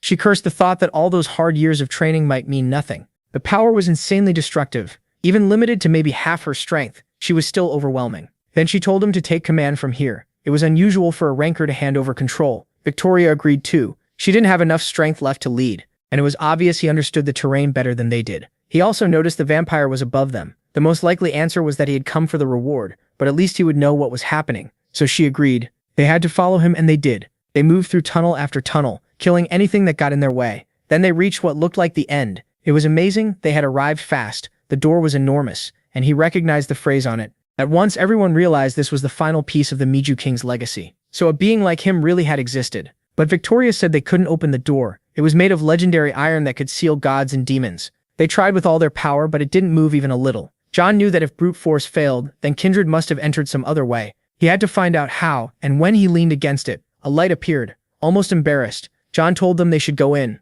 Inside was massive, and the most striking part was the giant stone monkey statues. Then someone shouted, Kindred was there, and carved into the stone were the Miju King's 72 divine transformations. Cain thought they had found it. If he got them, then Doyle might. But the vampire appeared. He claimed they were his. Then another voice ordered them not to disturb their lord's sleep. John realized they had been completely wrong. It was never the Miju King speaking. It had always been his servants. They declared that anyone who disturbed their king's eternal rest would die.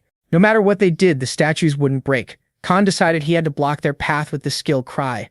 John shouted that he had found their core, the place where the king's will had taken root. They had to strike the spots he marked. They never expected the statues to have a weakness, but if they did, that gave them a chance. Victoria said this was insane, and she was out of mana. Then the vampire showed up, thanking them for everything. He told them to handle the rest. John figured that if that guy was here, the demon army was probably waiting outside. They had to be careful. When Victoria saw the body, she froze. Was it a doll? John didn't believe the mission could be this easy, but he had solved part of it. The 72 divine transformations were the key. If the first test was showing their basic ability, then the second was proving they were worthy to serve the Miho King, and the giant statues on each side were the judges. The only thing he still didn't get was the fake body, but something was wrong. He heard Victoria yell for him to get out of there. Damn, he couldn't see anything. Rebecca was sent flying, and an attack came straight at him. For a second, he thought his arms would break. They were shaking. The enemy was strong, fast, and heavy. Rebecca was in critical condition, and the other statues were starting to move too. He needed an answer fast. There had to be one. What would make them worthy heirs of the Mihu King?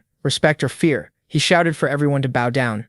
Cain cursed. Was that really it? Just showing respect to a king? Victoria was crying. She had risked her life. He tried to heal her, but the light in her eyes was fading. Dion was set on inheriting Mihai's legacy. He had to get the golden cudgel, but first he couldn't allow any more interference, so he made a plan. They had to get to the door. On the count of 3, 2, 1, he summoned Shannon, then he told Shannon to throw him upward, drawing the giant monkey's attention. Now he tried to escape, but when they gave him no opening, he activated some artifacts and barely defended himself. His friends thought they had reached the door. He should have come too, but Yeon told them he would see them later, drawing his celestial sword. From here on, there was no reason to hide his power. Damn, he had shut the door. That idiot was always like this, saving everyone else before himself. Yeon activated his 5 senses again. That half year of training definitely wasn't wasted. He could feel his extrasensory perception had grown sharper. He could now see the wavelengths clearly. It had become far stronger. Nothing like the old Yeon-woo. He activates all his skills, including the legendary shields, while calling on his army of darkness.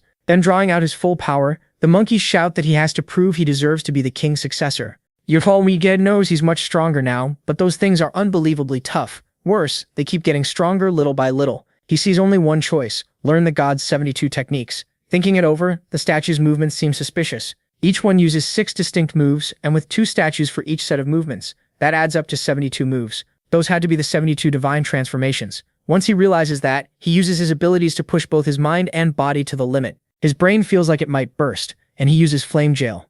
It works. Hundreds of new achievements flood in, and the monkeys decide the test has been cleared. But the third trial starts right away. The door opens, and beyond it stretches a beautiful land. In the distance, a dragon appears. It asks if he is the new piece. Yeon-woo can tell the dragon's presence is overwhelming, far beyond a phoenix or an ordinary dragon. When it asks about the successor, he nods. If that's true, then he needs to climb onto its back. After a long trip, they finally arrive. As the dragon says goodbye, he wonders if the being in front of him is King Mifu. The man casually tells him not to act so respectful, then starts praising himself. When Yeon-woo tries to ask something, he cuts in first. There are rules here, and he can only answer 3 questions. The first 2 are already gone without real answers, so only 1 question remains. The protagonist thinks it through. Because of this place's rules, the man can't just explain everything. That means the 3 questions are probably the third trial, so he asks something precise. Who are you? The man is surprised. He never expected that question. That means Yeon-woo passed the second test. He is Sun Wukong. What remains of King Miho is only the shell left behind before he vanished,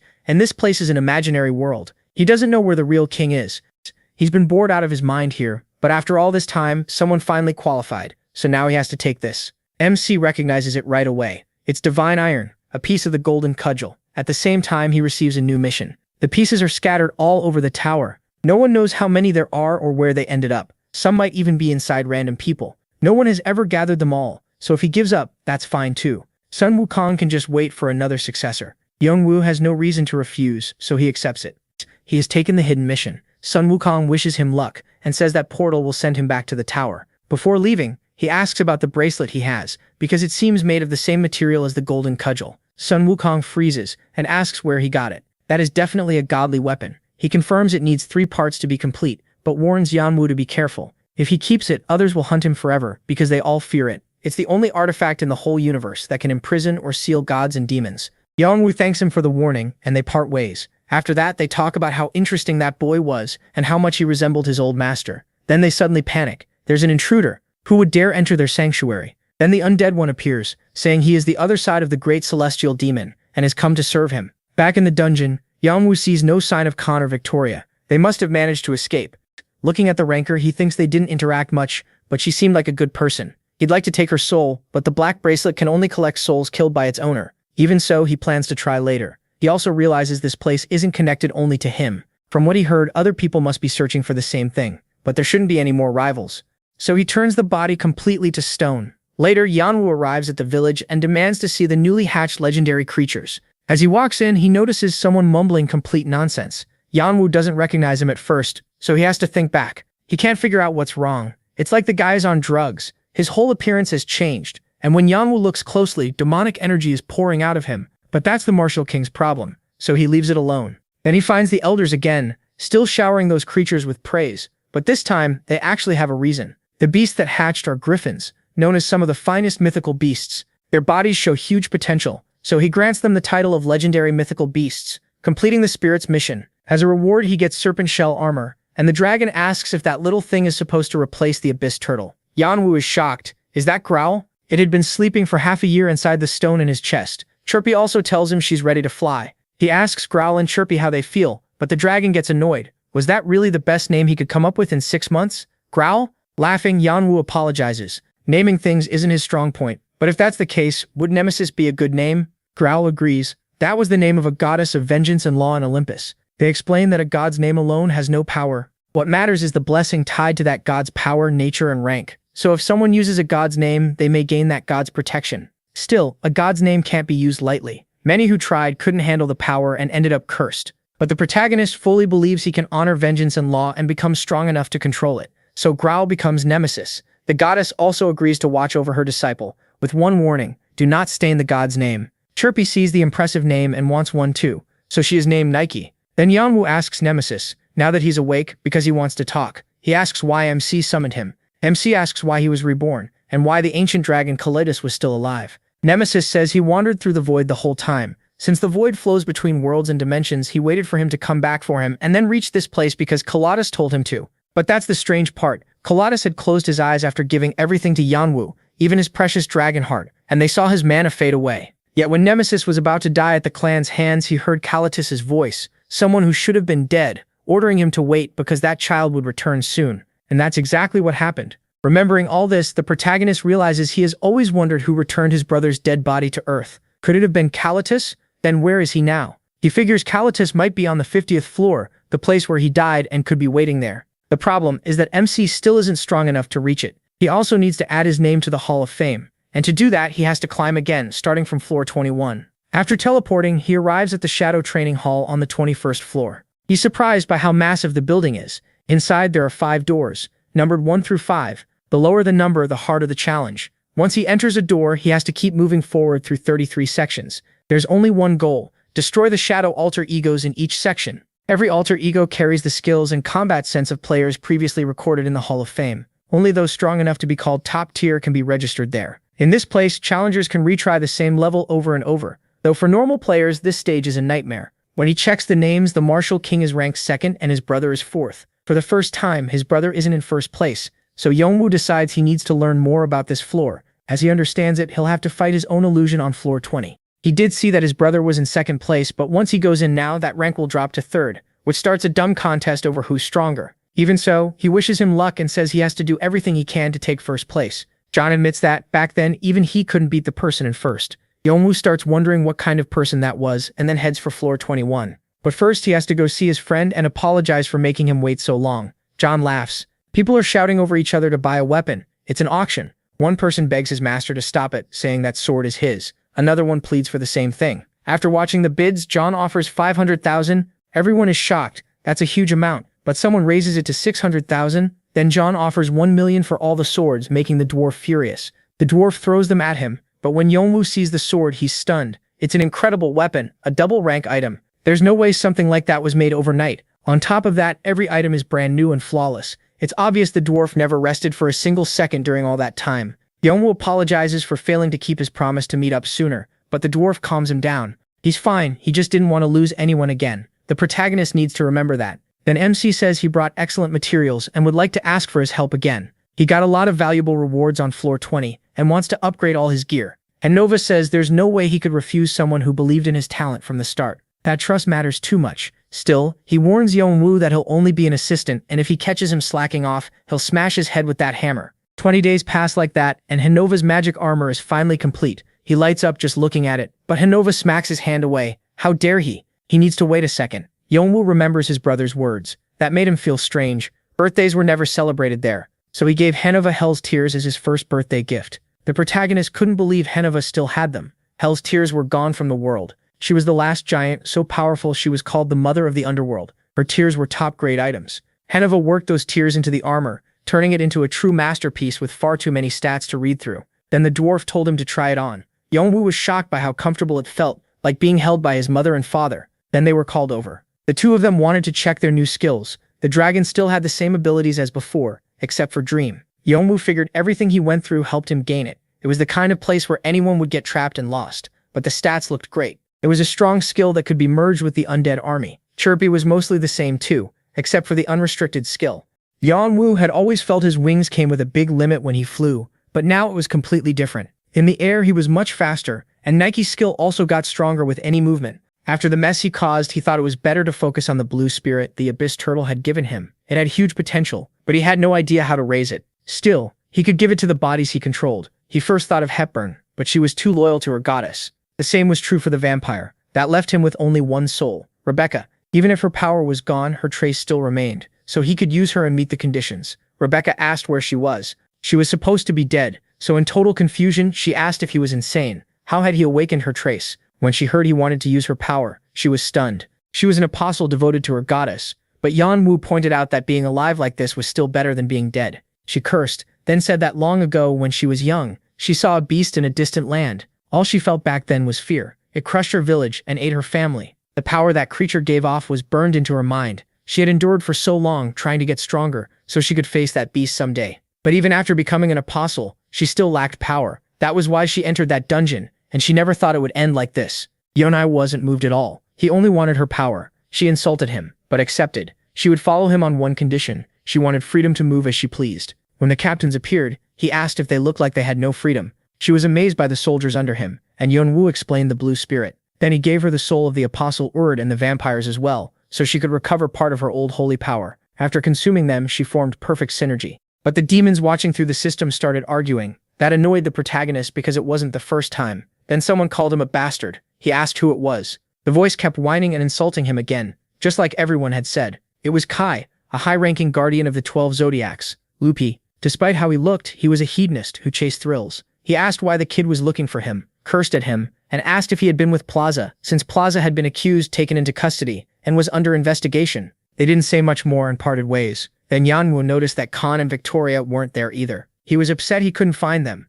and the whispers from the others in the room made it worse. After entering, he decided to start clearing from the 5th gate. There were 5 gates in total. The first held the top-ranked players, the second the next group, and so on. He chose Gate 5, where the weakest should be, and planned to beat every one of them without resting. His first opponent was Kraden, ranked 165. Kraden used fake swords like hidden daggers. Yeon-woo wanted Rebecca to handle the fight, but her spirit form was too different from when she was alive, so she needed more time to adjust to her body. He also wanted to test the new dagger Hanova made for him, covered in demonic runes. That skill made his power even hotter. Outside, people wondered why the masked man picked the 5th gate instead of the 1st. Wasn't he trying to get his name onto the ranking? Some guessed he wanted to clear every trial, but that sounded ridiculous. Even if these players were younger versions, they were still some of the strongest people ever to pass through the tower. No matter how strong Yeon-woo was, could he really fight the tower's best over and over without stopping? They asked Heidi what she thought, but the high elf said nothing. Then the place started shaking, and they asked what the hell was going on. Why was the dungeon trembling? Staring at the gate, they wondered what was happening inside, while Heidi quietly counted 6 minutes, 32 seconds, 8 minutes, 36 seconds, 9 minutes, and on and on. Yeon-woo cleared the 5th stage, then the 4th, and the 3rd in record time. He cleared gate number 2 in 2 hours and 30 minutes. It took longer than he expected, but he used that time to memorize the players' patterns. It would have been stupid to waste such a great training chance by going straight to gate 1. But things would be different from here on. The next opponents were real monsters, and luck alone wouldn't beat them. He couldn't back down. Once he entered, he would either die or win. And first of all, he had to beat the man waiting ahead. That was the rebel swordsman Voldebich, his brother's first friend. At first, his 5-meter height made him scary, but over time they traveled together and helped each other. Voldebich, Vieira Dunn, and his brother became the founders of Team Artia. But after his brother died, Voldebich disappeared completely. No one knew why, but one thing was certain. He was the first to lead Artia toward ruin. Even if he hadn't stabbed his brother himself, he was just as much a traitor as Leonte and Bahal, so Yeon-woo would get rid of him. There stood that damned giant, still using rune-based magic gear to launch himself forward. Then Yeon-woo, with his boosted dagger, unleashed a burst. Meanwhile, the god of Bao kept searching like crazy for information about the stone, but even after 6 months he found nothing. He kept thinking about Cain, yet it seemed impossible that such a low-level player could be mixed up in something like that. Then, while investigating, he found Hanova, who had now become one of the top 5 blacksmiths in the tower. As for Yeon-woo, he moved into the 21st section. In the 23rd, he fought the first Tale of the Nine, then the second bishop of the army of Kindred, and now he was facing the god of Saber, his master's first disciple. Even though that man was called a genius, at this point he had no chance against Yeon-woo. The people in the lobby couldn't believe it. It was insane. He had recently been at gate 15, but now he was already at gate 8. They wondered if he could take first place, but that seemed impossible. First place belonged to Bivasbat, the unbreakable wall that stopped everyone. They asked Heidi again what she thought, but she apologized. She couldn't say anything. Still, she activated her eyes. Meanwhile, Yeon-woo reached his next opponent at the 11th gate. It was Nocturne. He didn't know who that was. His brother had never seen him. But the energy around him was clearly strange. It felt a lot like his master's. And thinking back, his master had once mentioned having a 3rd disciple. So this had to be his master's 2nd disciple. Yeon-woo could tell he was strong. He sensed the smell of the 8 extreme fists, but also a different spirit mixed into him. Even so, MC apologized. He had to move on to the next floor. After several minutes, he thought this was unfair. Even if it was some kind of dragon, his opponent was the Summer Queen. Compared to the one he knew, she was much smaller and weaker, but still powerful. Then came the next test, and he had to force his way through. Gate number 4 began. Because of his great results and clear time, he was given 30 minutes to recover. When he saw the shadow, it really was him, his brother. The dragon asked if he was okay, and though Yeon-woo knew it was only an illusion, he still said he was sorry. All that time, he thought his brother had abandoned him and run away somewhere, so he hated him for it. The same thing happened when he went to Korea. No one cared about him all that time, and he lived like his life meant nothing, almost like he was looking for a place to die. The only reason he kept going was his mother's plea to protect his brother, no matter what happened. The dragon asked if he had sorted out his feelings. Yeon-woo apologized again. His brother must have been shaken too, but the dragon asked if he really thought he could win. If it was too hard, he should ask for help. He answered with one thing. He had never lost to his brother. Then the countdown ended, and the trial began. His brother gave off power as he activated his sky wings. Yeon-woo thought it would be way too embarrassing to lose now after what Nemesis said. Nemesis seemed to understand. Even without siblings, he got it a little. He wouldn't want to lose to that white dragon either. The dragons attacked, just like the brothers did. Still, Yeon-woo felt his own dragon was on a completely different level. Even so, he had to win no matter what. The protagonist used Chirpy's boost. As he tried to launch a second strike, his brother used Dragon Eyes, dodged the attack, and moved into open space. Yeon-woo was in trouble. That was chaotic bombardment. He used his magic rune to teleport behind him.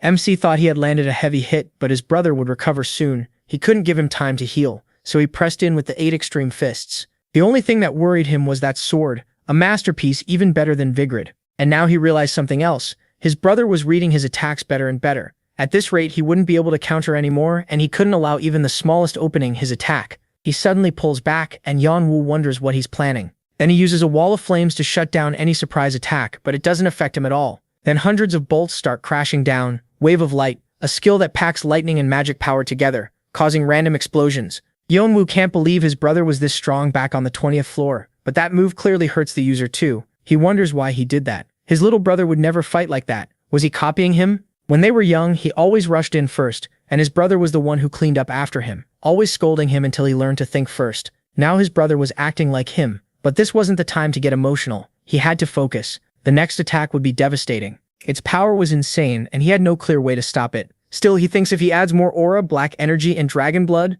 then compresses and detonates it, he can combine all his techniques to create something on par with his brother's wave of light, even if it puts him at risk. He never thought the blast could melt dragon scales. It was unbelievably hot, but his brother kept coming anyway. He was in real trouble. He tells Nike to activate her territory on him. Warnings flash before him. He needed better control over his power. His body had gone numb, but then he breaks free of that state and can now control fire and light. He had also learned the idea of dragon pressure. He thinks he reduced the damage around him as much as he could. Still, his sword had become so heavy he couldn't even hold it with both hands. But his brother had one more thing that he didn't. Elemental contact. Some people had to risk their lives to reach that level. His brother was a total genius. The captains, seeing how shaken and battered he was, thought he'd die at this rate. They wanted to step in too, but Yeon-woo refused. He had already told them he couldn't afford to be humiliated. Activating his max state and his new power, dragon pressure, he had cleared section number 3 and gained a lot. Still, his brother's body carried an overwhelming sense of fear. If he kept going like this, maybe he should give him a little more time. Just a little. Then against all logic, his brother laughs and says it was fun. Yeon-woo. He thinks it might have been the alter ego illusion. It was normal for those things to carry some memories, but it still felt like he was talking to his little brother. When he wakes up, he realizes he fought his brother for 3 hours. It had been unbelievably hard. So what would the last 3 be like, especially the next one? He didn't know much about him, only that he was the chief bishop of the Devil Army, said to be the demon god's apostle, and he even had the monarch trait. But first he wanted to test his new skill. He thinks Wave of Fire can be controlled to a certain degree even if it turned everything around him into a wasteland, and he had cleared the 3rd door. On top of that, he got a piece of the king's staff. As he moved on, he entered door number 2. There stood his master in his younger days. Even though he looked young and playful, he gave off a sharp beast-like air that felt different from the other shadows. Any student with a great master would, at least once, think about how to beat him and surpass him. But strangely, he said he gave up. He explained that his master was far stronger, so there was no way he could win head-on. Instead, if he was allowed to pass, he had to talk about the outside world because he had been trapped there for years without knowing anything. Yeon-woo agreed. He had nothing to lose, but it didn't go the way he expected. His master asks what he thinks he's doing. Yeon-woo fires back, asking why he should trust him. He curses, realizing he thought he'd caught a weakling, but if not, then he had no other choice. Yeon-woo shouts that this might be the only way to bring back some part of his brother's past, so they had to capture the shadow however they could. The power was incredible, just what you'd expect from a monster. On top of that, what he used earlier was definitely wave art, but that made no sense. Back then, his master should have only known the basics of the 8 extreme fists. So had the shadow studied on its own and made its own version of the 8 fists? Yeon-woo thinks that's probably right. If so, it had to be tied to the master's real body. Now he wanted answers. The protagonist uses Declaration of Dominion and apologizes. But like he said, he'd have to beat him down to capture him alive. He remembers his master's words, telling him to surpass him and reach the top. Yeon-woo wonders what this shadow really was. It was nastier than he thought. Had it gained an identity of its own? At the same time, maybe the shadow was still improving the technique. It couldn't create anything new under the system, but it had evolved the 8 fists. The captains desperately begged to be released, but Yeon-woo refuses. They had to wait. Watching him, he had to admit it was amazing. Even after using Wave of Fire, his injuries weren't serious. It was obvious he'd lose at this rate,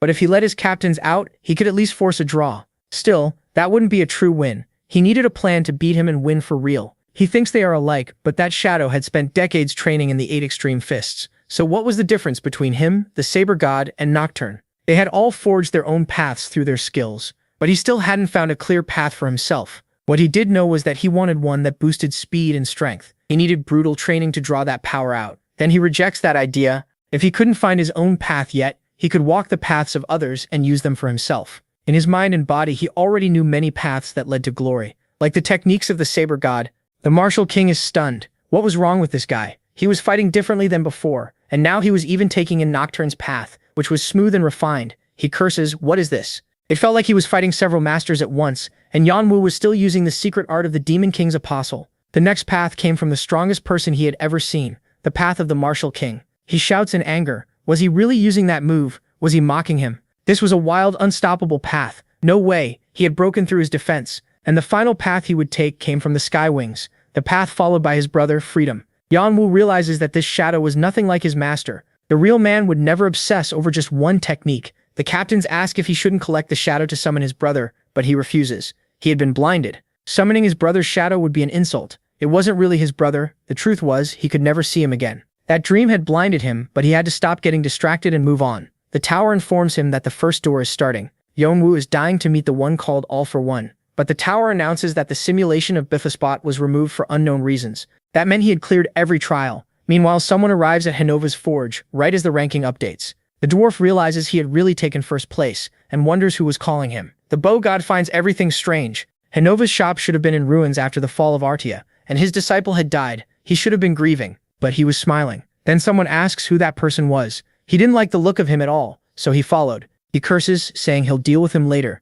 then orders him to answer his questions, and he'll spare his life. But the other man refuses. He wasn't stupid enough to fall for that. The Saber God thinks it might have worked, though he'd rather do this the hard way. They should enjoy the meal while gathering memories, and then they learn Cain was the one behind the war. Hearing that, he thinks things are about to get interesting. As for the protagonist, he was facing the 21st floor. As he attacks, he wonders why the being called All for One had been erased from the shadow system. What could that mean? Then he clears the 22nd floor too, earning more achievements.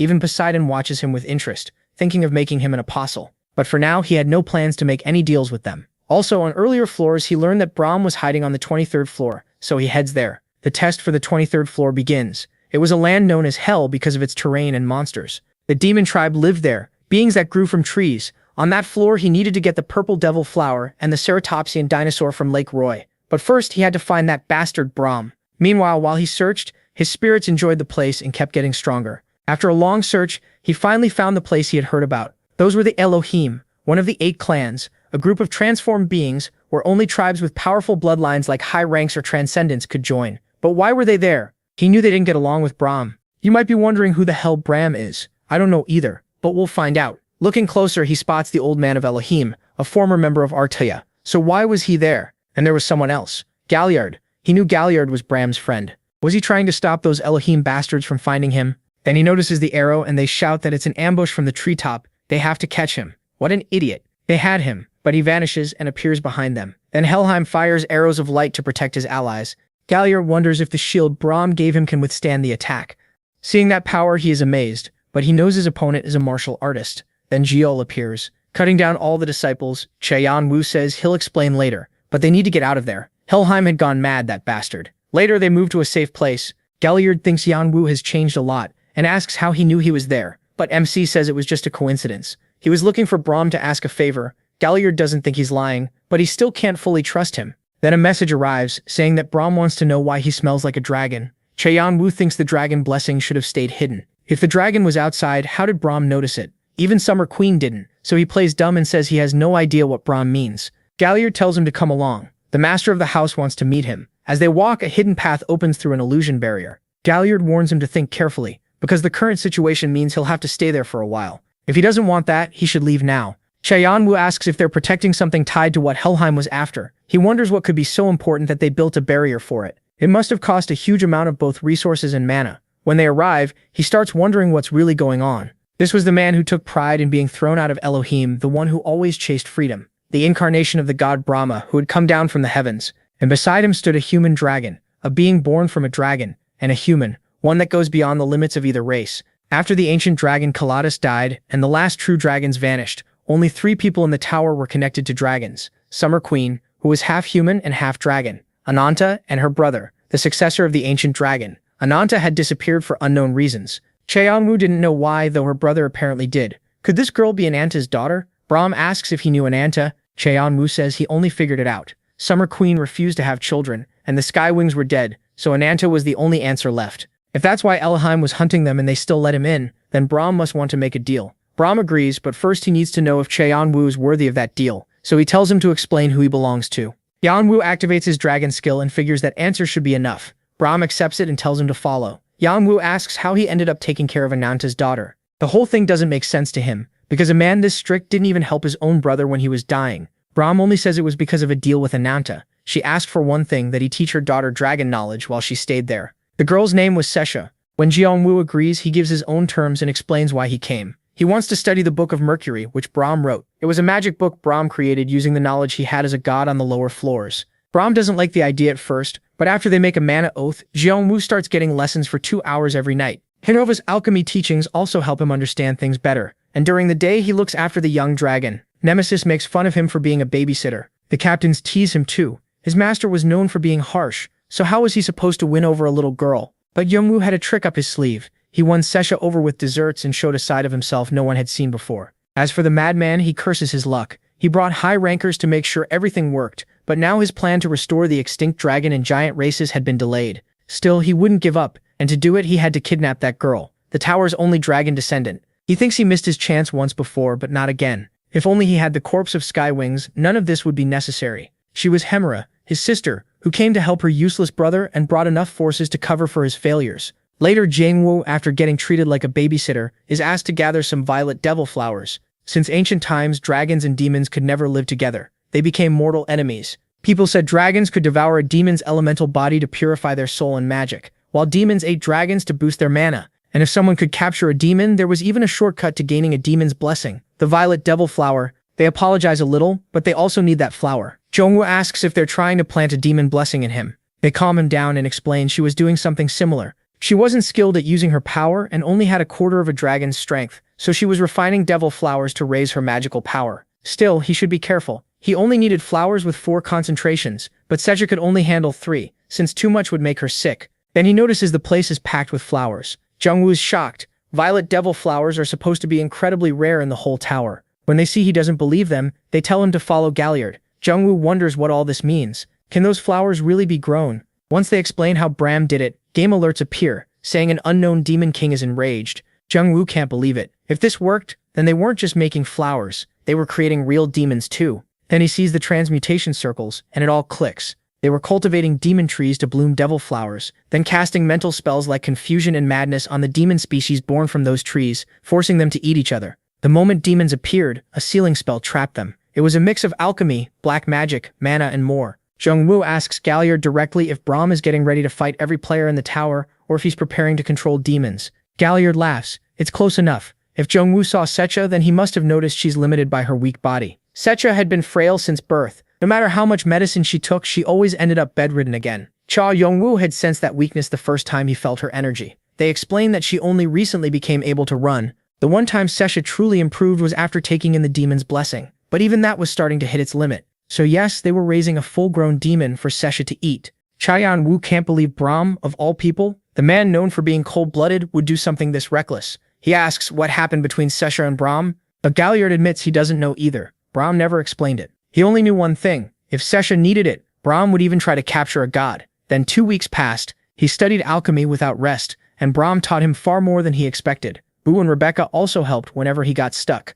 He kept trying to figure out the stone inside his chest, but made no real progress. Still, whenever Sesha showed up, everyone was stunned to see their master become so gentle around her. While giving him food, Sesha showed him a drawing. Someone had told her that if she didn't understand something, she should turn it around. The moment Cha Yeon-woo looks at it, everything clicks. All this time, he thought the Philosopher's Stone was just an energy source that could create endless power. But if he treated it as a medium instead, its output could grow exponentially. Now he understood why Leonte and Bild hadn't been able to complete the Philosopher's Stone in his chest. If his theory was right, it still needed one more power source. Then he thinks of the demon Galliard and Brahm plan to capture. In theory, that would be more than enough magical power. Once that happened, the Dragon Heart and the Philosopher's Stone would become two organs of immense strength, creating an unlimited amount of magical power. The next day, Cha Yeon-woo gives the coordinates of their location to Fante and Adora, and they arrive at the illusion barrier. Brahm is a little annoyed. How could he bring outsiders to his hideout? But when he sees how happy Sesha is, he calms down. Galliard thinks she's been through a lot since she's been cut off from society for so long.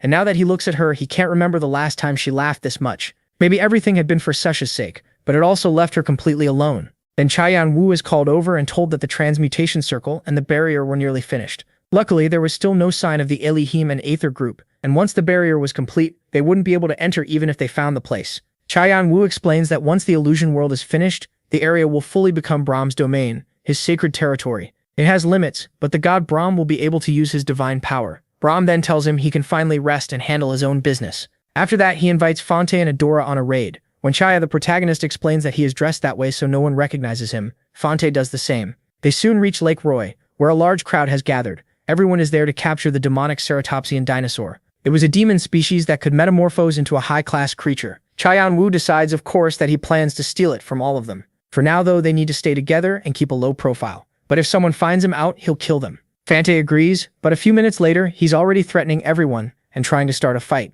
The reason Fante picks a fight is simple. A group suddenly shows up and orders everyone to back off. Of course, nobody argues. There isn't a high ranker there except one. At that moment, Cha Yeon-woo realizes this actually helps him, because someone appears that he never expected to see: the poisonous ice serpent Lao, a high ranker. The Bloodland clan was one of the 8 great clans. They called themselves a nation and claimed to be heirs to a destroyed world. Their goal was to reclaim the promised land. Even without land or rule, they swore they would one day restore that lost world. They were feared for how organized their squads were, and it was obvious they were working with the Elohim group. There was no way they'd send a whole squad and a high ranker for something as simple as a Lake Roy mission. He doesn't know what they're planning, but Fante starts threatening everyone, ready to teach them a lesson. In fact, he even gets happy when their leader walks toward him. But the man walks right past him and heads straight to Yeon-woo with a smile. He says there's been enough fighting for one day and introduces himself as an envoy of His Majesty, who wants to invite their leader, his group, and Brahm. Cha-mc couldn't understand how he was recognized or how they knew about his link to Brahm. That made him realize the great clans were tied to this much more deeply than he thought. From now on, he had to be far more careful. For now, since this involved Brahm, hiding was pointless. Lao explained he recognized him through his serpent skill, which let him read all the traits and features of a target. He added that His Majesty had taken a strong interest in him, so he should accept the invitation. Cha Yeon-woo explains that this was the Gluttony Emperor, the Lord of Greed. He devoured everything he wanted and was always hungry for whatever landed in his hands. That included people too. He could steal abilities through cannibalism. He even tried to swallow everything Cha Yeon-woo had. What he wanted most was the one flesh he had never tasted before: dragon meat. Cha Yeon-woo couldn't believe he still wanted to eat a dragon. The man was insane. Even so, he figured he could use the invitation. First, though, he had something to do. The ranker told him he would protect him from the rear. Still, Chai, the protagonist, knew they only wanted to test his abilities. Right then, the ceratopsian dinosaur appeared. The woman said she could finally see the one who had caught her emperor's eye. Fante felt the place was incredibly dangerous. They were inside the dinosaur now, a bizarre world where different demonic species were tangled together. He was surprised when Cha Yeon-woo found something, one of the dinosaur's hearts. There were 5 in all, and they needed the other 4 to enter the monster's consciousness. Then monsters started appearing, but Cha Yeon-woo used his bracelet and fused skills, swallowing every demon in a wide area. He told them to watch those 2 lines. There were 2 hearts there, and they had to find them. At the same time, Cha Yeon-woo was searching for something else when he fell into a void. Someone asked whose body it was. Cha Yeon-woo realized this was the real body, the perfect chance to gain experience from the demons, and then Devil's Venom came at him. He had heard it was deadly to dragon species. If this creature had it, someone must have raised it that way. Still, he needed to kill it to gain the demon's blessing. Demon declaration. Wave of fire. Lao thought the dinosaur had eaten him. It was obvious something was happening inside that body. Then someone laughed. Had they joined the Horn tribe? It was the Elohim group. They wondered why they had shown up right now. The two sides traded insults, ending with Lao's wall of ice. Lao thought they should never have challenged him, but from behind a spear came for him. He barely blocked it, and war broke out between the two groups.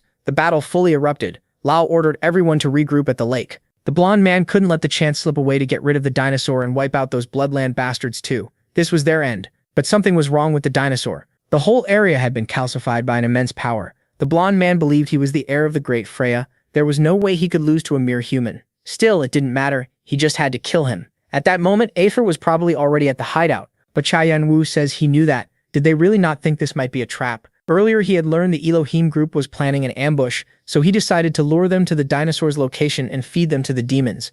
Lao couldn't believe it. Why help them so well when they had even helped him? Cha Yeon-woo took off his mask to answer that question. Lao realized he had only been used, and he prayed his master would be worthy of this enemy. Meanwhile, Brahm said they had finally arrived and told Gilbert he needed to take good care of Sesha until they met again. As he left, he said he would use these people as sacrifices to cure his illness, no matter what. This was the last gift his mother could give Ananta, and also a regret for the man who no longer existed in this world. Then he cast a spell. He told everyone to stay alert. A magic spell had activated, and suddenly soldiers started disappearing. It was bizarre. Their divine bodies felt like they were leaving them, as if this world itself was devouring them. Looking at his followers, he gave the signal. The spell had worked and stabilized his power. They praised the feat, but something was wrong.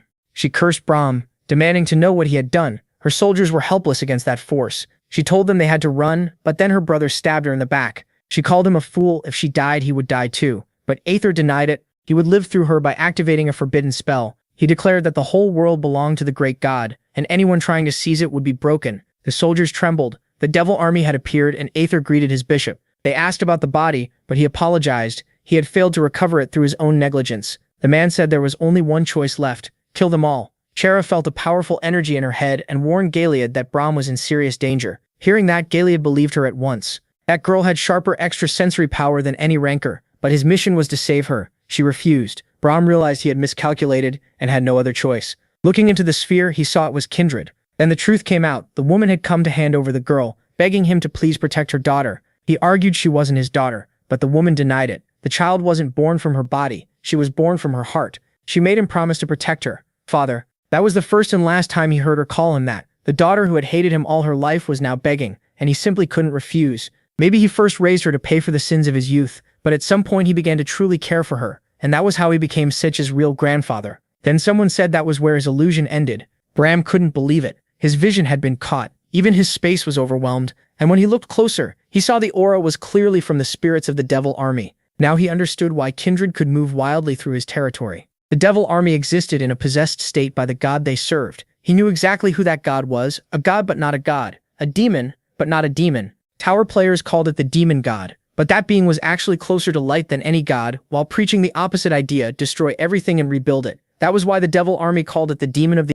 sky or the heavenly demon. Even if Brahm released all his authority, defeating the heavenly demon would be nearly impossible, and taking down Kindred quickly wouldn't be easy either. On top of that, his world had started to be stained by the heavenly demon's color, so he had to crush the entire illusion world. The followers wondered whether the second bishop was all right, but then an arrow appeared. They cursed. Were they trying to assassinate him? The fight kept going, even though Brahm was growing weaker little by little because he wasn't within his barrier. Even so, if he died there, those bastards would take Sesha with them, and he would never allow that to happen. As he fell, he remembered his precious girl. No matter what happened, he would protect her, even if he no longer had divine power. Demon summoning. The demon said the air of the lower floors felt much fresher than the air above. His name was Agares, the Grand Duke, who represented ruin and madness. Kindred couldn't understand it. A demon shouldn't be able to enter the lower floors, much less a high demon. Was he aiming for the human dragon? He thought fast but had no choice and used his possession. He had fused two opposite energies to cause that explosion. He didn't think he could beat him, but he could at least break his manifestation. Agares laughed and called him a fine disciple of the king, though he still had far to go. He had to disappear. And he was startled, so that was a shadow. Either way, the nuisance was gone. He asked what wish his contractor wanted from him. Brahm didn't understand. Had he called someone like Belial or Dantalion? Then why was Agares here? Once he thought he understood, Agares asked whether he had a dead dragon corpse. Brahm denied it, but Agares told him to stop playing dumb. Clearly, as payment, he would take the weak, talentless human girl, and since she was the daughter of Wings of the Sky, that was reason enough to take her. Hearing that from behind, Brahm thought of one thing. His wish was that he should sacrifice himself for his granddaughter Sesha. He explains that his Mercury book and his own body were at their limits. He had stopped Sesha's aging with divinity to keep her healthy, but now he had no choice. At that moment, he gave up the rest of his life. Meanwhile, John was being given the reward for the dinosaur, and at that moment, Boo blocked a storm of demonic energy. He didn't know what it was, but it felt a lot like Agaris's power. He had a bad feeling. As he flew toward Brahm, he reflected on how obsessed that being was with his brother. They had been allies because they studied each other's power, but Agaris always wanted to merge. His brother refused every time, and those repeated rejections enraged Agaris.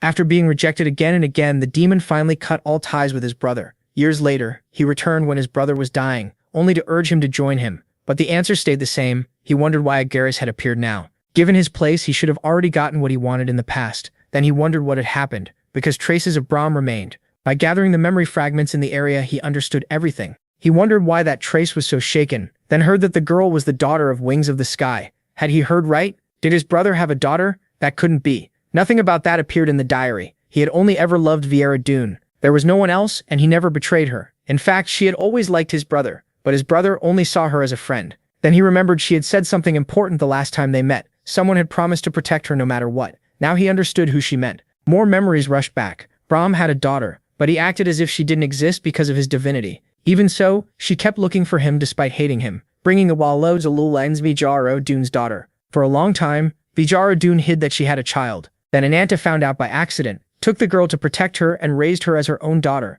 Now Yoon understands what happened. He failed to protect his brother, but he swears he'll protect his niece with his life. Agaris realized what the old man had been planning all this time, but Brahm apologized. He couldn't grant that wish. As the illusion field shifted, the sealed circle grew weaker too. Brahm watched the falling pages like his hopes turning to dust. Sesha cried out for him. Agaris sneers that this is what his brother left behind. He never liked that bastard, but the girl could still make a useful trophy, so he pulls her closer. Seeing him, Sesha trembles in fear, and remembers her mother gently telling her she looked just like her father. She also said her smile was beautiful, so she shouldn't cry. She had to smile. Just as she's about to be eaten, Agaris's arm goes flying. Using magic runes, he tries to get her somewhere safe, then takes off his mask. When Sesha sees him, she thinks he looks so much like her. Tears fill her eyes, and her hands reach out to hug him. She asks if he really is her father, and they share a deeply emotional embrace. Brahm is about to ask who she means, but they're cut off. The details can wait. Right now, she needs treatment first. He thinks the face is the same, but this isn't Jeong-woo. The skills, the personality, the way he talks and moves, everything is different. Could this be his brother? The captains are uneasy and don't know how to deal with that thing. An archdemon had appeared. He already knew of Agares, but seeing him here was very different from hearing about him from the higher floors. The protagonist tells him he came for Sesha, and for him too, didn't he? Agares nods. Long ago, he was humiliated by him, so he wants payback. Still, a Grand Duke picking on a tiny fish would look bad, so he'll give him a chance. If he wants power, Agares will give it to him. But if that still isn't enough, then he has to hand over his niece, and Agares will grant him power equal to his own. Yeon-woo asks what happens if he doesn't want it. That instantly enrages the demon. His brother always refused him too. So how dare a mere human act like that and forget his place? He attacks with a pitch-black veil. This is meant to force Yeon-woo into becoming his subordinate. He didn't plan to use this, but refusal leaves him no choice. Then something feels off. He doesn't know what it is, but that presence, it feels like something on his level. How could that be? Yeon-woo knows Agares is strong enough to crush even Brahm, so a mortal like him can't win head-on. If that's true, then he needs someone who actually can fight him. Brahm understands, restores the magic circle, and opens a new gate. The gate asks who he seeks. When it hears the name, it asks what he's offering. Once it sees Aegis, the deal is accepted. Hermes says it has been 900 years since they last met, back when Luciel was sealed. Agares can't understand why Hermes is here. He should be watching, but Hermes cuts him off. He came for the same reason. He got an offer and is only here to repay the price. So if Agares agrees, they can fight or he can back down. Agares laughs. He has no intention of retreating. Yeon-woo finally understands what this really is. A true battle between a god and a demon. Just watching it nearly drives him mad. The area keeps rebuilding and breaking apart in an instant, and without that light, he would have passed out. He wonders if that power belongs to Athena. Calling even Athena with Aegis as the price was unexpected. And she's not only protecting him, she's shielding everyone else too. He doesn't know why Athena is helping him now, but that can wait. He needs to help trap Agares. Looking at the items, he knows his body will pay for this, but he still has to awaken the demon's blessing. The system announces that the blessing is awakening. Yeon-woo is in terrible pain, but he remembers what his brother once said about demon dragons. For ages, dragons and demons have been enemies. Their hate for each other is built into their instincts, but their influence ran so deep that some abandoned their own race and took on the traits of their enemy. Those were demon dragons. They carried both dragon and demon power, and that gave them overwhelming authority. For Calidus, accepting Agaris's power was a disgrace to dragons. If his brother took it, Calidus would end their contract right away. So his brother promised never to accept it and never tried to claim a demon dragon's body. But the thought still crossed his mind, and Cha Yeon-woo's body starts changing fast. On top of that, he had already reached the limit of the dragon's blessing, and now the demon's blessing had hit its limit too. Stage 3 begins to open, activating authority, element contact. He tells Nemesis and Nike to follow him, wave of fire, lightning, and the 72 transformations of the Monkey King. Hermes, seeing the opening, joins in with his serpents. Agaris flies into a rage. How dare they? Cha Yeon-woo is completely drained, but he knows this is the perfect moment to catch that bastard. If he can fire just one more time, he'll win, and Sesha can be saved. But his vision starts to blur, and his body begins to give out. His allies shout in worry. Cha Yeon-woo curses and refuses to accept it. He can't fall here. They have to capture Agaris. After losing Jeong-woo, he can't lose Sesha too. He has to save her, no matter what. But at that moment, Agaris breaks free. Hermes thought he could finish him there, but driving him back to floor 98 is better, so he opens a summoning gate. Agaris, though, refuses to believe he can be pushed to floor 98 that easily.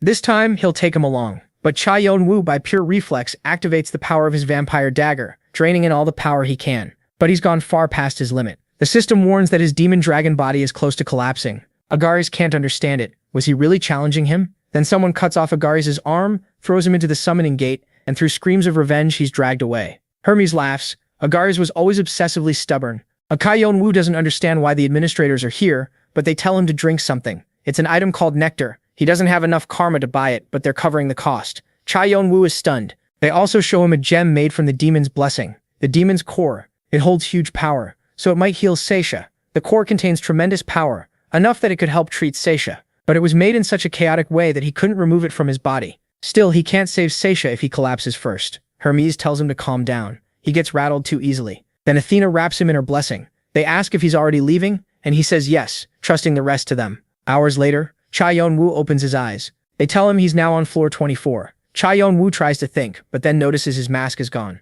Adora asks if he's looking for this. Once he realizes they saw his face, he curses. He should have been more careful. He wonders how many people saw it. Then he stops. Adora would never be that careless, so only she and Fante saw him. Did they already know what his face meant? Even if not, he still can't leave any loose ends. He grabs his dagger. If he has to kill them, it has to be now. But Adora's warm hands break through the hatred around him. She hugs him and tells him everything will be okay, because she's with him. She also says Fante never saw his face. He refused to look without permission. She felt the same way, but someone had to take care of him because of his condition, so she apologizes for not leaving him alone. Cha Yeon-woo thinks about telling her everything, but only says that one day he'll tell her the whole truth. That makes Adora happy. Later, he visits Bram, who says he looks exactly like him, though inside they are completely different. He also admits he hated that face because it made his daughter suffer. Cha Yeon-woo asks if he wants to live, offering to make him a shadow subordinate. Bram agrees. He can't leave that girl alone. He has to help care for her and heal her, as his eyes slowly begin to close, and he dies.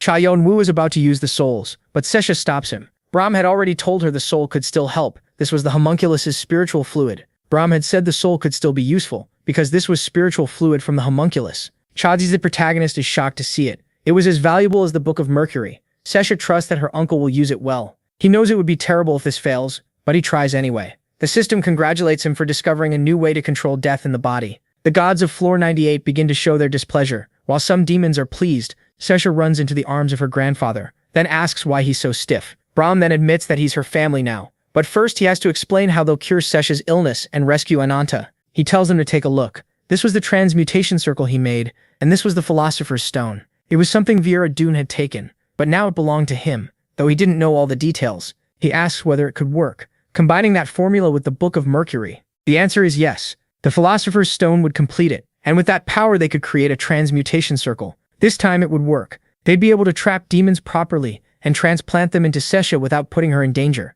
That solves one part, but how would they save Ananta? She was likely fighting somewhere in Walpurgis Night. Cha Yeon-woo says they'll use an auction. He'll put the Philosopher's Stone up for bidding, along with a few other artifacts. Bram realizes that if they do that, the tower will go wild, especially the Red Dragon. Summer Queen's dragon heart had dried up, so they desperately chase the Philosopher's Stone. MC says that's when he'll lure them to Walpurgis Night and begin the witch hunt. And the way to get their attention was, the goblin asks if he's finished, because they need to go there. When they arrive, he tells him to sit down so they can begin. There were messages from some gods. Yeon-woo wonders what this is about. Were these all the ones interested in him? There were 41 on the god's side and 55 on the demon's side. They all wanted to make him an apostle. Since becoming a ranker usually needs a blessing, they thought waiting until the 50th floor was too long, so they offered him a contract instead. It was only temporary, but Yeon-woo refused. He didn't want to belong to anyone, though something the goblin said came back to him. The goblin was about to turn them all down. He stopped him. If they wanted him that badly, they should hand over some authority first. The goblin said this was only the second time someone had played with the 98th floor like this. When Yeon-woo checked the offers, he was stunned. They were all giving him gifts, even without a formal temporary contract. It was obvious they all wanted him. So the protagonist looked through them and decided to take only one for now, the Faceless Law. That skill gave Boo huge wings to fly. He didn't reject the others though. He would save them to review later. Then he had something else to bring up. Hermes and Agaras had fought so fiercely that the stage was heavily damaged, forcing it to shut down for a while. Most of the players who stayed behind were killed, and now complaints from clans and players were pouring in. So he needed to be careful. They could end up blaming him. After that, they parted ways. Yeon-woo knew the clans would come after him, Brahm and Sesha, once the chaos settled. So they left the 24th floor and headed for the One-Horn tribe. But when they arrived, the village was on edge. Adora rushed to her father and asked what happened. He told her that Yeon-woo was dead. The Blue Sword clan's bow-god had killed him. A team was sent after the killer, but they were killed too. Yeon-woo couldn't understand why the bow-god was targeting the tribe now. The Martial King made it clear he would catch him. No one was allowed to touch his people. He planned to snap the man's neck, so he told everyone to get ready. Yeon-woo figured the tower would stay in chaos for a while, so he decided to find Hanova. When he met him, he asked if Hanova knew about the Philosopher's Stone. Then he explained everything that had happened and asked for help. Hanova agreed, not for Chatham Sea, but because the stone sounded fascinating. After that, the five of them gathered at a table to discuss one thing: how to complete the Philosopher's Stone themselves. They put their heads together and rewrote the formula again and again until Hanova could apply it. The research moved fast and it looked like the stone would be finished soon. But then a month later, they still hadn't done it. They were close, but completely worn out. They had solved everything except how to pour the contents into a vessel, so Rebecca gave them an idea, call Victoria, because she knew where to find one. Adora couldn't understand why a mage that strong would be in a place like that, but they explained she was there because her master came from that place. Then when they reached their destination, they found a room full of women. John stepped in and demanded to see Miss Anastasia. As soon as her name was spoken, the system warned him that someone was casting a seduction spell on him. When she heard he was looking for Victoria, she got angry, but then someone shouted for them to stop. The moment she saw Rebecca's spirit, she couldn't understand it. Rebecca was supposed to be dead. After escaping the palace with the protagonist's help, they ended up being chased by mysterious people. The only thing she knew was that they weren't from some small clan. After days of pursuit, Khan stepped forward to fight them, and after that, he vanished. She never found him, and remembering it all made her collapse. She didn't know why they had come, but Victoria was in no state to handle anything, so they needed to leave. Rebecca thought she had never really looked at Victoria, even after spending 5 years with her in the mountains. Back then, Victoria was shameless and selfish, but also warm-hearted, stronger than everyone else, and she had become that way because of Rebecca. When they saw the book, they couldn't believe it. It was the research Victoria had wanted to present at the Magic Tower. John couldn't understand why she gave it to them, but she must have felt so guilty that she handed over years of work. Still, that book meant they could move forward with the Philosopher's Stone research. It was so useful that everyone at the table burst with joy, and with the new steps, they restarted the research from scratch. The result was the scroll now lying on the table, but it was extremely risky. They could only try once, unless they gathered 10,000 souls all over again. John was about to begin the ritual. He had only one shot. If he failed, he would die right away. Now that the vessel was complete, he had to fuse the Philosopher's Stone with the magic source, and for the final step, connect the stone to his magic circuit. A mana storm suddenly broke out, and they told him to raise a barrier, or else Cain's energy could vanish. His captains felt the overwhelming power of the stone. Rebecca thought that kind of power could turn her into a divine being instead of a spirit. Yeon-woo sensed something deeply evil. He thought it had to be the grudges inside the Philosopher's Stone. It was too dangerous. If he let his guard down, it would devour him. Then a voice from the deepest darkness told him it still wasn't time. Once he matured more, it would come for him. Yeon-woo only heard his name over and over. When he woke up, they asked what had happened. He had caused a huge mess. But before they explained everything, they asked how the Philosopher's Stone had turned out. With a smile, he said he still didn't know. They needed to test it first. Meanwhile, Sesha demanded to see her uncle, because it had been days since he played with her. When they treated her like a little kid, she asked what he was doing, and Chirpy told her uncle was off playing fighting games with his friends. The captain thought that power was far too terrifying. When he first met him, he was just a small child. Now he had become unbelievably strong. But the captain had fought beside him too, so he couldn't allow himself to give up there. The system warned his subordinate about the devil's blessing. At the same time, he was borrowing the Philosopher's Stone's power and even casting a spirit summoning spell. Even his allies were shocked. Both of them were terrifying. For Ham, it was impossible to understand how much power he held. And that wasn't all. His servants were incredibly strong and moved as one with him. After hearing the encouragement, Yeon-woo said they had to find his divinity again. But he knew that wouldn't be easy. No one in the tower had ever regained divinity as a player. There were only rumors that All for One might have a way to do it. Even so, the protagonist told him that if he got his divinity back, he would do the same. He was shocked. Could Yeon-woo really? He nodded. He had already tested the stone's function. Now they had to move to the next stage. He was going to destroy the witches and save his daughter. Later at Khalid's auction house, Yeon-woo laid out the plan for the auction, changing his face with a tribal skill Fante had used before. And the merchant he picked was the same one who had always sold them things, though the man never realized it. Once the plan was set, he wrote down the Philosopher's Stone formula, but the key part had been destroyed on the emerald tablet. He had already planted the seeds, so now he only had to wait for them to grow. Then the merchant carefully split the inscription into 3 parts, and they were auctioned off as part of the legacy of the great alchemist Trismegistus. The people who recognized their true value swarmed Khalid's auction house. The 8 great clans heard the rumors and started digging into the auction. By the day of the sale, crowds of players had gathered, including all the bidders. On the first day, the tycoon Croy, said to have the most connections, confirmed the inscription was real, and its value turned out to be even greater than expected. That proof made everyone realize the inscription was worth far more than they had imagined. Soon the story spread past a single floor and across the whole tower. In the middle of that uproar, the second auction began. The winning bid came from the Magic Tower, which was ready to seize every valuable piece. At the Summer Queen's castle, she was trapped in the same nightmare as always. When she woke, she cursed him. Ever since that bastard died, the dream kept coming back. Her heart was so damaged, it had even changed her hair. She was at her limit and didn't have much time left. It was all because of that winged bastard. Then a message reached her. She was told to look at it right away. The Philosopher's Stone had been found. It wasn't complete, but its operating system and composition principles matched what they had been tracking. The Magic Tower had revealed this after buying the inscription at the auction. The night before, they announced it, and the Queen's aides said they had to get that final piece no matter what. Any method was allowed. When the last auction day arrived, all the tower's big players were there. Everyone came, even the Summer Queen's son. He was adopted, but the Queen had given him her blood to make him stronger. Then the auction began, and the first bid was called. Prince Express offered the elixir. People challenged him. What the hell was he doing? That artifact was divine medicine. Even the heavenly wing of art wanted it in their hands. It was something money alone could never buy, which showed just how valuable the Philosopher's Stone was. Its worth had reached that level. Shaking, the merchant started reading the offers one by one, but the others refused to back down. Did he really think he could get that inscription so easily? He stood up and denied it. They didn't want just one inscription. They wanted all of them. Then the earlier buyers were told at once that the inscriptions had been stolen. Everyone shouted, asking what he had just done. Was he trying to declare war on the entire Magic Tower? He laughed. At last, he had it. The secret that could heal his mother and let the Red Dragon rule the tower. Meanwhile, they laughed too, because they had expected this. In the new settings, they had planted the wrong formula on purpose. Demons and dragons are natural enemies of poison, so this would be deadly to their bodies. And since her body was already ruined by her heart, it would only get worse. By the time the Summer Queen noticed something was wrong, she would already be poisoned. Fueled by hatred, she would fly into a rage and head straight for the place where the inscription had been accepted. This was the witch's home on Walpurgis Night, and Brahm was honestly impressed. He never expected a plan this precise. He still believed it could work out, so he had to move fast. As for the Summer Queen, she was thrilled. She had finally gotten the Philosopher's Stone. People said the Summer Queen wasn't just the clan's leader. The real reason the tower feared the Red Dragon was because she was the source of its strength, sharing her power with its players. She was the core of the Red Dragon, almost the Red Dragon itself. But what if something went wrong with her? Right then, the Queen was hit by terrible pain. The others asked what was happening to her. Meanwhile, he returned to the floor of disaster and found parts of the exploration journal. That told him the auction house was the real thing. At that moment, he was ready. Using the stone, he activated new abilities and gained the third celestial spirit, which held evil spirits and a swarm of monsters that he ordered to spread out.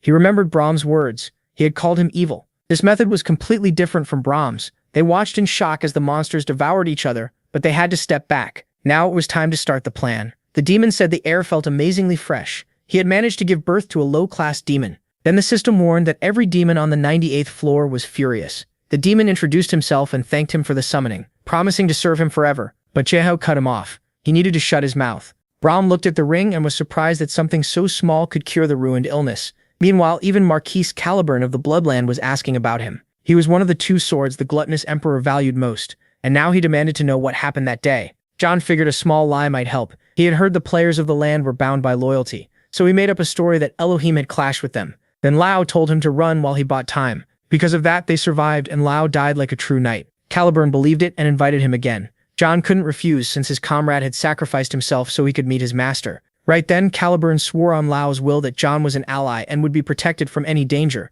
Elohim would pay for all of it. John thought that was good enough for now, but when they reached their land, everyone had been slaughtered. They asked what had happened there. The Duke told him not to worry about his condition and explained that the Red Dragon had gone mad. The magic tower, the magnate's people, and the bureaucrat had turned not just them, but the whole tower into enemies. He had also heard what happened to Elohim. Saying his name, he swore to raise his army again. Outside, those Red Dragon or Elohim bastards would kill the pests in the name of their emperor. That was how Bloodland declared war. The peace they had kept because of their common enemy, Archia, finally began to break. When they got there, everyone saw the place was a wreck. John summoned Boo and told him to find out what happened there. Thinking about it, Brahm asked where he had found that spirit. Even for a lich, that kind of growth made no sense. He must have been famous when he was alive. Brahm guessed he was probably one of the 9 kings. John didn't buy it. Was Boo really on the Summer Queen's level in his past? And why would a king fall into a mere soul? Then Boo showed them what had happened. The women cursed and said they had to escape that prince. Those two also appeared in Jeong-woo's memories. Ark and Margaret, members of Viera Dune and the first witches born from the mother of witches.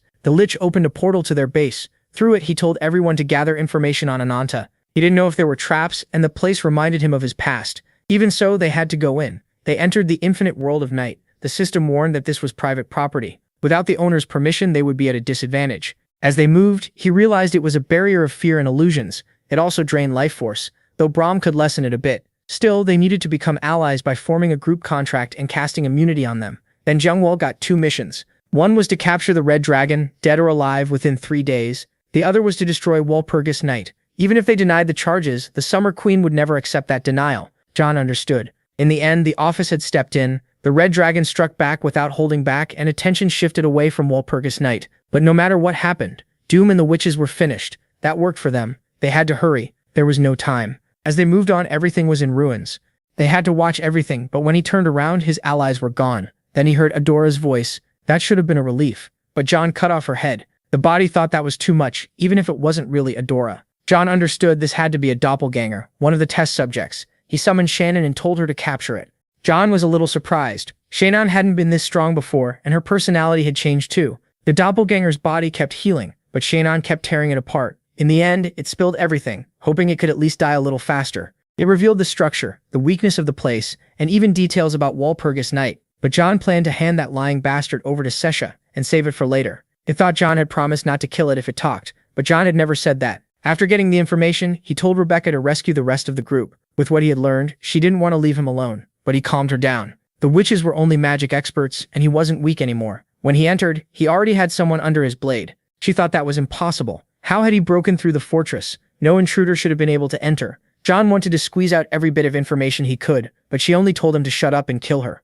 Still, John already had the power to see the memories inside souls. After killing her, he learned that Ananta was locked underground beneath the castle. That was why she had lost contact with her father, and Sesha had been captured by Viera Dune. He had to save her. As for the god of the bow, he was covered in blood. He had escaped the Horn tribe, a tribe feared especially because of the martial king. He had heard that man was one of the most monstrous players, even among the 9 kings. Being chased by someone like that felt exciting. He rarely felt threatened, but now he felt like he was back on Earth, where danger was always close. He said he still had a long way to go before seeing his sister. Then he noticed flyers in the air and grabbed one. It was the mission about Walpurgis Night they had seen before. He thought crushing Walpurgis Night sounded interesting, and if it went well, he could take control of it. As he accepted the mission, he prayed the masked man would be there. Soon, hundreds of witches cast their magic, and the Red Dragon forces were hit hard. The prince couldn't understand it. Even if they were the first witches, they shouldn't be able to keep pulling off miracles like this. He was sure they were using some artifact. Seeing the battle, a commander said they had already lost a third of their troops and needed to retreat now.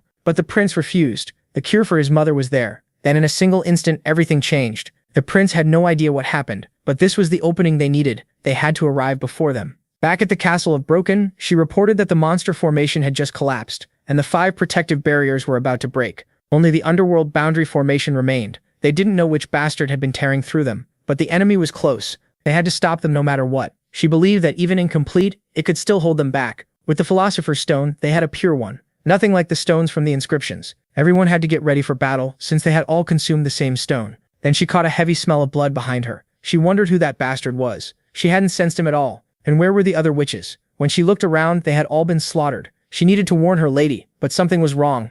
The stone was reacting. Yeon-woo figured this had happened to all the witches. That made 42. It all came down to his solid work. There had been no flaw in Walpurgis Night's stone, because the Philosopher's Stone was perfect. It didn't need help from other magic powers, and Boo used that point to block the flow of magic. Because of that, the witch's stones turned into ordinary rocks, and they pushed forward into the castle. Yeon-woo kept receiving reports about what was happening in the castle. The mercenaries were closing in fast. The Trafalgar clan was at the south gate, and even Chow the Ranker had appeared. Elohim was just outside the north gate, and they reported that the barriers had been destroyed by the Martial King. Everyone panicked. The Martial King himself had shown up with his tribe. At this rate, their clan was clearly doomed. There was no hope. They all stared as their mother prepared to speak and calm them. In the laboratory was the answer. Soon a being would appear to protect her helpless daughters. Yeon-woo thought Elohim had been a big help, but he couldn't let him take Viera-dun's head. He told Boo to handle the basement while he went after Ananta. When he reached the lab, he found her. It was Ananta, and they tell the story of how they first met. His brother had noticed her strong spirit, and that led to a close friendship despite their very different personalities. Years later, she was captured and tortured for the location of test subject BX-71, the human dragon she had stolen. But she refused to talk. They were insane. She said they should tell that bitch Viera-dun that she would tear her apart someday. After saving her, Yeon-woo wondered what they had tried to do. Her mind was almost gone from her body. If this was Ananta's condition, then the other test subjects should already be dead. He teleported Ananta away, and decided the best thing he could do for them was destroy them and set them free. After getting out of the room, Woo says he managed to bring the entire library, the other Philosopher's Stone, and hundreds of witches. They were running because everything had been stolen. They asked their leader if she is okay, but after seeing the damage, she can't believe it. The materials for making a vessel were gone, so they could no longer summon their mother. Still, she orders them to prepare another vessel, even a temporary one. She says she'll go down herself and punish anyone daring to interfere with her plans. Then she lashes out, calling them useless, and ordering them to find, no matter what, Ananta and the intruder. When she sees the traces, she thinks that magic looks very similar to dragon magic. It also reminds her of him, and then a huge explosion suddenly erupts there. When she sees Jeong-woo, even through the mask, she remembers Jeong-woo. She says she wanted to become the leader of Walpurgis Night, so she would leave Artia behind. She believed better than anyone that her brother would understand, but she still poisoned Jeong-woo, and even used his daughter as a test subject. She made the worst choices. He wonders what happened in her past to make her think like that, or if she had always been faking everything. Then he slices her throat. Doom wakes up, and they ask why she had suddenly been moved into this body. This was her special ability, inherited from the Great Mother, letting her move the data of her ego into another body. In other words, she could switch bodies. She curses, saying there's no way that bastard should be alive. She killed him, but those eyes were definitely his. She threatens her servants, demanding they confirm that she really killed that bastard. They swear they are sure she did. She apologizes and says she lost control. The moment her head was cut off, the Philosopher's Stone activated. It had been set to save her in case of danger. She tells everyone to take a defensive position, but then someone asks where the hell she thinks she's going. She wonders where she is now, and then it keeps going, more deaths and more deaths for the same reason. She begs desperately for him to stop, but Yeon-woo refuses. Ananta, Seisha, and he had suffered far more than she ever did. She had no right to ask for mercy. Terrified, she screams, asking who he really is. Yeon-woo laughs. He never took off the mask, so this wasn't fun enough. Then he says he hoped she would keep coming back to life so he could kill her again and again until her spirit could no longer survive. Then he feels a killing aura. He praises it. That speed was beyond most rankers. His senses had sharpened even more. Kindred asks where the dead Brahm was, because he knew Brahm had died, yet he was walking right nearby. Yeon-woo wonders how the Devil Army knew that. Did they get someone to track him? He needed to be careful with them. Then he's told they had been waiting for him this whole time. The heavenly demon had declared that Seisha must be with them. He doesn't know why they needed her. He was only following the heavenly demon's will. But inside he laughs. That was nonsense. He had stopped following those orders a long time ago. Now he tells him to come along. But the protagonist asks what would happen if he refused. That angers Kindred. How dare he resist a heavenly demon's orders? Did he really think he had any other choice? Yeon-woo says yes, he did have one. Dune is shaking with fear as her castle starts collapsing. What had MC done? He smiles. This was just the beginning. Galliard says everything is ready. But what were they about to do? Wasn't that magic supposed to require an insane price? Brahm calms him down. All of this would be enough. The witches could never have imagined getting this. The Philosopher's Stones made to protect them would now become projectiles. Meteor Strike, this spell normally needed at least half the mana from a dragon's heart. Rankers, mercenaries, S-class fighters, none of it mattered before this disaster. Yeon-woo thinks that after an attack this big, there shouldn't be any body left for her to transfer into, so he decides to look for the corpse, but someone behind him shouts his name. How dare someone like him hurt him? Yeon-woo praises him. It was amazing. He never thought he would survive that, and now he really wanted to see him do it again. He asks if he really thought he had planned only one attack. Another meteor strike follows. He confirms that one was also a shadow. The guy was incredibly stubborn, but there still should have been mental damage to the original body, and when he looks to the side, there it is. He thinks she died too easily, and should have been killed in a more painful way. He uses the Devour skill and gives it to Boo to consume. Thanks to the dagger, he managed to move some skills into his body, but his dragon body rejected them, so the system gave him regeneration instead. Yeon-woo thinks it worked. That skill let him get closer to the being they called All for One. Players had discovered this was one of All for One's abilities, which they called immortality. It didn't mean he couldn't die, but that he could come back even if his head and soul were crushed. The power to return again and again. Because of that, no player could climb the wall. If someone mastered that skill and met the conditions, they might surpass everyone, even the Summer Queen or the Martial King. He had gotten everything he needed, so it was time to leave. Then an unknown mission is completed, and he receives as a reward dragon blood. It was a unique item. Since dragons no longer existed, it could no longer be obtained. It was valuable, but he didn't know how to use it right then. Suddenly he feels a powerful energy. It was clearly the Summer Queen, who shouts about the Philosopher's Stone and demands he hand it over. Yeon-woo thinks finishing that mission was a mistake, since it alerted her that he was there. She points at him, so it was him. He was the one who killed Dune and took the stone, and now he had to give it back. He thinks one small mistake could kill him. His chance of dying was 90%. Even so, he was ready to bet everything on the other 10. But then someone grabs his shoulder. He lets out a relieved breath. It was his master. The dragon woman tells him to hand over the stone. Very politely, he says he has no idea what she means, but then remembers that was what she wanted, wasn't it? The protagonist knew he would pull something like that. He was calmly standing against a dragon right in front of him. Seeing her rage, he tells his disciple that even though he wanted him to watch his master's greatness, he needed to leave. Yeon-woo asks him not to hit her too hard and thanks him. No matter what, he had to win. After blocking the attack, he laughs. He had rushed into that kind of battle just for one disciple. He had become much softer. After being disappointed by 2 disciples, he had promised himself never to give his heart to another student, but he couldn't say no to those bright eyes. Besides, a master couldn't allow himself to be ashamed. As he activates his power, the Red Dragon's followers can't believe what they're seeing.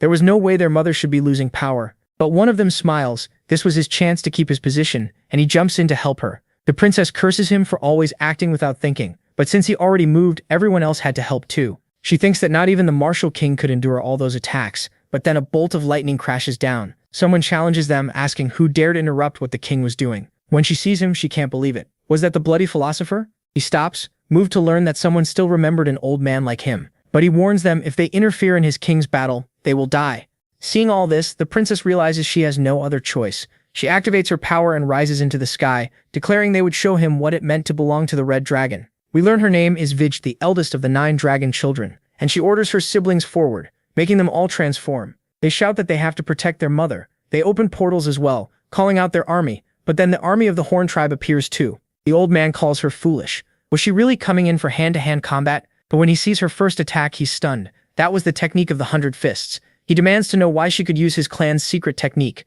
He couldn't understand it. The Martial King stood at the peak of martial arts, and the Summer Queen stood at the top of magic. Had she created someone like this just to hold back the Martial King? He laughs, then says she must be from the Horn tribe, and asks whose daughter she is. If she doesn't want to answer, he says he'll beat it out of her. He admits the Summer Queen tried hard, but everything she made was flawed. If she kept trying to connect poppied pieces, there would always be a limit. It was only a fake path she was walking. She tries to defend herself, but then at her side, her great mother is sent flying through the air. The Martial King laughs and says she should go on a diet. Everyone praises their king, but then an unnatural bloodlust erupts. She screams that she will kill him, kill all of them. The Martial King says this fight will decide who gets the right to smash the annoying face of All for One. That was when someone watching from afar thought it was incredible. He knew they were strong, but not this strong. Still, power made people self-centered and careless about their backs. He felt like it had been a long time since he sensed something like this, something similar to what he felt with his boss. He says goodbye to the Martial King, but as he aims, his whole world turns red. He wonders what this is and where he is. After checking every spot, he finally finds him. But who is Yeon-woo? Clenching his fist, he thinks this fight is his. That woman had hurt his brother badly, and she had to pay the same way. Then someone whispers in his ear that if that's what he wants, he should go fight. But Yeon-woo ignores it. He knew that soul might come out someday. Thinking about what to do, he checks his inventory and sees King's Festival. He had chosen a Jewel ingot as the reward. As he gets closer, someone stops him and asks who he is. When he answers with a fake voice, the man curses. So it was the scammer who sold him fake inscriptions. He insults him and asks if he came to laugh at his bankruptcy, since he had hired mercenaries for that mission and it all turned out useless. After recognizing him, Yeon-woo says they should talk later to Nocturne, and also tells him about the mission. He can't believe the reward and begs him to please say what he wants. He'll do any mission. Yeon-woo says he wants to buy his entire stock, including the dragon-slaying spears. He also buys the assassins and the rest of the items. Later, Yeon-woo is with his captains, and as he looks at them, Shannon reminds him that from now on he is the master, and he must never forget it. He apologizes and says no, he will not think like that again. Jeong-woo understands, so they make their declaration. With the domain spirit arts, reinforcement demon arts and monster power all prepared, It was time to melt the souls into his own magic. The mages also realized the time to begin had come. He starts strengthening his muscles with magic, aura, and his skills. The pain tears through his body, and it seems unlikely he can endure all of it. The system warns that his whole body is starting to collapse, suffering irreversible damage, but his regeneration skill is now complete. Jeong-woo decides he is ready. He coats his spear with the Demon King's venomous demonic magic, thinking he should clear out the pests first. The Horn tribe calls for a retreat. That creature is about to launch a killing blow. Then a light begins to shine in the sky. The dragon shouts for his brother, calling him a damned bastard. He swears to kill him, but his spirits and Jeong-woo strike him at the same time. Then something bites him and drags him away. Still, Jeong-woo tells them not to chase him. They need to get to the Summer Queen. He thanks him, knowing there was still some affection left in that family. But he denies it. His mother is going to die tonight, so he needs a lot more blood. Another chain from the Queen's heart has been cut. The Martial King uses that opening to attack. Still, he is annoyed. He expected more, but the only one worthy of him should be All for One. He is truly ashamed of his disciples and tells her to dodge the attack no matter what. She has to run. Then she remembers Jeong-woo's words, telling her she would fight alone for the rest of her life and in the end would only close her eyes. But she snaps back, screaming at the top of her lungs to bring it on. Damn it, Wings of Heaven. The Martial King is ready to kill her, but Jeong-woo apologizes and says he will stand in his way. With her last breath, the Queen thinks it is Wings of Heaven, and so the last dragon of the tower falls. No one can believe that someone so strong and powerful has died. Not even the Horn tribe can believe it. The princess also cannot accept that her beloved mother has died. Cursing the Martial King and showing her horn, she vows to kill him. He does not understand why that girl has a horn. Then up in the sky, hundreds of portals appear. He gets angry. What were those damn things doing here? It was the Bloodland clan. He asks why they are here, while they call him a pig. Then he is greeted. Wasn't this his dear friend, the Martial King? It was the commander of Bloodland, the gluttonous emperor. In the past, when the gluttonous emperor tried to eat the flesh of the Horn tribe, the Martial King stormed his castle alone and nearly destroyed it. Now he has come to propose an alliance. On top of that, his disciple is a friend of his, and he points at Jeong-woo. Without caring about the mood, he starts the music and changes his appearance. They should drink and enjoy themselves. He wonders if he can finally get a taste of dragonkind meat. Her allies tell Digi she needs to run, but she only wants revenge. The army moves in to devour her. Jeong-woo activates his dagger and takes in the soul of the Summer Queen. Even though from the start she resists, Jeong-woo does not know what to do, and the assassins warn him to be careful. The Martial King is completely furious. How dare he? How dare he steal his victory? Still, after saving him, he knows this is part of his revenge, so he does not say much more. Then they leave, and what lies ahead is a complete mess. Adora is very worried about the huge bump on his backside. And that was the fall of Walpurgis and the Summer Queen. With the reward finally claimed, the office grants him a treasure vault from the castle, an armory full of precious artifacts, a packed library, and finally the outer space of the endless world of night, though that one had to be rebuilt from scratch. After that, he creates his clan house there. Around that time, he also visits the Horn tribe, where Sumogopu tells him all the preparations are done. After absorbing many witch souls, this being has grown fast, and even its thinking has improved. It even asks for a laboratory, and when he steps into the one he was given, it is astonishing. This creature is clearly very valuable to him. As he walks, he reaches the place where they prepared what Jeong-woo asked for. He thanks them. It was time to begin. The moment she sees him, for a second, she attacks right away. But Boo locks her up at once. She demands to be let go. How dare Wings of Heaven? Then Cha Yeon-woo removes his mask. This was not the Wings of Heaven she knew. His name is Cha, the protagonist. Even while she hurls insults, he still apologizes, but says he will tear her apart for what she did to his brother. She just laughs, sure that nothing will happen to her, while her body is still there. He does not get it. So they explain that every part of her body is useful, and they will cut it apart piece by piece right in front of her, telling her exactly what each part will be used for. That breaks her. She begs them to stop and just kill her, or she will do anything they want. Yeon-woo wants to know why his brother died. The diary explained everything in detail, but he still could not understand why they betrayed him. Even if they feared him after he grew as strong as the Nine Kings, Archeo was not a place that would fall so easily. What he really could not understand was why the Nine Kings suddenly joined forces against his brother. There had to be something he did not know. After promising she will be killed, she explains it was because of the Soul Stone. He had Lucifer's Soul Stone. Lucifer, the being known as the one who brought light to that world. He belonged to neither demons nor gods. He only wandered. Then 1,000 years ago, gods and demons tore off his wings, and he fell. That made everyone greedy. With that stone, anyone could become incredibly strong with ease. When he asks where the stone is, she says she does not know. But Jeong-woo warns her to be a little smarter. If she knows nothing about the stone, their deal is off. He tells Boo to handle her. Then she tells the same story she once told Brahm, and he says that with this information they should bring out the main dish. Bieradun is summoned, and the second she sees him, she only wants to kill him. But Jeong-woo knows she will not listen, so he tells Brahm to go first. He too, after all, he suffered a lot because of that woman. In his hand was Jeong-woo's elixir, Sung made it because he was curious whether a ghoul-type monster could be hurt, and he was not sure it would work on her, but he wanted to try. After hours of torture, her spirit finally breaks. She begs for mercy and agrees to tell them everything. Jeong-woo brings up the idea of Mother. He knows they wanted to revive the so-called Mother Earth. She was one of the few great gods that existed at the beginning of the universe. Yeon-woo had a link to her, but those ties were suddenly severed, which is why they wanted to call her back. She screams that she already told them everything, so they should kill her. He tries to speak calmly, just like he did with his brother, while she keeps trying to excuse what she did. Jeong-woo tells her his brother longed for her until the final moment of his life. He never let her go, even after all of that, but now he knows for sure how foolish that kid was. She denies it. He was just as insane as the rest of them. He always wanted more and more. He always tried to take everything. He was always hungry for power, and everyone got sick of him. She laughs and says his brother was just as much of a bastard as they were. As she casts a spell that lets her be taken over, the darker her mind becomes. Jeong-woo asks if she is done. He calls her stupid for not even realizing what his skills can do. He stabs her again and again, staring into her eyes, and tells her to show him her real self. She curses him, and then it becomes clear they had been siblings. Jeong-woo is stunned. Was that Mother Earth? They explain that she finally achieved her dream. The moment Jeong-woo absorbed Viera, he realized he had only taken a tiny fragment of her soul. Viera Dune had already left the lower world and become Mother Earth herself.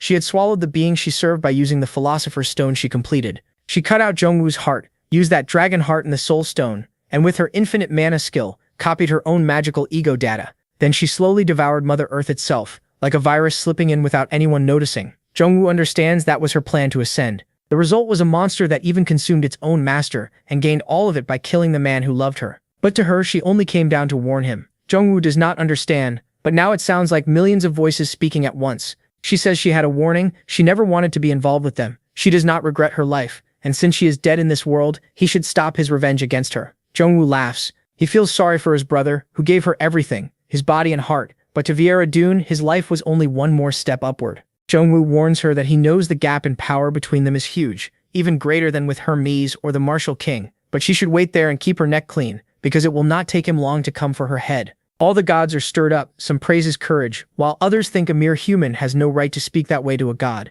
She accepts it and says she does not believe a mere mortal can ever reach her, but if he does, she will be waiting. Brahm cannot believe it. The being that took and stole his daughter is now a god. Looking at Jeong-woo, he asks him to keep his promise. He will help however he can. Jeong-woo accepts the burden. Brahm says that in that moment he believed in that simple human. Even with only a faint faith left, and though his holiness was gone completely, there might still be a small prophecy where everyone could smile. Second life rancor. End of season. And so after the Summer Queen's death, the Red Dragon grew weak, and its 9 children started a civil war for the throne. 3 factions rose in that war. The White Dragon, led by the Spring Queen, Waltz, the Black Dragon under the Autumn Lord Tom, and the Green Dragon, commanded by Hyol, Lisso, and Baharton. That is how Floor 72 was thrown into a fierce war, with each side trying to devour the others. And in the middle of that chaos, others jumped at the chance to grab that power, building new clans as fresh rankers arrived. That kicked off an age of chaos where strength was the only rule. But while the tower was burning in war, Yeon-woo and his group entered a very different phase.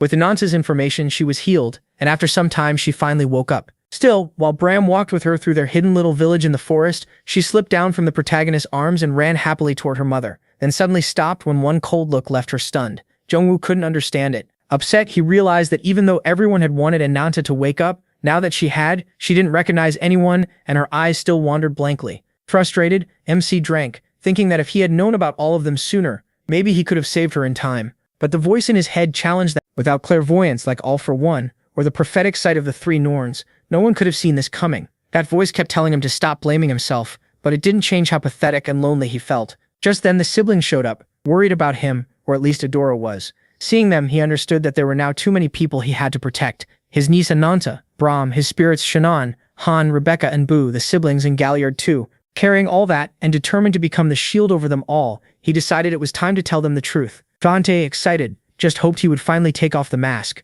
Then they froze when they recognized him as Heavenwing. Sometime later, Yeon-woo finished telling them his tragic story. He spoke with an eerie calm that clashed with Fante's reaction. Furious, and seeing him as a brother of the tribe, Fante believed they all had to help him. So right away, he decided to go talk to his father. But Adora stopped him with a sharp shout. She made it clear that if their father already knew Yeon-woo's secret and still did nothing, it was because he wanted him to spread his wings on his own. Even so, the protagonist wished that they could be his wings, because what he was about to do was reckless. It would likely put everyone around him in danger, including their tribe. Fante, still sure of himself, said they would be there for him. his absurdly strong sister, and himself too, since he knew the successor's seat would be his, or he'd beat whoever took it. Adora did not enjoy that jab, and the two started to fight while Yeon-woo smiled and thanked them both. Still, Adora had one question. What exactly was his next step? He said he wanted to build a clan, so trying to become like a sword, to the point that his body and the blade would become one. He opened his gap of sensing, his extrasensory perception, focusing on the overwhelming image of the martial king's power.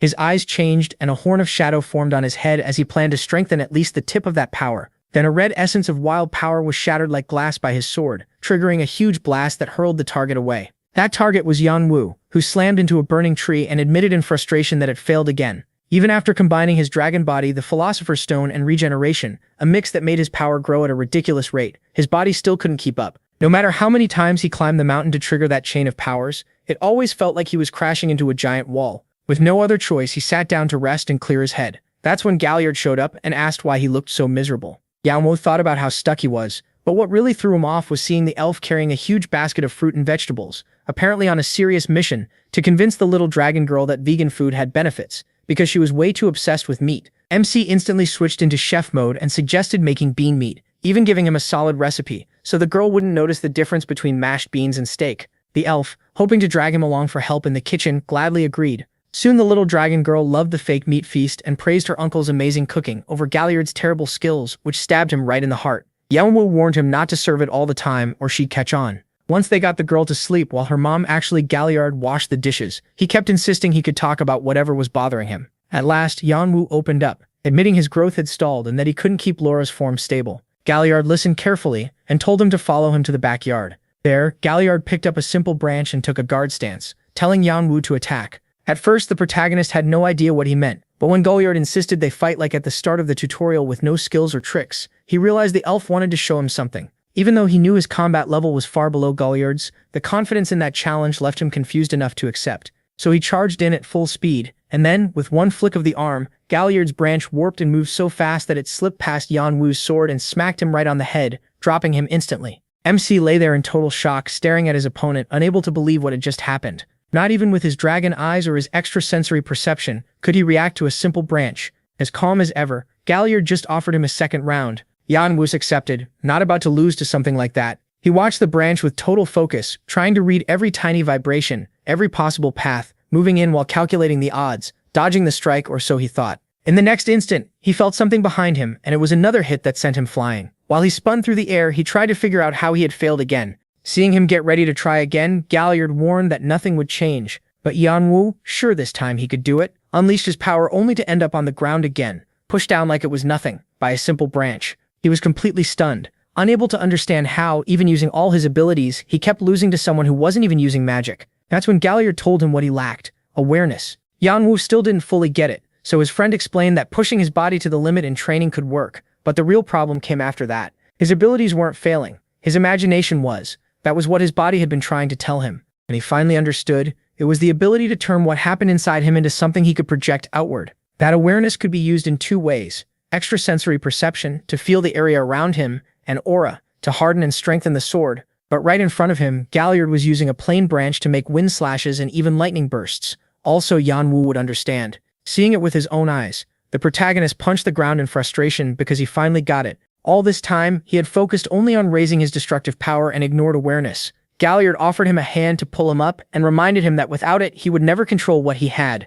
Yeon-woo then remembered how his brother always saw him as his first teacher, even if he never liked that title. A soft wave of nostalgia hit him as he thought of Jeong-woo, the one he had also trained, mostly by smacking him with branches. So since Yeon-woo had called him master, Galliard decided to give him a few lessons, just like he had done with his brother. Meanwhile, in a city, guards chased a figure hiding in the shadows, someone who seemed to remember Yeon-woo's eyes, calm but able to set everything ablaze. It was the look of their captain. They remembered those days of war, when their sister died in their arms. Now that the captain was in the tower, they planned to use the chance to finish what they had started back in the war. Meanwhile, Yeon-woo kept training, listening as Galliard explained how to control mind and body, starting with footwork, light steps, steady rhythm, and the ability to compress space to move faster, a signature technique of all for one, which he already partly understood. Then the elf showed him how to become lighter than air, or heavier than lead, or even fast enough to leave after images, while moving with absurd stealth. So stealthy that Yeon-woo didn't even notice when Galliard vanished and reappeared right beside him, giving him the chance to complain that this was all demonstration and no practice.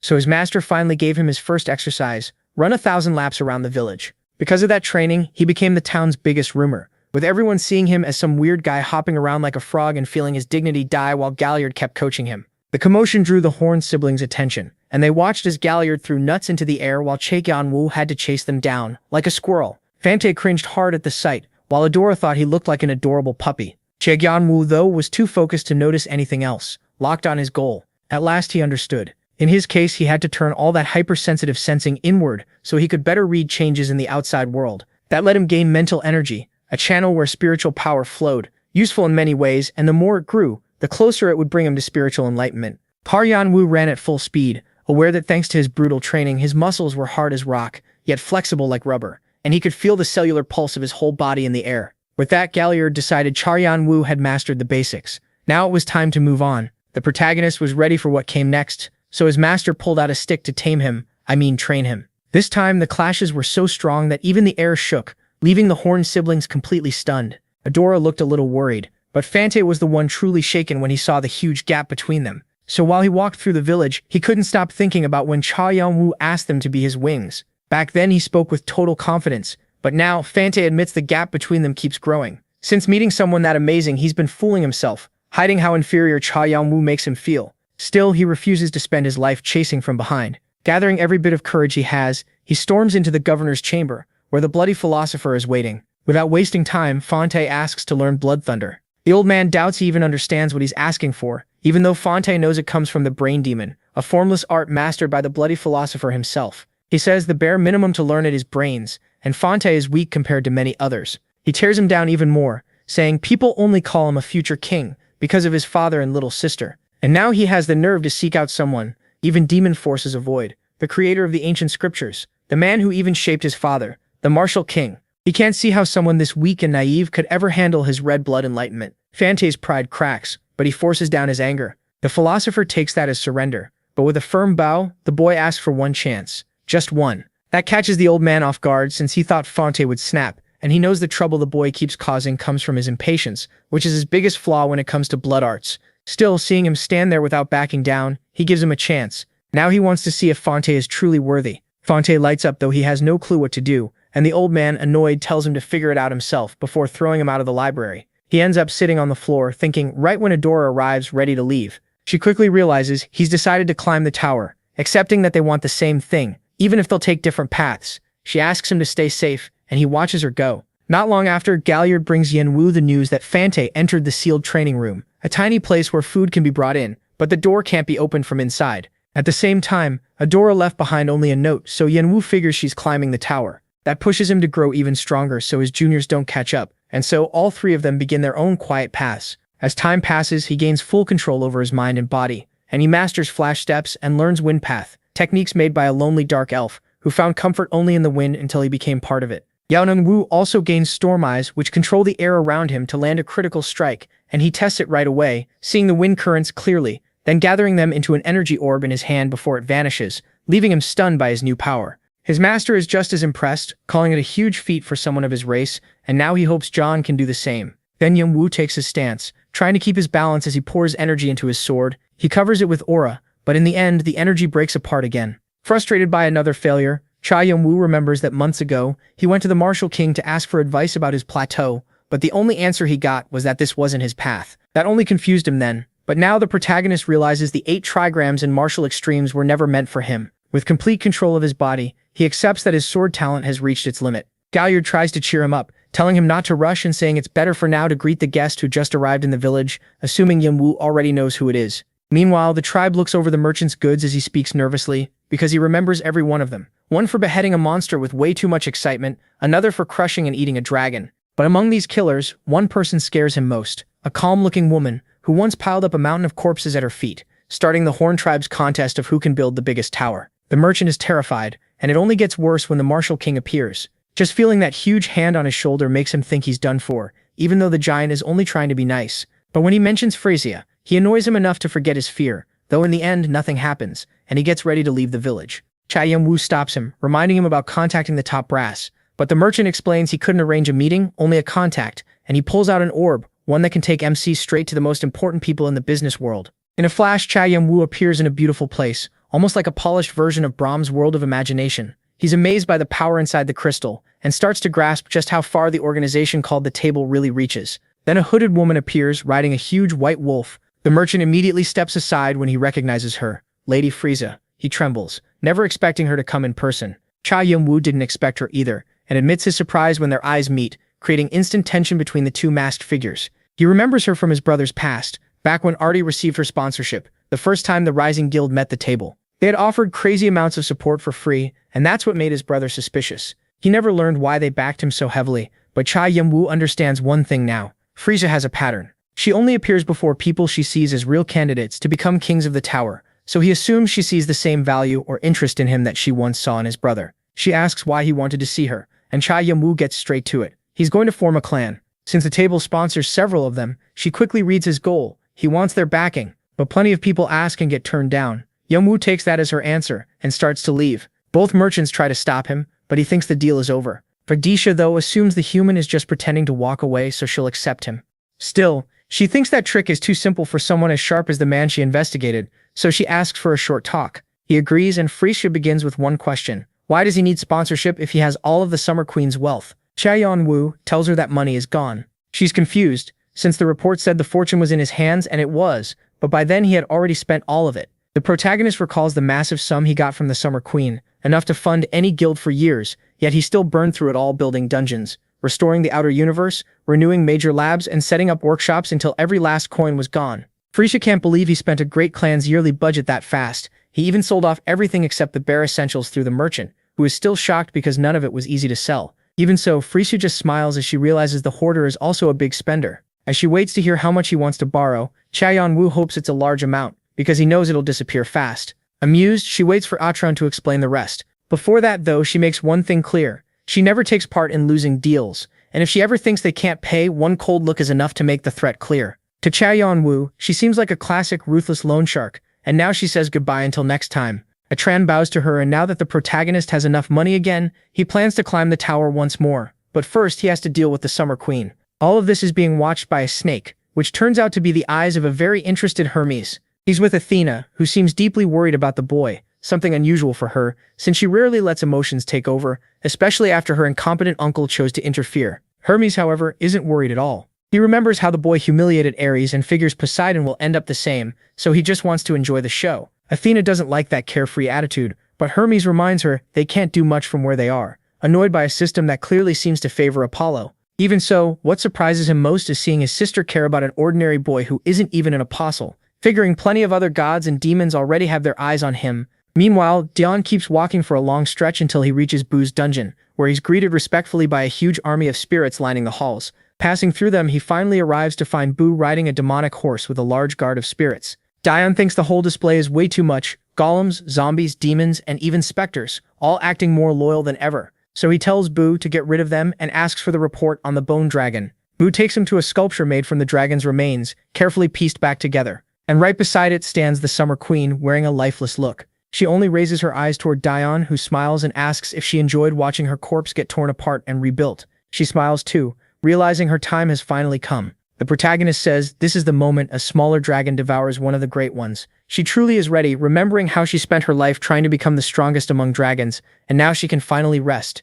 Now she understands what it means to stop being a shadow, what Yeon-woo always wanted for her. She regrets only understanding it on the day of her death, instead of when that boy first asked her, remembering that smile one last time. Now she sees the same face again, but with a cold expression saying goodbye, and she can only laugh at the irony. And so Yeon-woo, he takes in Summer's flame essence. A surge of power starts moving inside him, like it's searching for something. Then a huge light flares up in front of him. It starts going wild, and he thinks it might explode, but at the very last second, it stops, and Yeon-woo wakes up. Boo's voice greets him, congratulating him on taking in the Dragon Queen's soul. That earns him the title Master of Souls and boosts his spiritual power. Still, he doesn't feel much different, so he checks what changed. He heads into the realm of consciousness, that dreamlike space where the wall still stands before him, even after his body and soul have gone deeper than ever. Because of that, the eyes that used to watch him in secret no longer even try to hide. Some stare at him with warmth, while others burn with pure anger. Either way, he wants those gazes gone. Then it's time to leave. Brahm stays behind to manage the lab, wishing him a safe trip, and hoping Yeon-woo starts building his clan while climbing the tower.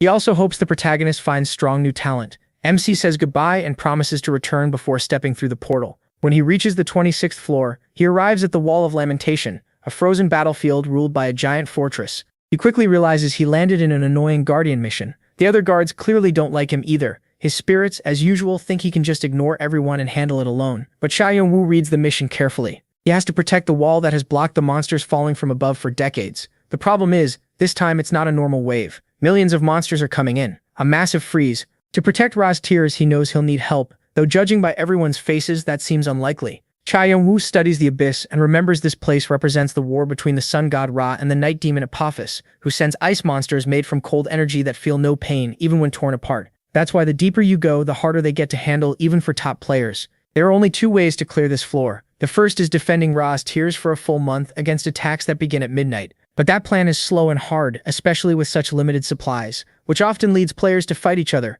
So he knows he needs allies, but his spirits make it clear no one here is willing. Once he accepts teamwork is hopeless, and since he doesn't want to deal with both monsters and players, he goes with Plan B. As the others move in to confront him over his reputation for taking everything, he only tells them to protect the fortress and the tears while he goes after supplies. Then with one of his stones in hand, he jumps from the top of the wall, dropping fast as he recalls the other way to clear the floor. Steal Apophis's fang from the heart of the monster swarm. He spreads his wings of fire and glides through the storm, fully aware this route is far harder than the first one. So he calls on Shannon and Hanova. Together, they're going to wake the monsters up early. At the same time, the wall starts shaking, and the guards have no idea why. In the distance, they spot an enormous army of monsters rising up, and Leonhardt has to carve a path through them. He shines like a ball of fire in the middle of that massive horde. He gets ready with the Queen Summer's power poured into the vampiric dagger. The blade spills out bloody streams, then returns to its original form through sacred and draconic power, restoring Leonhardt as a holy sword that boosts its user's vitality. The more enemies it faces and the stronger they are, the more its power grows. It also activates Blessing Diffusion, which spreads blessed energy to nearby targets whenever one enemy is struck. On top of that, the hero's indomitable spirit awakens sleeping heroic souls when there's enough resolve or hatred. It gives a huge boost and can even purify dark spirits, though the curse still needs 1 more day to fully fade. Even so, he uses it and unleashes Igneous Wave, creating deadly whirlwinds that melt through the creatures. The protagonist wants the battlefield to burn even hotter, and one of his spirits worries he'll get caught in the flames. But Leonhardt remembers Galliard's training and realizes he was never meant to resist the fire. He had to become part of it. He lands in the middle of the huge horde like a fireball and starts swinging his sword wildly. With every strike, the flames around it begin to fade. The glow dims, and by nearly 100 swings, his slashes barely stir the air. Even so, he keeps moving forward, held up only by his determination. As the brutal fight drags on, Vigor turns dark, darker than the abyss itself. Then a black flame appears, and with it, he kills the monster's commander. The protagonist earns a flood of achievements after learning to trust himself, creating a new skill built on understanding and release that evolves the core skill of Thunderfire into something far more destructive, powerful enough to blow through barriers with ease. Using that strength, he keeps tearing through monsters, turning the battlefield into a giant open-air crematorium. That hellish display catches Azrael's eye, earning him a blessing, which Agares does not enjoy at all. Meanwhile, many other gods and demons start paying attention, seeing him as a terrifying bringer of death. Even in the middle of all that chaos, his spirits complain that he's enjoying the slaughter too much. He denies it, though they may be right, and he keeps pushing through the ice fortress until he reaches Apophis's lair. There, a massive serpent is shocked that he made it this far and still dares to face it despite being clearly worn out. So it assumes he'll be easy prey for its other heads, which lunge to devour him. The protagonist admits everything here is powerful, and Apophis's aura is overwhelming. Even so, he's still disappointed. He vanishes in a blur and appears right in front of its face, then activates Territory Declaration, Dragon Form Awakening Stage 3, and the Goddess's Stigma. The combined force builds into a massive energy that turns the whole area into a blazing hell, and just like that, it's over. He could leave, but one of his spirits reminds him about Apophis's fangs, hidden high-grade items. He barely remembers but figures the explosion probably didn't destroy them. So he heads back with his spirits, who already know they serve a madman, but still didn't expect him to shove one of them straight into the burning hell. The spirit comes back out holding the damaged fangs. The real reward of this place, along with a divine liquid rock, gave them to protect the castle, though it's badly worn down. The spirit angrily complains about being thrown in there, but the protagonist basically asks, "Did you die?" Then ignores him and swaps Ra's liquid with Apophis's poison to create the Spring of Gods and Demons. Now he has to choose between divine power and demonic power. It's the same choice his brother faced. After thinking it over, Jeong-woo gave the divine power to Aether, who betrayed him after taking it. Tired of his brother's soft-hearted choices, Jeong-woo already knows what he'll do. Take the power of both gods and demons. That energy awakens the divine essence Brahm had gained, though it's still very weak. Then he's transported to the waiting room of the 27th floor. the Pavilion of the River of the Dead. This is one of the rare times the rest area comes at the start instead of the end of the test, because in this section, instead of one trial in one world, there are several connected trials across different floors. Basically, he has to complete a perfect route from floors 27 to 29 to reach the final test on floor 30. He thinks it feels a lot like the tutorial, where he only had to find the first place, so he decides to enter. Inside, he finds a group of people standing in front of several sunken barges. Then the protagonist checks the mission: become another soul. He must travel across the River of the Dead to the afterlife and cross it within 48 days. If he fails, he'll remain a ghost wandering forever. The first challenge is crossing the River of the Dead, which is so corrosive and toxic that normal wood can't survive in it. That's why everyone ends up turning to Charon, a trader known for building boats, bringing him materials and payment. The problem is his results are random, so many players have sunk to the riverbed for trusting him. Right on cue, Charon appears as soon as the protagonist enters the floor, offering him a way across for the right price. Yeon-woo chooses the other option instead, and warns Charon he'll report his shady deals to the higher-ups, using that as the right price to get information without paying anything. Once Charon leaves, he goes after the materials, starting with the tough trees at the center of the island. Before that, he runs into two guys who already know his reputation: a big man named Hector and a small one named Ibrahimovic. Yeon-woo doesn't really get why they introduce themselves like they're famous. They proudly claim they belong to the fantasy regiment, even though it's his first time hearing of them. He figures that after the fall of Blue Sword and the split of Red Dragon, the clans changed a lot. Now All for One leads the way, followed by White Dragon, Black Dragon, Oheim, Demonism, Bloodland, Sea of Eternity, and the Daigud Brotherhood, which also opened the door for new powers to rise. One of them is the Fantasy Regiment, a coalition made up of many clans that swept through the lower floors. Still, in the end, he sees them as one big group of weaklings. They suggest he join them because getting the materials takes too long alone. Yeon-woo quickly notices a bunch of players behind them doing all the hard work in that so-called partnership. He figures his own guild isn't all that different, but rejects them anyway without hesitation. That irritates the big guy who tries to stop him by force. Yeon-woo answers the same way, moving in a flash and stabbing his side as his partner watches in horror. The other guy goes speechless as the protagonist asks if he wants to try anything else. Fear locks him in place, and the scene shifts. In the forest, Yeon-woo checks the tree he came for. It is the only wood that can survive the River of the Dead. This ghost wood suddenly growls, trying to scare him, but MC just cuts it down in one strike. That finishes the job. Meanwhile, someone is watching from between the trees. That same man later runs to Ibra and reports that the hoarder is gathering rare materials. Certain that Yeon-woo is always hunting hidden items, Ibra says they need to hurry. They must finish the boat before they miss something important. The scout still does not get why Ibra plans to trap the protagonist out in the river, where he would struggle to protect himself and the ship without a crew. That is when they plan to place the Devil's Pact seal on him, their forced recruitment method for growing the clan. So Ibra sends the boy to bring Charon more materials and speed things up. Back in the forest, the spirits still do not understand why their master is collecting materials that clearly are not on Charon's list. But he never needed that scammer, only a skilled craftsman. It seems he arrived at the right time, because a tribe suddenly surrounds him. They are cannibal monsters, though their tribe is oddly organized. Even so, they live up to their name. They like eating players, and the spirits start questioning their master's judgment. But with the first attack, he proves those monsters never had a chance. He blocks, counters, and kills them with their own weapons, then demands to know where their village is. Even as they drop one after another, none of them wants to talk to a player. So the slaughter goes on while he waits for someone to break, but nobody does. His spirits remind him that he should have left at least one alive for questioning. The advice comes too late, because all of their souls rise into the sky and are sensed by the village's high priest, who prays for the dead as he begins his counterattack. Just like that, the whole floor becomes harder with the arrival of the cannibal mains. Soon a group enters the forest, armed but already scared of the monsters. That fear gets even worse when they find a huge massacre ahead of them, including the teams they sent earlier. Shaken, one of them asks the elf Heidi what she thinks. She studies the scene, trying to understand why the cannibals who usually hunt players like prey now act like crazed beasts. It is all because of the high priest, who, broken by grief, raises the floor's danger. As the cannibal abomination appears, monsters begin to surround them, and the group panics when they see them rushing through the trees, all strengthened by their bloodline skill, which lets the survivors inherit the power of the dead. So the fewer remain, the stronger they get. At that level, the group cannot fight them. They hide before they are noticed and barely avoid the horde, but trackers appear behind it, leading a massive creature. Heidi freezes, wondering if anyone alive could beat something like that. Luckily, the monster ignores them and keeps moving. Not everyone is so lucky. Nearby, another group is slaughtered without mercy. The giant creature devours the players with terrifying ease.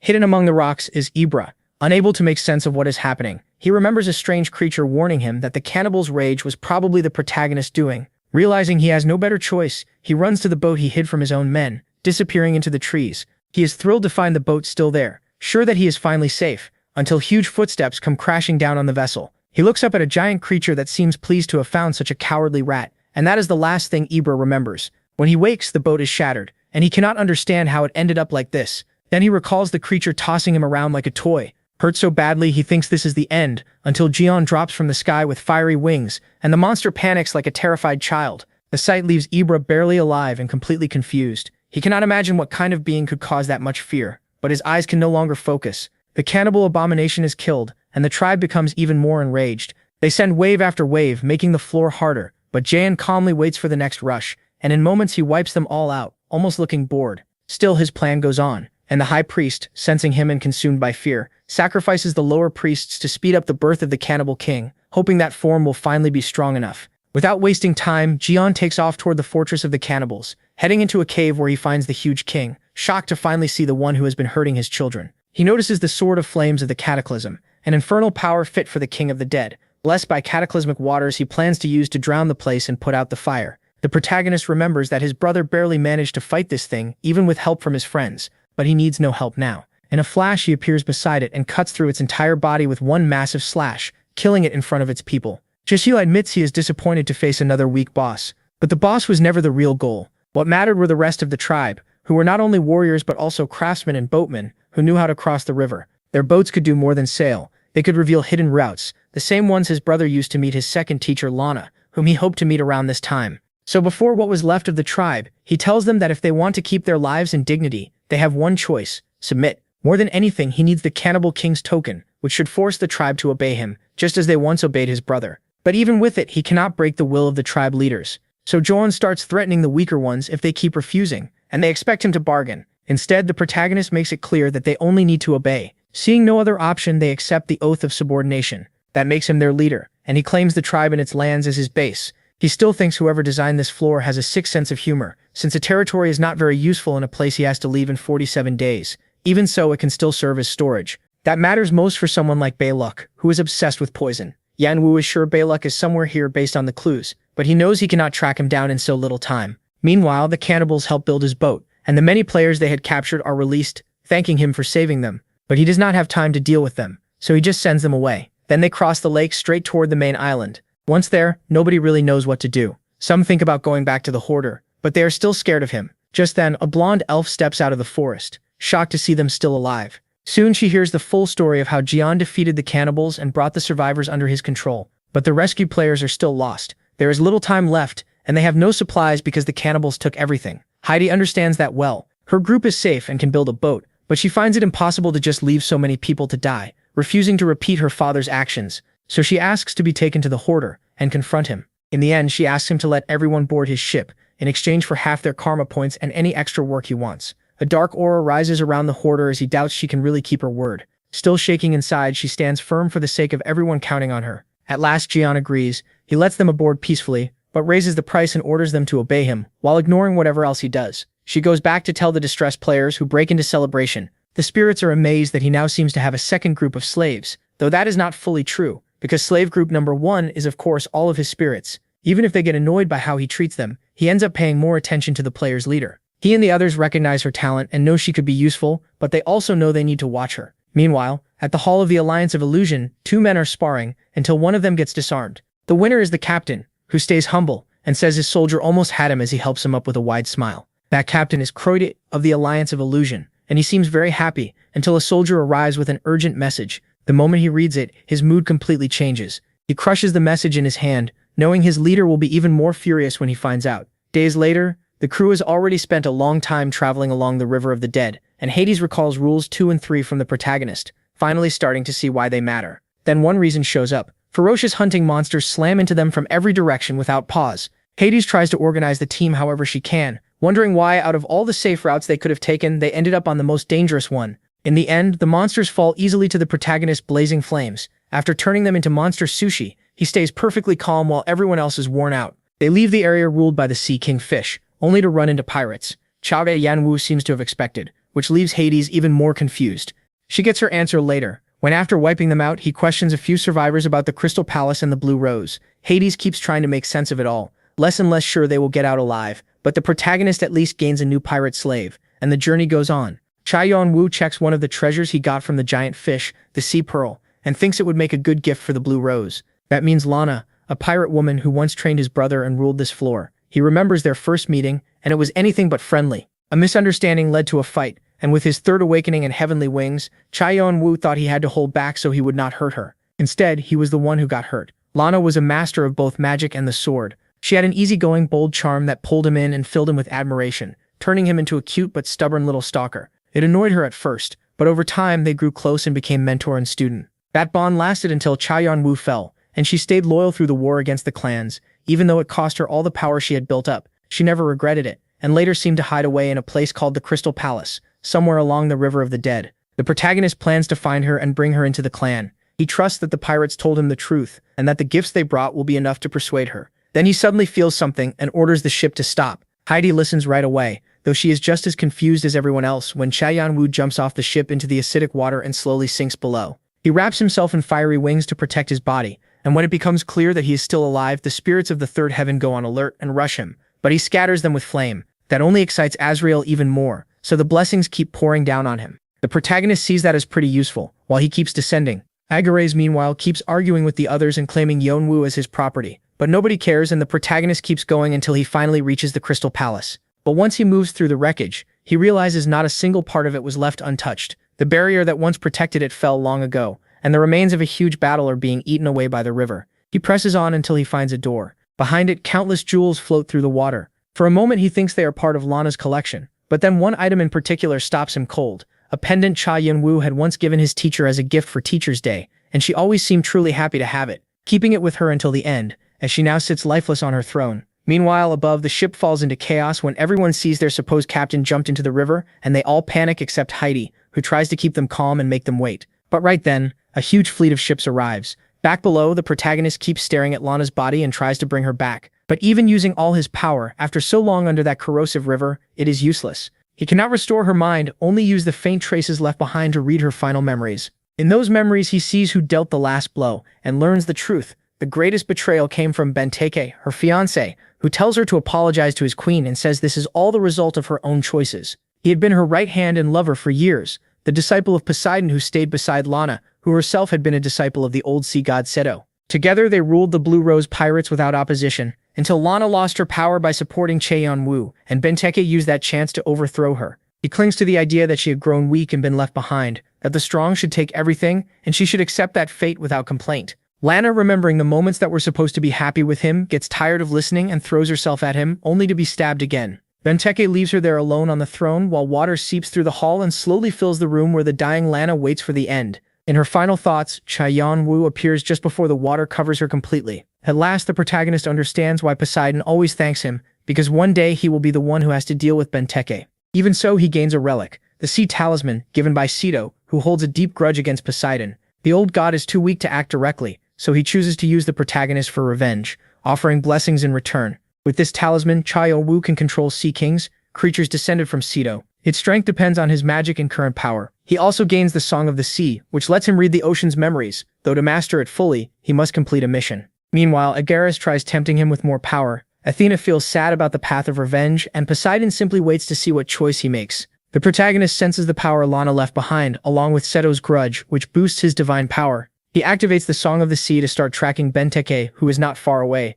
because above, ships bearing the mark of Triton are attacking his vessel. Annoyed that Poseidon moved first, Yeon-woo flies upward at full speed. At the same time above, Heidi uses her shield to block massive attacks and tries to keep everyone focused. On the other side, the pirate leader announces that Benteke has decided anyone siding with the hoarder will be thrown to the beasts, though they are being offered a chance to surrender and given 1 minute to choose. Tension spreads across the ship, and many start running toward the other vessel, leaving Heidi alone as she tries to stop them, so all the cowards end up floating in the river trying to surrender. The pirate is left confused because he never said he would rescue them, so they just stay there in the burning river completely fooled. Meanwhile, Heidi keeps blocking savage fireballs as the ship is torn apart, sure it will sink soon until a huge whirlpool of fire erupts from the water. That excites the Triton captain, who decides to punish the hoarder with everything he has. That only makes the protagonist smile, because he decides to send back a gift in the form of a huge horde of sea creatures. The beasts begin tearing into the ships from below while the protagonist unleashes his Igni wave, turning the area into a blazing hell and burning the pirates,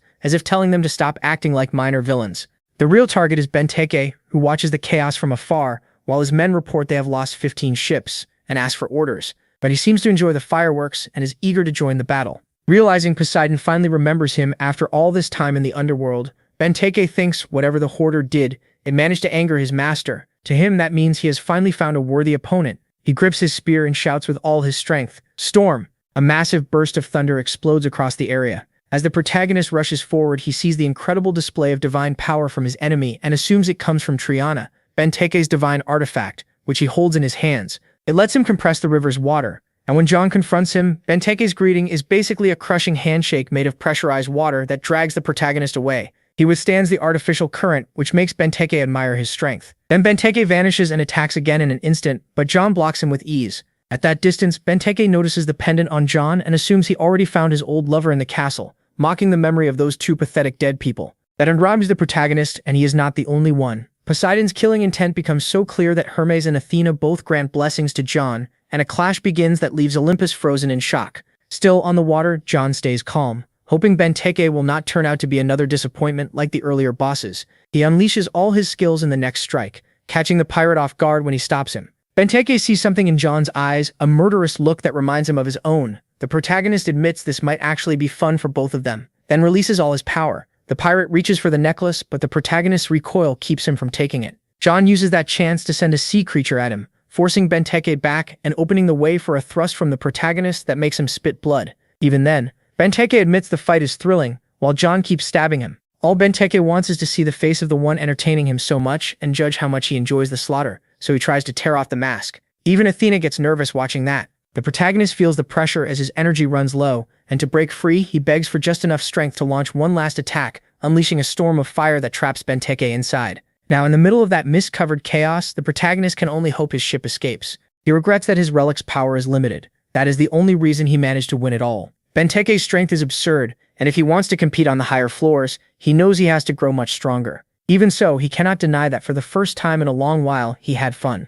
But it is not over yet, and the spirits carry Benteke back to the surface. John looks at him like a real monster, which is pretty ironic coming from him. Still, it is obvious the pirate's relic is completely drained, and his god's curse has eaten the rest of his strength. Benteke says that really they are both the same now. No relic, no power of their own, so this should end with their fists. Then a twist hits. Triana vanishes from the pirate's hands and flies straight to John, becoming a new shackle of the Black King. The change is so sudden that Athena is left stunned and all of Olympus with her. The protagonist can only stare as the Black King's power activates again, still not understanding what it means or who he is supposed to be. Meanwhile, Poseidon is furious and scrambles for a countermeasure with help from his attendant gods. Azrael laughs and enjoys the chaos, while the Pantheon, represented by Malak, god of divine society, watches it all in silence. Asgard's side also chooses not to speak. The divine society and the heavenly church, though, seem sure that something huge is about to happen. Yeon-woo checks his messages and sees one from Agorius. Agorius keeps begging him to accept, while Hermes and Azrael seem to know something he still doesn't. But he's not the only one getting fed up with the gods. Benteke is getting chewed out too. He basically tells his own god to go to hell. Then he slips right back into his usual classy attitude. Even though he admits the scolding ruined his mood, he still wants to keep fighting no matter what the gods think or how drained he is. He only cares about finding out who's stronger. So he rushes Yeon-woo, sure they're no longer on equal footing. MC blocks the strike, stunned by what he realizes about his opponent. He fights with careful planning, while Benteke relies on pure instinct. One can heal, and the other doesn't care about getting hurt, so they clash like true equals, driving blades into each other's hearts at the same time. It should all come down to who has the stronger will to hold on to that thin thread of life. At least that's how it should have gone. But everything changes. By using foresight, Yeon-woo had steered every event to reach this moment, making Benteke the only one who was truly stabbed. Benteke is confused, but even with a fatal wound, he keeps laughing like a conqueror. He refuses to look weak. Unlike his fallen allies, he grabs the sword stuck in his heart and refuses to die like them, reaching for Yeon-woo's mask again. He can't pull his sword free because of the pirate's insane grip. With no way out, Benteke's power starts crushing the mask. Then out of nowhere, Benteke's hand is sliced off and sent flying. Yeon-woo jumps back as Benteke stares in shock. A moment later, his commander Ran grabs him and pulls him away. The protagonist keeps retreating, his mask badly damaged, trying to escape with the last of his strength. Barely able to focus, he finally sees his rescuer, a knight who calls him Brother of the Bloodland. Meanwhile, Ran flies off at top speed with his captain on his back. Benteke complains about being saved, but Ran tells him that in his condition, facing Duke Arvan was impossible. They had to wait for a better chance. At the same time, the Duke holds Yeon-woo in his arms, though MC has no idea who he is or why he's here. While fixing his broken mask as best he can, he hears Arvan explain that he was sent by His Majesty to bring him safely back to the Bloodland. Arvin reminds him that he once promised to return, but never did. That's why they came looking for him. Yeon-woo realizes Arvin still doesn't know what he did, so he hides his identity just in time and admits he's completely spent. Then, more familiar faces appear from the sky. The Queen of Spring descends. The sight confuses him because she should be busy starting a war for the throne. But Arvin realizes this isn't her real body, it's her original body's projection. A clone made from internal energy, one of the Horn Tribe's highest level skills. Yeon-woo doesn't fully get what's happening, but the Queen makes it simple. She wants the same thing the Duke is protecting. She wants to tear him apart, and if she's lucky, feel even a little payback for her mother's death. She even thinks watching him get eaten might help. But when Arvin steps between them, she realizes this won't be easy, so she unleashes her power straight at Arvin. He's surprised a clone can be that strong, but figures she only showed up because Yeon-woo has hit his limit. To him, it's only a matter of time before everyone nearby ends up dead, and he hears a voice in his head, promising to help the Hoarder escape and telling him to throw Yeon-woo on cue. It's Heidi. She starts counting, and the second the signal comes, the Duke throws the protagonist right into the elf's arms. She tries to run, but the Queen of Spring's lightning catches them. Pain tears through Heidi, and her companions shout in horror, refusing to accept the plan. But holding tight to Yeon-woo, she refuses to let go. She refuses to become like her father, and is ready to prove it no matter what. Her energy suddenly bursts out, forming a barrier around her. That's when her true appearance is revealed. MC sees her clearly. Blue eyes and silver hair, unmistakable traits of a noble family everyone thought had died out. Even so, she makes it back to the ship and yells at everyone to stop freezing up and set sail now. The Queen of Spring tries to stop them, but the Duke blocks her path, holding her off while the ship gets away. On the Giseon, everyone tries to understand why the elf saved him. She only says she doesn't want to be like a certain person, hoping that's enough. Yeon-woo doesn't press her. He just entrusts his life to her, then passes out. As she watches, Heidi smiles, surprised that the Hoarder wasn't a monster after all, and lays him down so he can rest. But it looks like he won't get any real rest. His mind is dragged into a place of deep darkness. He tries to figure out where he is and sort through the confusion, until the presence that brought him there with dark magic appears. It coldly wonders how one part of itself dares question being summoned by its other half. In its eyes, they are the same being. So Yeon-woo shouldn't talk back. That alone is enough to set him off. He grabs it by the neck, but stops when the calm clone notices his killing intent and sighs that he's way too easy to anger. It points out he isn't as cold as he thinks, which annoys Yeon-woo even more, and he demands to know why he was brought there. The clone says it doesn't matter, it only wanted to complain. With all those amazing skills, he still put on a fight as boring as the last one. To the clone, he's sadly too weak to satisfy its hunger. Then it reveals its demonic eyes, and Yeon-woo jolts awake. He remembers that doppelganger warning him this would be his last chance, the final one. He wakes thanks to a hidden Philosopher's Stone ability that restores his body at a ridiculous speed, but he still can't help feeling disgust toward that part of himself that saved him. Just then, an elder from the tribe tells him the factions are still hunting the ship, so Yeon-woo decides to take everyone to the only safe hiding place he knows, the fortress, hidden behind layers of defensive formations that make it nearly impossible to find. With his new skill, he can pull up Balok's memories without losing track, and since it's an anti-poison fortress, it's their best option. Getting inside still won't be easy though. The defenses are active and ready to make things difficult, so he prepares to break through and sends a wave of energy into the water, though it seems to do nothing. Heidi tells him not to push himself so hard. He finds that a little ironic coming from someone who's clearly just as exhausted, only in her case, the stress of being chased is tearing her apart inside. Right then, a huge explosion erupts, completely destroying one of the ships chasing them. Heidi is horrified by how far ahead Yeon-woo thinks, and how deadly efficient he can be. After that, they finally spot land and get ready to head for the island. Once they arrive and start disembarking, the protagonist notices everything is different from what his brother wrote. The place feels like a giant ghost town buried in fog, with the kind of silence that chills you right away. It's empty, but he can tell people were living there until very recently. There's unfinished food, open books, and tools left behind, as if everyone vanished in an instant. Then someone points to a tower, where a flag falls down. It bears Artia's emblem, leaving Yeon-woo completely shaken as he realizes this place once belonged to his brother's old guild. Heidi notices his reaction, but he pretends everything is fine, and decides to split up to investigate, sending the others another way. Heidi understands he wants them away from him. She promises to help, but can't hide her worry when she sees him walk off with murder in his eyes. Yeon-woo remembers that both Leonte and Bahal betrayed his brother, but Byluk and Viera Dune were directly responsible for what happened to him. Byluk even created the poison that slowly devoured his brother and cut off any chance of help. But what makes MC angriest is that after all this, they're still staining Artia's emblem on the island. His brother gifted him. Even though wiping everything out would be easier, he chooses to kick down the door and investigate first. Since they made so much noise arriving and got no response, he assumes nobody is left on the island. But that doesn't fit Byluk, who would never leave anything standing if he had truly escaped. He searches the tower's documents and finds nothing, which only makes him more uneasy. He keeps going deeper until he reaches the lab. There, he sends out all his spirits to inspect every corner, and they finally uncover a hidden passage. His brother knew this place very well. It was where he used to question his friend about why he needed an entire island, just for experiments. Even when he sounded polite, he was always trying to pull out the truth. What exactly Balak was trying to create? Balak's answer was clear and horrifying. He was chasing divinity. Now Yeon-woo thinks he found what Balak was after when he sees a huge row of potions in front of him. They're anti-poison bottles. Balak wanted to use to recreate the mythology of his old world and make a god. He figures he may have succeeded in boosting divine power, so he calls for Boo, knowing more than half the bottles are probably deadly poison traps. He wants his scientists to study them and report back. Leaving the spirits in the basement, he keeps searching the upper floors, expecting to find the lonely madman in some gloomy room. But when he arrives, he finds it's actually much nicer than he expected, and he lets out a short laugh, realizing that no matter how monstrous Balak was, he still had something human left. A second later, Yeon-woo gets angry again, seeing how that traitor built himself a cozy home with a great view after betraying his brother. That anger stirs the Black King's shackles, which have been growing stronger little by little. They begin to understand the Black King's sadness and despair. Right then, the protagonist gets a message from Azrael, who, like Malak, seems more and more interested in him, with Azrael insisting that Azrael tells him to check the items, so the protagonist goes along with it. He starts reading their descriptions and finds one that stands out. It's about the shackles, unique relics born from the Black King's despair. The others feared the terror he inspired, grew jealous, and betrayed him, leaving the king trapped in darkness. Consumed by rage, he eventually became one with those chains. The protagonist guesses those traitors were the Olympian gods. That would explain why he keeps devouring divine relics, though he still can't figure out how they went from enemies to allies. He thinks back on the godly wars he knows, times when beings rose to or fell from divinity, and starts to wonder if the Black King was one of them, maybe tied to death itself. That idea instantly catches Thanatos' attention,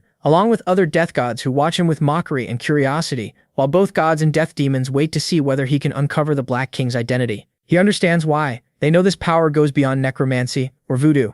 It can command huge numbers of souls, crush them, and make them stronger. It's an overwhelming power, and it still isn't complete, something even greater than divine authority. Azrael urges him to accept the king's chosen fate and become a god. He even offers to make him his apostle, and no one objects. Olympus stays especially quiet, and that silence starts to shake his theory, because Azrael is a god tied to Malak, someone outside the Greek gods. The Olympian underworld god is Hades, yet he said nothing. The protagonist wonders if it could be him, then doubts that too, since Greek mythology has plenty of betrayed figures. So he decides the best way to solve it is to complete the set and connect it to what Adora said about the 3 artifacts and their link to the Olympian Trinity. He figures the final piece must be Hades' relic, Ken, but since he has no clue which apostle has it, he decides to visit the Cyclops first. Right then, Boo shows up with the report he asked for. Meanwhile, Benteke is still asleep, healing from his wounds. One of his men is beside him and suddenly looks shocked when he wakes up. Benteke immediately gets up and grabs him by the neck, demanding to know where Ran is. Ran walks in calmly with food and tells him to relax, but Benteke throws the poor guy aside and complains to his commander for pulling him out of the fight. Still, when he sees Ran's steady gaze, he has no choice but to calm down.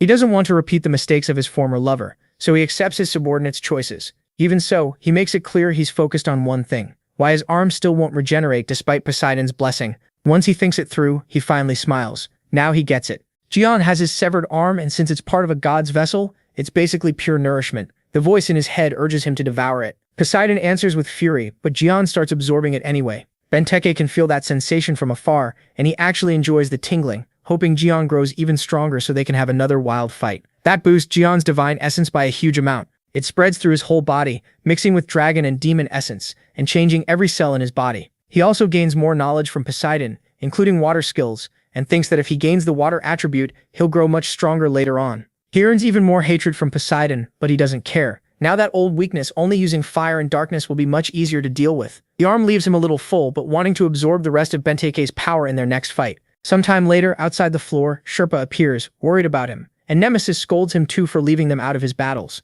In those fights, he clearly lost control and forgot the calm he needs for revenge. Jeon can't deny that. He admits that deep in his mind, something is locked away like a beast waiting patiently to devour him, an inner demon he doesn't want to face. But at that moment, he accepts that the thrill of battle swallowed him, and that can't happen again. No matter who he faces, he has to stay cold. He admits how frightening that was and takes the advice of his companions seriously. Sherpa even tries to defend him from the dragon, who clearly isn't convinced. But Yeon-woo's focus quickly shifts to something more urgent. Waltz, the annoying stalker he's been tracking through a safeguard he set before leaving. It shows them in real time what's happening at the River of Souls. There, the Queen of Spring is still fighting Ardbad and several other dukes in the Land of Blood, but even all of them together can't hold her back. The craziest part is that she isn't even using her main body. The protagonist is amazed by her strength, but the dragon is more interested in Yeon-woo's new projection skill, even though he's really just using one of his vassal's eyes, having planted his spirit inside that duke before Heidi helped him escape. The dragon says that's enough to distract Waltz for now, and she'll keep searching for him. But the protagonist knows all he has to do is keep running. Even so, he wants to see how far the fight goes. The queen hurls Ardbat into the air, and that's the exact moment Yeon-woo uses to order Hanyang to finish it. He appears in front of the duke in an instant and cuts him down with one slash, leaving everyone frozen as his head hits the ground. Even Waltz is stunned, but the other dukes assume she did it and launch a furious counterattack, pushing the battle to a whole new level. At the same time, Hanyang reports that with his mission done, he'll now move to recover the target. As the protagonist watches the spark he just lit with a duke's death, when his endless hunger for the gluttonous emperor's dragon flesh is enough to turn into an army, he realizes a war has begun and he plans to use it while they still think he's on their side. Still, his two companions don't like any of this. To them, that backstab was too dirty. He brushes it off and says the victim only has himself to blame for being fooled. Meanwhile, Hanryong absorbs the fallen duke's soul, breaking past his own limits. The protagonist recognizes how much power the duke had, and when he's absorbed, the one watching is left in disbelief after learning everything that led to this point, though there's nothing she can do. And John feels no guilt. Both the duke and the gluttonous emperor betrayed his brother. Even so, he admits this time it was mostly luck. Luck that the duke was distracted, and that Hanryong found the perfect opening. Otherwise, it all could have gone wrong. That makes him realize that if he doesn't want to rely on dirty tricks again, he and all his men need to get stronger, just like Hanryong, who has now become a death noble while staying completely loyal to his orders. The scene shifts to Jahan on the ship. After his last move, they leave the island because mission time is running out. Even if he couldn't do much more, he did manage to burn Balok's house and the whole island to the ground, and enjoys watching it burn. Next on his path is Triton, the organization backed by Poseidon and led by Benteke, his direct disciple. Its top officers are apostles of Orion, Antares, and Charybdis. According to Sito's mission, Jehon should kill them, though that's too difficult for now.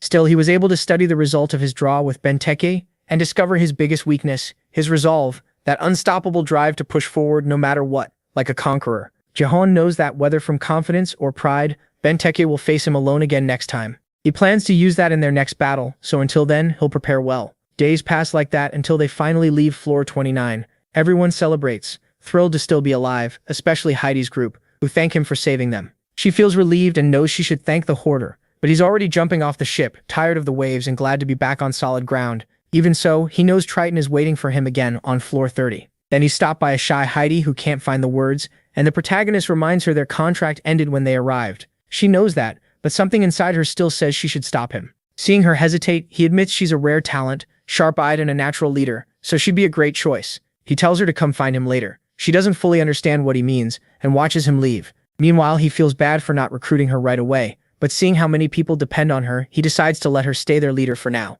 Meanwhile, in the castle of the Tritons, Rong gets a visit from Ted and Elaine, who came for the captain. Apparently, he finally had a little fun, and Rang explains that he's still recovering his arm. The others ask whether that treatment is really so special, especially Ted, who confronts him directly. That starts to annoy Rang, who knows Ted has done nothing to earn his respect. Still, he keeps control and moves to the more important topic, the hoarder, who seems to have recovered well from his injuries after clearing floor 29, and it's only a matter of time before he returns like a storm. Ted thinks Rang is exaggerating. The trial of the dead is too hard to clear that quickly, so he says they can relax. Rang insists they must not underestimate the protagonist, but Ted doesn't care, and Elaine cares even less, barely paying attention. Ted, confident that as the place's second-best warrior, he can tear the protagonist apart. Seeing how stubborn he is, Rang decides that at least Ted's eagerness can be useful, send him in as bait, and use him to study the hoarder's weaknesses, so he gives him that job. Ted gets annoyed because it sounds too much like an order, which his brother quickly mocks. Even so, the goal is met. Ted becomes convinced that this will finally earn him the position he believes should be his as second in command, already dreaming of seeing Rang kneeling before him. Meanwhile, the protagonist reaches floor 30, where the test says that after spending so long in the land of the dead, his body has been fully tainted by that essence, and he has 3 days to cleanse himself to pass. He thinks that fits floor 30 well, since every 10th floor brings together everything learned before. That is why learning along the way always matters, and now he has to figure out the poison and make an antidote somewhere inside the huge tomb of the dead. A harsh place that would turn this trial into a desperate race for anyone else, but he has slaves for that, so he calls out his spirits and orders them to gather the materials while he plans his next move. Boo, meanwhile, hopes he has finished studying Balok's elixirs. Out of all of them, only 4 are usable, the rest are deadly poisons. John plans to copy Balok's method, because his brother's journal says Balak was so strange that instead of looking for antidotes, he kept chasing stronger poisons. He drank everything he found to build up an absurd level of resistance, which makes it pretty clear he was not right in the head. Even though Boo understands the idea, he still thinks it is a terrible plan to swallow. Not just herbs, but extreme poisons too. John admits it is far from smart, but he still wants to obtain poisonous blood, the signature skill of that poison-crazed man, which lets him create deadly toxins through his blood, and if used right, wipe out all life around him. The madman who made it took a long time to succeed, but John wants results fast, so he has to push hard. Still, it is not a reckless gamble. He plans to rely on his calm mind and his regeneration if things go wrong. Then he drinks the first elixir. The system says the poison has entered his body. At first, John feels like it does nothing, but a second later his whole body goes wild. Something twists inside him, and he starts using his abilities in desperation. Even so, he keeps drinking poison after poison, until he finally gains his new skill. It is not quite what he expected because thanks to the Demon King's poison, he develops a leftover ability that makes him immune to many poisons and creates a new organ that secretes a toxic corrosive substance. It can even hurt him too, and it also lets him produce a poisonous mist. Even without fully understanding how it works, he starts testing it right away, heading to a port of Triton, God, where he plans to begin by releasing his slaves and using his own blood to coat them so they can spread it. He admits he does not really need to, since he has Igni Wave to cover a wide area. Still, using it to boost his beasts means he can send fewer of them in much stronger groups. So during the landing, the boards at the gate start shaking as a stampede of monsters arrives and begins tearing the entire port apart. No one can stop those powerful undead carrying a lethal poison that inflicts a huge debuff on the enemy's abilities, along with confusion and bleeding. One by one, people start falling brutally. Meanwhile, the protagonist watches the destruction from above, pleased that it worked even better than expected, and now his monsters need far less support. Until now, they were mostly a surprise weapon. But after seeing the power they truly have, he decides to use them as his front line, hoping all this will draw out his target. Right then, something approaches. He assumes it is Benteke, but the aura is different. Ted drops in like a meteor and slams into the ground, shouting for this chaos to stop, while his men cheer because he can destroy the spirits. The protagonist is not worried though. He is disappointed it is only an executive, not the leader. Ted, on the other hand, realizes the hoarder really is here. He is surprised since the undead were not in the report, and assumes they are some trump card, meaning he should not have to dirty his hands. From that, he guesses the protagonist still has not recovered from the last fight, and decides to capture him alive before charging in. But Shanann stops him, and Han quickly creates a large ring of darkness. Ted, who was already confused by those creatures, suddenly feels the poison hit him. Completely shaken, he cannot understand how it is affecting him, then realizes he needs to force it out with his divine power. That distraction is all the two spirits need to pierce his body, leaving him mortally wounded before Cha Yeon-woo, who has not even lifted a finger. The spirits declare that no one leaves the protagonist's domain without permission. Drained and broken, Ted finally starts to accept death, but his pride keeps him fighting. He still wants to be the one who surpasses Benteke. He remembers the fight that decided the ranks inside Triton, where he lost to Benteke and was pushed into second place. He refuses to admit it was because he was weaker. In his mind, he only made one small mistake. And now that his rival lacks Triton and one arm, Ted believes he alone should hold the rank of captain. That is, ironically, his last thought as he is about to die. Agreed, the protagonist mocks, seeing it as something Ted never had the power to back up, while his energy is being devoured. To him, Ted is just a pitiful egotist, who never had a real chance against Benteke. As the executive's divine essence merges into his body, it angers Poseidon more and more, which makes Cha Yeon-woo laugh, since that god never does much beyond complain. Still, one thing surprises him. Ted barely matches the power stored in a single arm of Benteke. He is not shocked that nobody cares about Ted's death, but he cannot understand why no one else has shown up, despite all this destruction. He is annoyed that even a massacre like this is not enough to force the captain to come out. Leaving what remains of Ted to his spirits, he starts thinking of another way to drag Benteke out, even if he has to force him. Meanwhile, on the upper floors, word spreads fast that an entire port and General Ted fell in a savage attack. Rumor says the one behind it is the famous hoarder from the lower floors, who is still destroying Triton's strongholds even now. A lot of people start to worry about how far the hoarder might go, and at that very moment, he is standing in a desert, frustrated because he could have left this floor already. He has destroyed so many strongholds, yet Benteke still will not show himself. He cannot even find him with his expanded senses, so he assumes Benteke may still be badly hurt after all this time. Still, after everything that has happened, he thinks Benteke should have gotten back up by now, because he is no coward. Just then, Han uses an overly sweet tone to politely ask for Ted's soul, while Shanann protests, saying that is unfair and insisting it should go to him instead. The two start arguing, but the protagonist ignores them because his thoughts are on Rebecca, who refuses to use her human form and barely answers his questions. He cannot understand why someone who supposedly wanted to live again is acting like that, but that can wait. Right now, he senses a presence,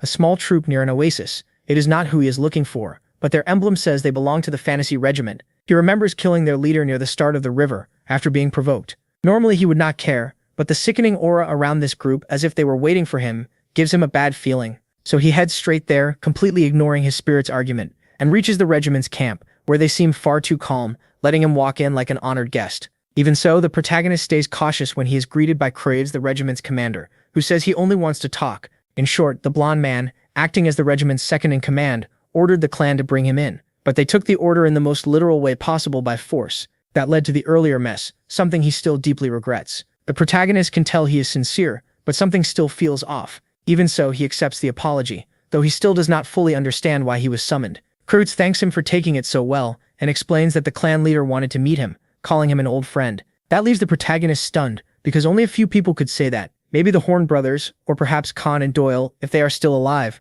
He thinks Khan is the most likely, since his natural leadership would fit. Even then, he doubts Khan could have cleared the floor that quickly without inside information like his own. Still suspicious because Kreitz clearly has no intention of naming the leader. The man apologizes and says revealing it now would be risky. He asks the protagonist to meet with the leader once training is over, and also requests permission for his people to act as guards for a while. The protagonist finds the leader amusing, thinking he has already spent quite a while being followed by people from all kinds of factions. Though the blonde man denies any tie to those groups, he warns that they could be hostile, especially now that two of the so-called divine beings are in conflict. Yeon-woo has never heard that title before, but apparently it was given to the super rookies who reach the upper floors. Among them are Faceless, Dr. Dom, Ranul, Benteke, the regiment leader, Adora, and the last one, Yeon-woo himself. All of them are seen as candidates to overthrow the kings. Most are already building clans that threaten the current balance of power. He is not surprised by his fame, but he is surprised Adora has made it this far. He figures she cleared floor 42 and became even more driven after his request. He also finds the name of her faction funny, the Castle of Demonic Beauty, and imagines her brother would hate it. Kreitz assumes the people following Yeon-woo are allies or enemies of Triton God, so if he allows the regiment to shadow him, they can drive those people away. MC does not like the deal, but he can use it to remove some variables, now that the whole tower is watching his war, so he agrees on one condition. Spreading his wings, he says only someone who can keep up with him may come near, then expects Kreitz to follow as he shoots straight into the sky. Kreitz, confused, realizes he will need wings. Meanwhile, in the palace of Triton God, Elaine complains that even with Ted dead, their leader still has no intention of coming out. Rank sees the situation getting worse. Ted is dead, the Hoarder is closing in, and Elaine seems far too happy even though her brother just died, making it clear she is not normal at all. He simply tells her that the captain is still preparing. There still isn't a single sound coming from inside the room, and that annoys Elaine because she knows the Hoarder and the other factions are already closing in, so she decides to go tell him herself. But when she tries to open the door, a magic barrier stops her. Rank explains it's not that he refuses to pass the message, he simply can't. Benteke is in a divine trance with Poseidon, and getting too close would let the god drain his power. Instead of worrying, the woman gets excited and wants to know more, but Rank has no time for her, because unwanted guests are about to arrive. And then the protagonist finally shows up, annoyed that he had to travel so far just to find Benteke. He's surprised the castle is giving off such strong divine energy, so strong he thinks Poseidon may have descended in person. Still, he can tell something about what Benteke is doing. Feels different. As he looks over the area, the protagonist tries to decide his next move. He knows the people tailing him are split into two groups. One is ready to attack the second. He makes a move which would throw everything into chaos, a mess that could actually help him. There's also the other group, Kreitz's side, which won't interfere unless the protagonist gives the order, acting like a hidden trump card. So he starts sizing up his enemies, but it takes almost no time because there isn't a single troop guarding the castle. He walks in easily, moves through the place and reaches the spot where a calm Rank is waiting, the same man who pulled Benteke out of the last battle. He seems completely relaxed and offers a peaceful deal. The protagonist reminds him they were the ones who started this, and Rank apologizes and even offers compensation, leaving Yeon-woo genuinely surprised by how quickly he's backing down.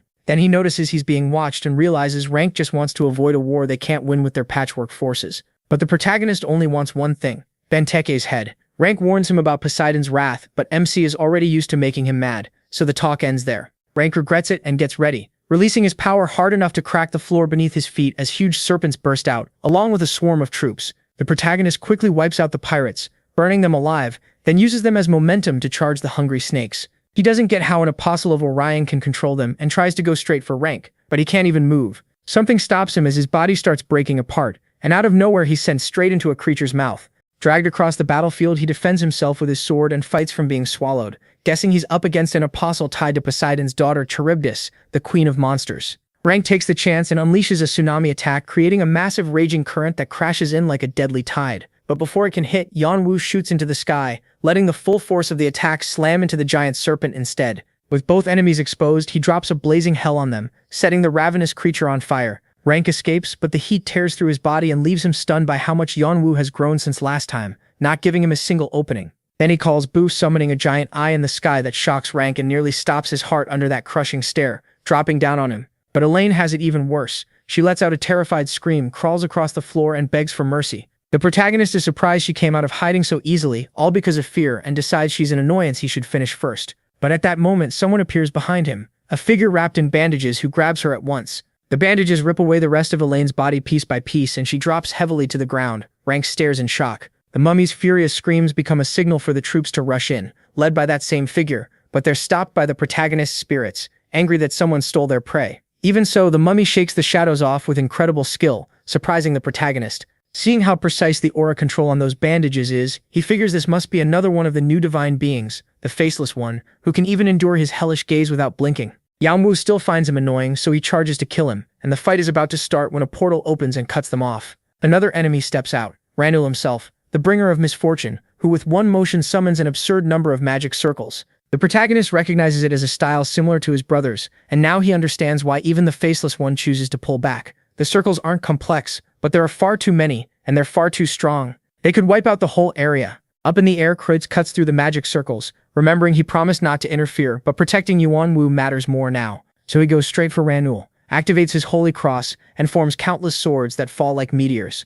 Ranul deflects them without effort, but in doing so he tears up the ground. From the rubble, someone starts walking forward, fed up with seeing chaos in his territory, looking over his fallen allies and swearing to kill everyone, daring to challenge him. It's Rank. Standing tall, he calls on all of Orion's power with a burning stare, and Orion answers, starting a divine descent. That power floods through his whole body, giving him a celestial form that leaves everyone stunned as Orion revels in being there, free. He moves his massive limbs packed with power, unleashing such an overwhelming force that it creates a small ocean of its own, a violent tide that makes him the fourth major force on the battlefield. Even then, Ranul and Yeon-woo keep fighting without pause. Kreutz tries to hold Ranul back with his swords, but soon notices the enormous tsunami rising over the land. Fear hits him as he thinks about the protagonist's safety, while the protagonist, instead of panicking, simply waits for the wave and activates his time distortion. He gains just enough extra seconds to study the situation, knowing how chaotic things get when the super rookies enter the field. The thrill of it all makes him think Benteke definitely won't be able to stay away, especially when a vice commander starts releasing all his power in desperation.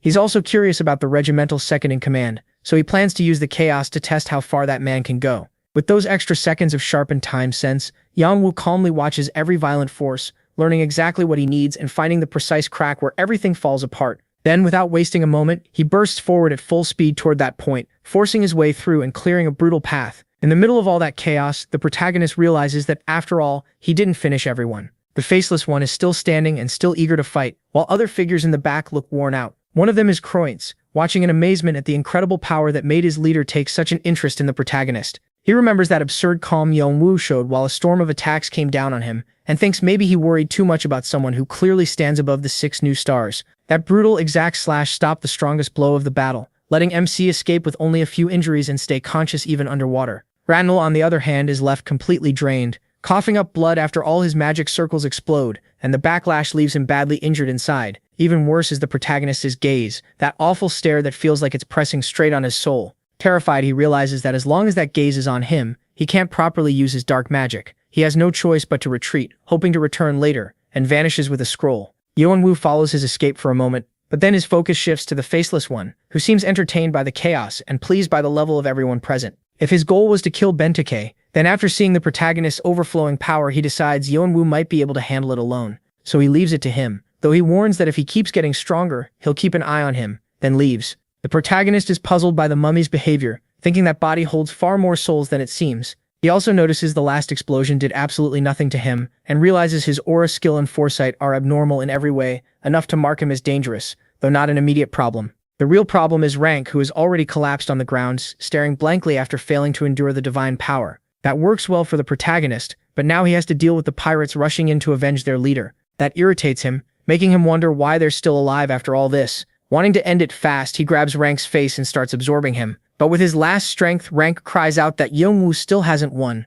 reminding him that as long as Benteke lives, Triton God will not fall. That absurd loyalty only makes MC angrier, and he crushes Rank's head at once to shut him up. Rank feels pain not only from the force but also from his soul being torn from his body, and even then he stays loyal, wishing the best for his captain. Yeon-woo's disgusted by that level of devotion to a traitor, just as the pirates arrive to avenge their leader. They're quickly stopped by Kratos, who claims that fight for himself and his men, letting the protagonist keep moving toward his real target. Yeon-woo agrees, though he's surprised by how fast Kratos recovered. He moves on and leaves him behind as the knight charges into battle. Soon he reaches the huge doors of Poseidon's temple. Sure, his target is inside. He studies the massive iron gate guarding the entrance, but what stands out isn't just its toughness. It gives off a heavy, choking presence. And from within, a voice tries to force itself over his will, pushing him to kneel. But Yeon-woo doesn't budge. His cold blood keeps him steady. He ignores the voice completely and drives it out, though some unknown energy keeps trying to bind him, an energy carrying a small trace of Benteke's power. It leaks out more and more in a huge flash of light as the door opens, and without understanding what happened to Benteke, Yeon-woo finds him sitting comfortably on a bed, waiting. He now has a new arm, and it's packed with power. Benteke is thrilled it finally arrived. Chidi, the protagonist, stares at the arm, totally confused. It's the same thing Benteke once called a cursed gift from his god. Benteke rips off the bandages, revealing an arm soaked in divine power. Chidi MC tries to make sense of it. That isn't a divine item, it's a living piece of something heavenly. Benteke admits he got it after his real arm failed to heal, so Poseidon tore off part of himself and used it as a replacement. At first, Benteke accepted it without understanding anything. Then that thing fully took root. Once it became his new arm, it flooded him with overwhelming power. Little by little, Benteke turned into nothing more than a vessel for Poseidon. The god kept trying to fully absorb him and strip away what was left of his humanity. Poseidon wanted enough power to face the Hoarder, promising Benteke a place for his soul in the pantheon he ruled. But Benteke refused in anger and fought the takeover. However he could. Now all he can do is slow it down, because that arm keeps trying to consume him. While he watched the fight outside against Yeon-woo, he lost everything.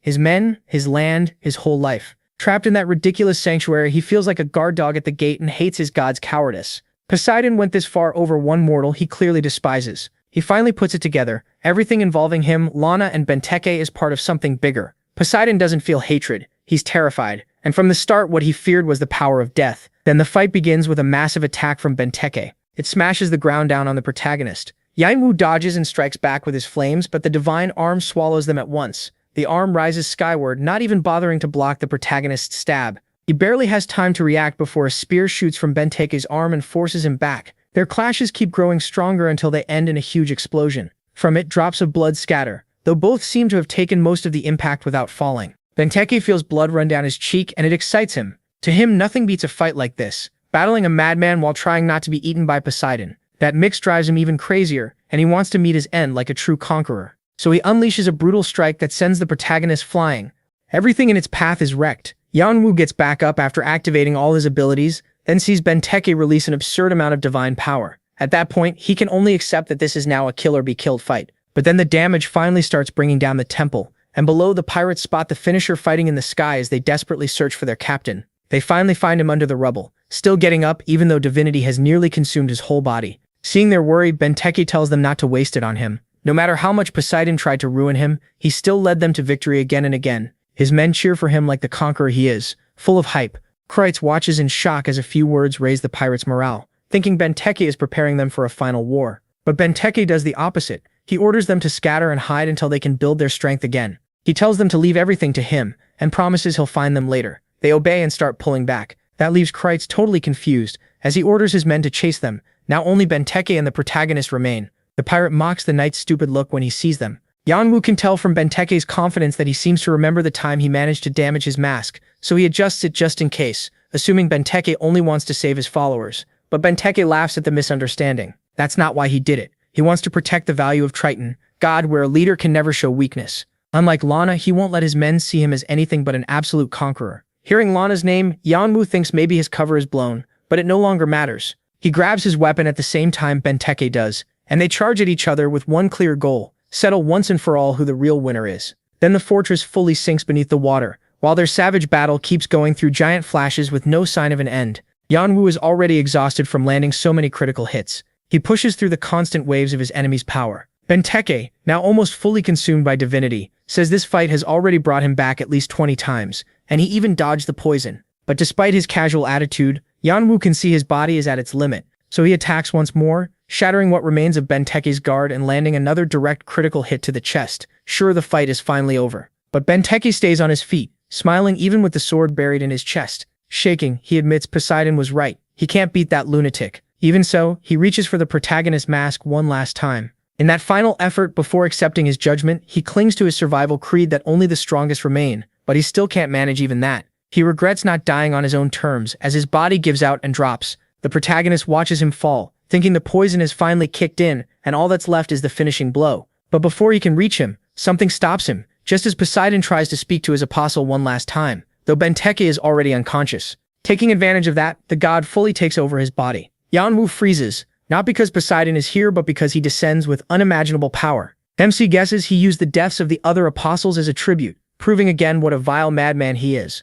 Now he finally stands face to face with him, mocking the fact that the god thinks he's important enough for an entrance like that. Poseidon doesn't fully get the remark, but it doesn't matter. Yeon-woo's at once. He drives Vigrid straight at Poseidon's heart and activates its bloodthirst, absorbing a huge amount of divine energy and sending his stats soaring. The protagonist knows perfectly well that Poseidon is a monster, but he also knows the god would never harm his apostles unless he truly feared the power of the Black King. And right now, more than ever, that power is something Yeon-woo does not want with all his strength. Completely unhinged, Poseidon grabs him by the neck and crushes down. He instantly sees the plan. The god wants to finish his descent before he can absorb more energy for his awakening. That leaves him only one choice: hold on and endure. Even when his own divine power starts to awaken, it comes out as a huge unstable glow because he has no followers and no experience. But then something unexpected happens. The other divine beings form a direct link with him, boosting their blessings. Athena, Hermes, Azrael, and Chios pour so much energy into him that for a second Yeon-woo understands what a real divine descent feels like. Their presences feel so close it's like they're breathing down his neck. And one of them really is Hermes, who shows up stunned that the boy is still creating miracles even in this situation. Poseidon rages at the interruption, while Hermes is outraged to see his protege being strangled. The sea god insists Yeon-woo is getting close to a terrifying power and tries to justify stopping him. Then another presence appears, touching the protagonist's cheek with unexpected warmth. Athena arrives and agrees that her uncle's intentions are obvious. She also says they'll act by their own rules. Fed up with his brother's children, Poseidon accepts the challenge and the struggle continues, creating a massive storm that churns the water into a giant whirlpool around them. Exhausted, Yeon-woo tries not to collapse as he watches the percentage of his ascension keep rising. Hermes, though present only in spirit, apologizes and says MC is like Heracles, someone who overcomes the impossible. Athena supports him too, sending calm into his mind, while the percentage rises further with the arrival of Azrael and Chaos, followed by all the gods and demons tied to death. Yeon-woo ends up completely surrounded by a divine cloak that speeds the process up even more.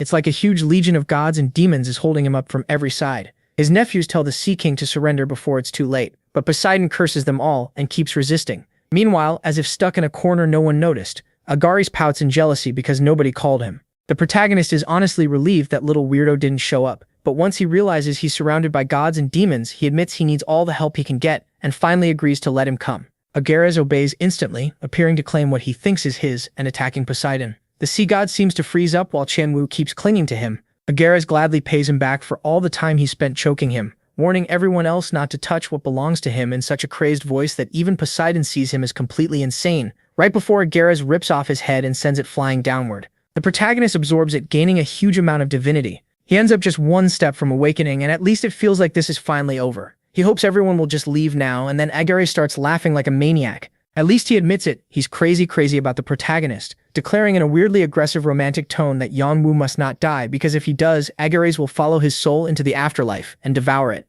Fed up, the protagonist tells him to get lost and cuts off the summoning link, along with the other divine beings who start fading away. Only Hermes remains for a moment, leaving with a smile. Athena also stays behind for a bit. The protagonist had never seen her before, and with power that great, he might have guessed she'd be cold or cruel. But her sincere smile and warm eyes tell him otherwise. So he asks why she's kept helping him ever since she gave him the shield of Eris, and protected him from Agares, thinking it all must be because of the Black King. That leaves the goddess speechless. Yeon-woo takes that as a yes, but before she goes, Athena promises to explain everything when he reaches her side, then disappears in a bright flash. But he still isn't alone. One demon remains, whispering to him. Azrael whispers in his ear, telling him to stop jumping to conclusions. He reminds Yeon-woo that he's only human, and says the road ahead will be easier if he takes his hand and becomes his apostle. For a second, it almost works, but just before, the protagonist knocks his hand away. He admits he's curious, just not that curious. Azrael sighs at yet another rejection, then fades out, the last divine being to leave. At last, Yeon-woo can rest. He drops right away and falls straight toward the sea. His spirits catch him in time, amazed that he summoned so many gods at once.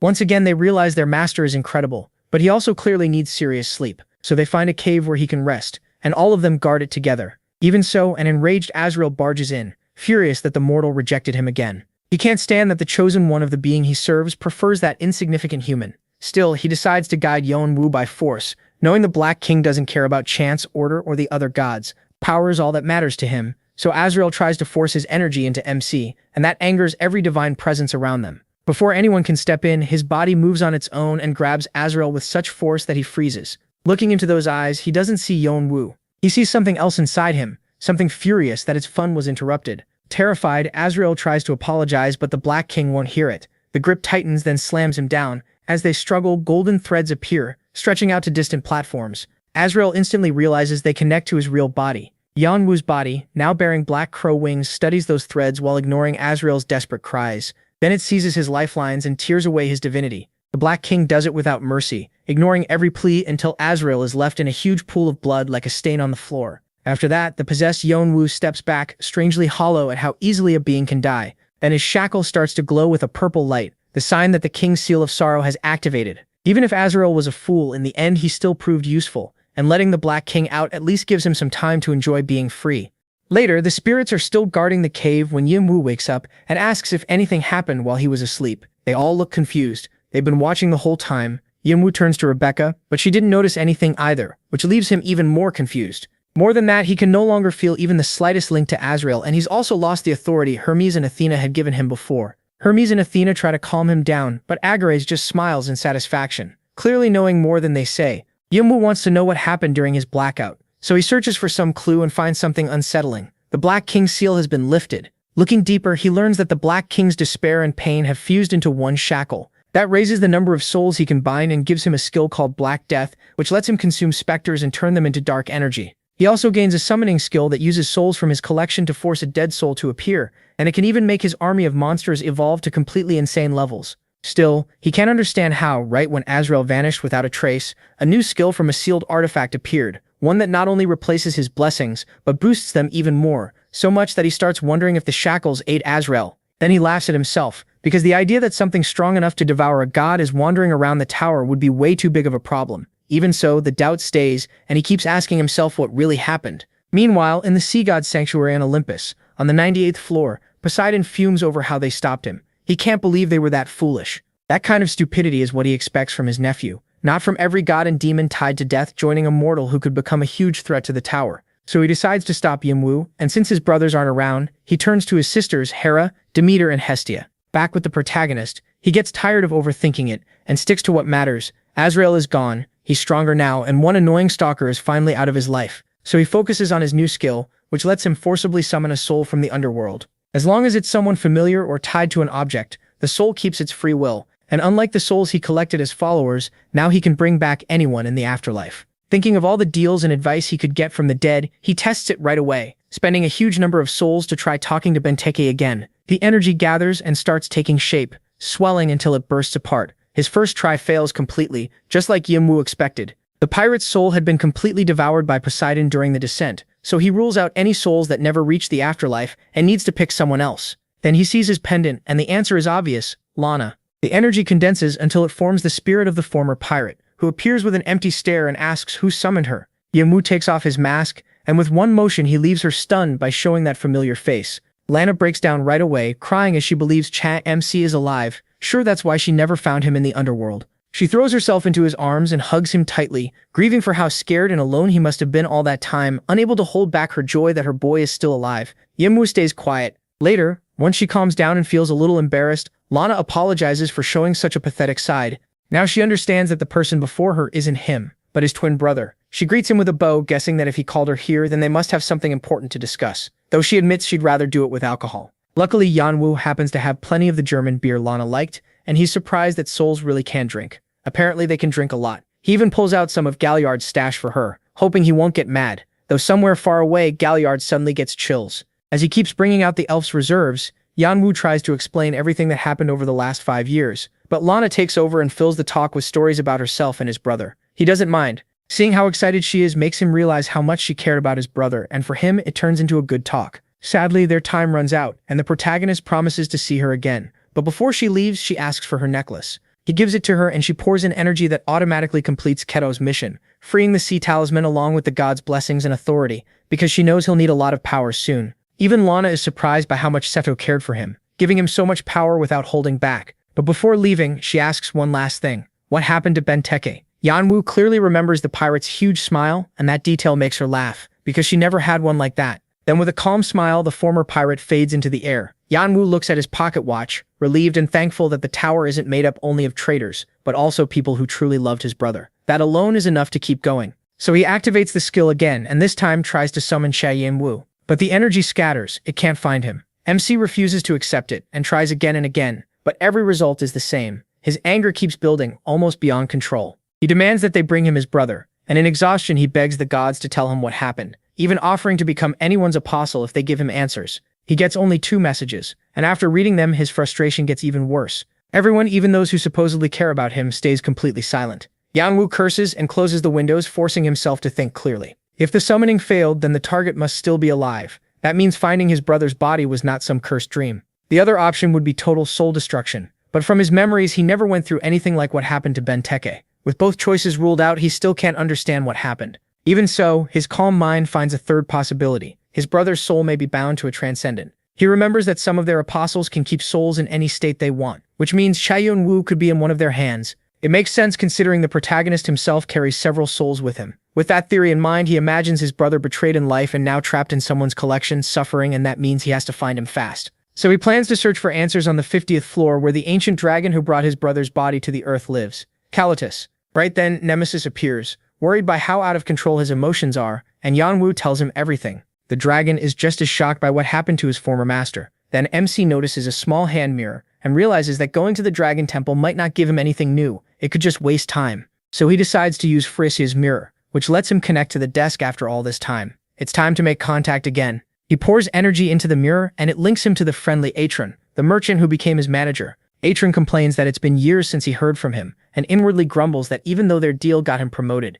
Yeon-woo hasn't bought anything in ages, leaving him bored with nothing but paperwork. Still, now that he sees him again, he thinks he might finally make a sale, so he hopes he has money. The protagonist immediately asks about the 3 Cyclopes. Achina knows them well, the trio of smiths who forge weapons for the Olympians. So Yeon-woo asks Atrian for information on the Cyclopes and where they are. Atrian thanks him for trusting the table, but says this request is harder than it sounds. Luckily, MC knows how to get results. He offers a pile of gold and Atrian is suddenly fully on his side. The first lead points to Persephone's temple, where the trio was last recorded about 200 years ago. He finds that useful and pays up, then asks if Atron knows anything about Hades too. Atron bets that if he brings back something worthwhile, the reward will be even better. That thought wins over all his loyalty. Then he vanishes in a flash to get to work. With that done, Yeon-woo waits and hopes this lead on the Cyclopes will help him understand the shackles, and finally let him find the last missing piece he needs to control death itself and learn what really happened to his brother. He puts everything on this one gamble and waits on a rock in silence until Frisia's little mirror starts to glow.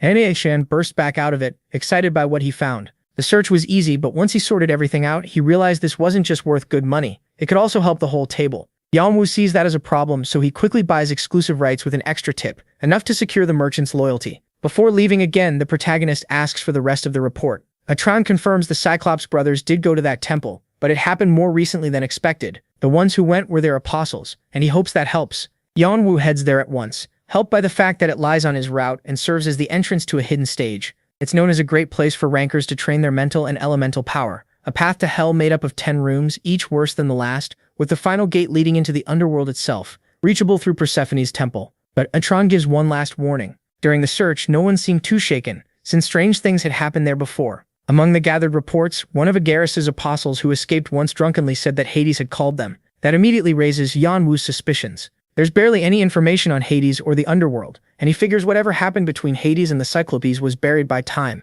Atron can tell MC knows more than he does, but he only pays for secrecy, saying nothing, convinced they won't dig up much more about Hades or the Cyclops brothers anyway. Still, he's confused, because after all the times he has pushed death to the edge, Hades has never shown up. That makes him think the god's absence is tied to the Cyclops' disappearance, and he at least hopes to learn something about Cain and Hades' divine artifact. Atron, though, doubts anyone can get information on that god and says goodbye until the next job. Meanwhile, Yeon-woo moves out with one top goal: find the brothers. On the way to the temple, someone suddenly appears. Kreutz, looking seriously worried because he hasn't heard anything from the protagonist since the battle at Triton.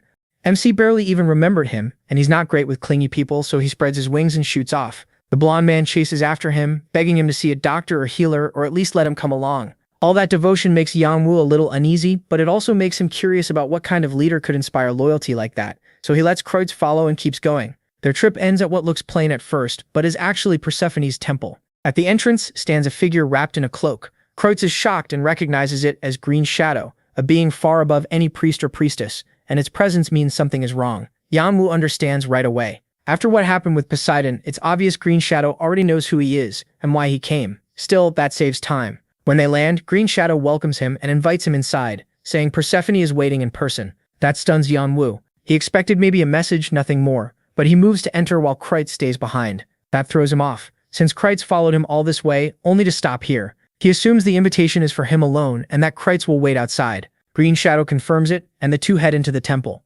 Inside, it's far humbler than most, and Yeon-woo is surprised that a hunter was the first to greet him. The warm feeling there even stirs Rebecca, who seems to miss her old life. Green Shadow admits it's unusual for someone like that to serve in a temple, but explains that as Demeter's daughter and Hades' wife, Persephone needs constant care because of the huge role she plays in the cycle of the seasons, handling the power of life and death inside an endless flow of time. For Yeon-woo, it feels like a direct reflection of his own power over death. Green Shadow leads him onward until they reach a glowing field, and he's told to enter without shoes or weapons. He obeys and walks through the garden, amazed to finally stand inside the temple. For the domain of the underworld's goddess, it's nothing like he expected, bright and beautiful. Then a voice catches him off guard while he's distracted. It comes from a beautiful girl with a gentle smile. He recognizes her at once as Persephone. Even so, she lacks the overwhelming divine pressure other gods carry, even when they hide it, like Hermes. From her, he feels nothing at all. If this weren't her temple, he'd think she was just another player. Even so, he introduces himself as politely as he can. With a small gesture, Persephone makes a tea table and invites him to sit and talk, asking him not to feel so uneasy. She explains that humans and gods both have souls, and before death, all are equal, so that's how she chooses to treat others. Yeon-woo sits, still surprised by how different she is from the other gods. Unlike those who only want control, her respect feels real, so he goes straight to the question on his mind. He asks about Hades' divine relic, hoping to avoid hunting down the Cyclopes. But even in a peaceful marriage, Hades keeps work and private life separate, so only he knows where it is. The only thing Persephone remembers is that something happened in Tartarus, and Hades rushed there at once, saying he'd return, but he never did, and it has been a long time. Yeon-woo falls into thought. Tartarus isn't just any place. It's the deepest pit in the underworld, the prison holding the titans and giants who challenged the Olympians. So if Hades still hasn't come back, something serious must have happened, especially since the Cyclops apostles were also called there and vanished without a trace. Even so, he knows Tartarus can't be reached through the normal gates of the underworld, so he can't just go. Luckily, Persephone says that since he's already after Cain, she hopes he might also find her husband along the way. She's clearly worried about his disappearance. Yeon-woo wonders how a mortal could do that when even Hades' brothers could not. But she knows very well about his bond with death. That makes the protagonist think of the Black King, and the mood shifts for a moment. Still, she makes it clear that she knows all about the Black King as a transcendent of life and death, but can't say more because of an oath sworn on Stygia. Her parents made that oath out of deep fear of the king, but her generation is tired of living that way. So she says she'll help however she can. But right now, she needs him to go down to Tartarus and learn what happened to her beloved. With that, she unlocks his mission and grants her blessing. Yeon-woo knows he would go there even without being asked, but the problem is he has no idea how he'll pull it off. Still, he chooses not to rush ahead and accepts the mission. That alone makes her visibly relieved, though one last question remains for him. He needs to know where his brother's soul is. The moment he asks, her expression turns cold and distant. She explains that while managing the underworld without her husband, she doesn't know everything that happens there. Even so, she promises to look into it as thanks for his help. After saying that, she leaves, but Yeon-woo can't shake that look from his mind, a painful mix of sadness and guilt. He feels sure she knows more than she chose to tell him. Right then, the pocket watch starts shining brightly, and a voice comes from inside, freezing him in place as he recognizes his brother's voice, without a doubt. Meanwhile, high above the Protectonoi tribe, a place inhabited by beings who were once gods but lost their transcendence after falling from divinity, their blood is still treated as sacred by the Elohim, making them a key faction in the clan. Among them lies a half-conscious man named Aether, an elder of the guild who became leader after the death of Paneth's father. Now Paneth stands over him, and after a long round of torture, she accuses him of betraying the clan by joining the devil army. She throws down proof of that betrayal, making it clear he even rose to a high rank. She also reminds him that even without sharing a drop of blood with Leon, the former leader was still his adoptive father. Paneleth makes it plain. She is disgusted by the man before her, a traitor who sold out his own clan and still wanted to be its leader. Aether snaps back, saying someone raised in privilege could never understand what it was like to grow up branded as a traitor's son. He admits he really did become one in the end, but insists his father never was. He was a hero of the tribe, condemned by that title over a single mistake. That constant hatred made Aether despise them all, and swear he would rise above everyone who rejected him,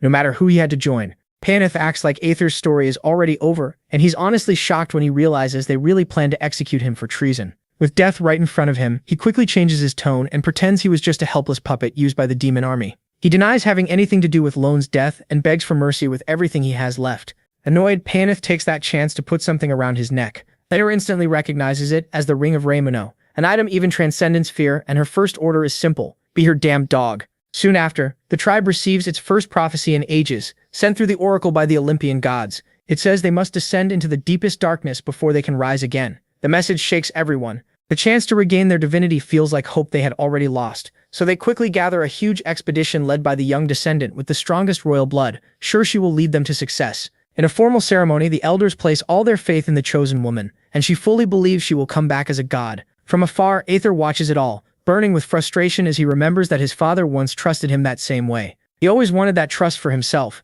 but now he's nothing more than a resigned watchdog. Thinking back to the one time someone believed in him without question, the days he fought beside the Celestials and Yeon-woo, a piece of happiness that no longer exists. Still, he snaps back to reality and feels pathetic for missing Artia, knowing that like the Elohim and the demon army, they were all just tools for his own goals. Even so, he can't help regretting how everything ended. Right then, Paneth shows up and rushes him along. She says they already wasted too much time on what she calls old people's nonsense, and asks if he's ready, because now he'll serve as the guide dog for the whole force, leading them straight to the deepest darkness, Tartarus. As the troops begin marching, Uther's frustration only grows. Back with the protagonist, he's still shaken by the voice he thinks belonged to his brother. The Green Shadow hears nothing, and when he asks Kreitz, he gets the same answer. That only makes him more certain. His brother called out to him, even if for a second, he wonders whether he imagined it. Still confused, he looks down at the watch, trying to understand what just happened. Clearly rattled, he sends out every soul he can to search the area from top to bottom, but they all come back with the same answer. There was nothing.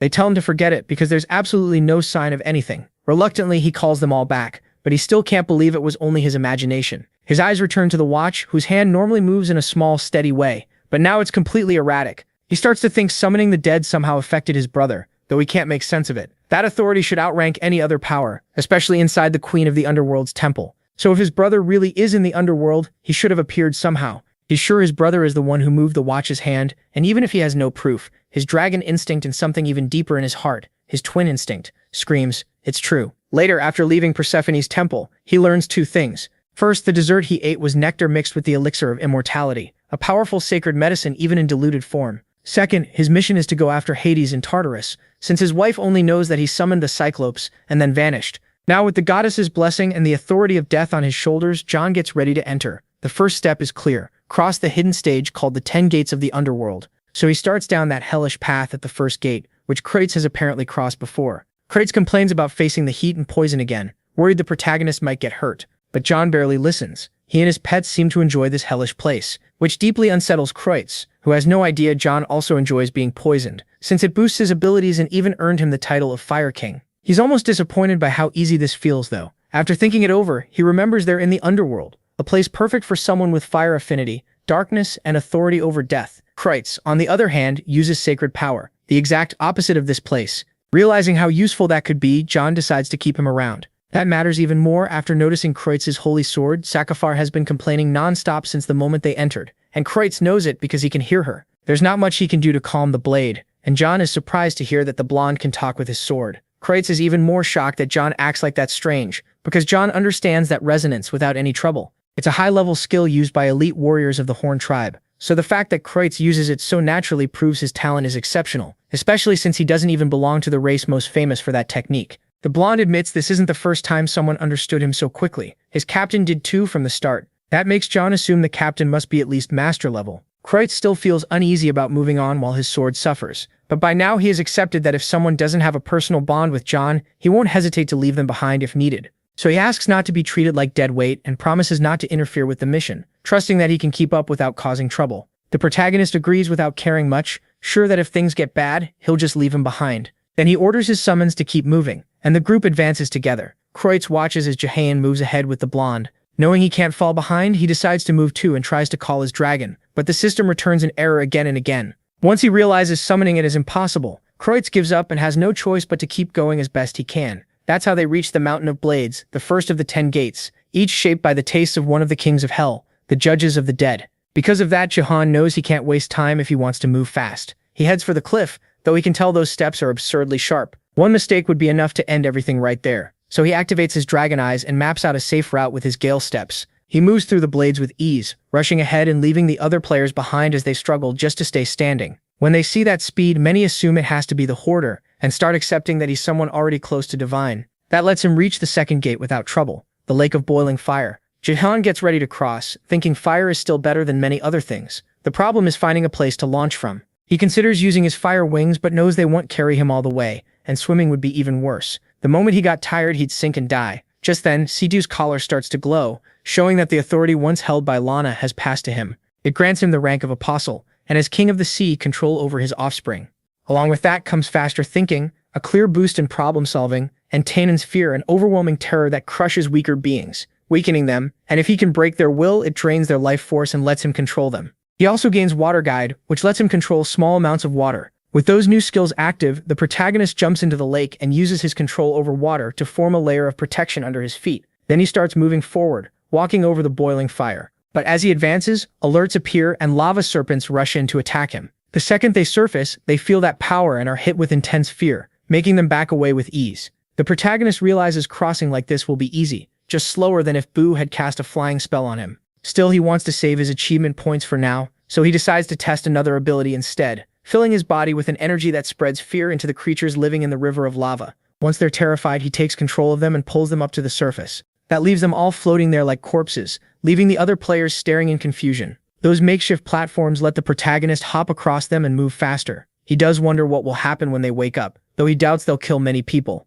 Sometime later, Kreitz drags himself in with shaking legs, totally exhausted but glad he managed to reach the lava lake for the second time. So he assumes the protagonist can't be very far away, since this area shouldn't be easy for anyone. Then he notices the huge number of dead beasts floating on the surface, and hears the players at the lake non-stop complaining about the Hoarder, so it's easy to put the pieces together. The protagonist already came through here and caused all this. Kreitz can only sigh in silence, feeling like his body is finally reaching its limit. Meanwhile, the protagonist keeps moving from gate to gate with disturbing ease until he enters a swamp packed with different poisons. They keep infecting him without stop. The toxins are so vicious they pierce even his defenses, but he refuses to stop because the Cyclops were last seen in this area, and that alone is enough to push on. Luckily, his medicine is much better than Atron's, so he won't melt like everyone else here. The real problem is that the overload of poison makes tracking anything nearly impossible. Even though he didn't want to rely on that yet, he realizes he has no other choice, so he decides to call Boo to wake them up. Then, in a language no one can understand, Boo starts chanting, and magic spreads through the swamp.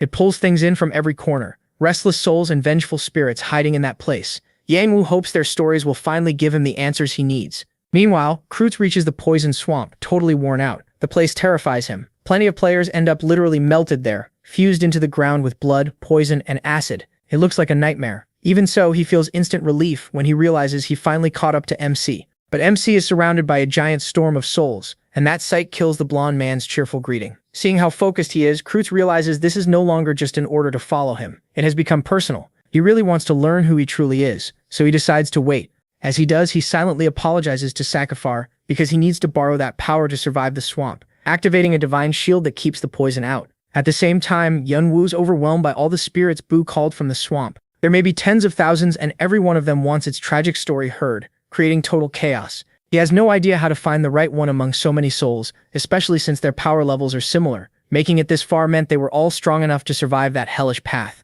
In the end, he has to trust luck and check them one by one, using temporal difference to keep it from taking forever. So he starts questioning spirit after spirit, until he finally finds the one he needs, a soul glowing bright green. Hermes and Athena watch closely, confirming he's right, and he immediately pours in part of his will. That syncs the two souls and triggers the memory replay. The scene shifts. He sees three brothers running across the lake of fire, chased by some unseen presence. The oldest, leading them, tells them not to stop until they reach Tartarus. He's also carrying a chest. Yeon-woo realizes he's watching the apostles being hunted. Something is after them, though he still can't fully tell what it is, and he watches split with his ifsti. The pshim what he does with Zalves. Their whole journey until they reach the swamp, where that presence it finally shows itself as a sinister force moving fast behind them before taking the shape of a huge silhouette. The apostles stare in horror, knowing it's an enemy they can't beat. The oldest brother instantly understands there's only one choice. He gives the object to his brothers and begs them to keep going, because if they stop, the entire surface will be in danger. Getting that thing to Hades matters most. The others don't want to leave him, but he's already made up his mind. He unleashes all his power, ready to sacrifice himself, and calls down divine descent, refusing to let titans or giants be controlled again. He begs his god to pour everything into his next attack, not to win but to buy time for his brothers to escape. Meanwhile, Yeon-woo studies the memory, confused by the mention of titans and the object the other two carried away. He guesses the beings locked in Tartarus are connected somehow, though the shadow doesn't seem directly tied to them. He keeps watching the clash between the apostle and the dark entity until a clean hit reveals something hidden inside it, and Yeon-woo tries to get closer to see it clearly. But the final impact twists the whole memory, and a void opens, throwing him out of it without warning. It leaves him dazed, but he has to recover fast because a sudden event triggers, bringing a wave of poison so dense that even his resistance can't fully stop it.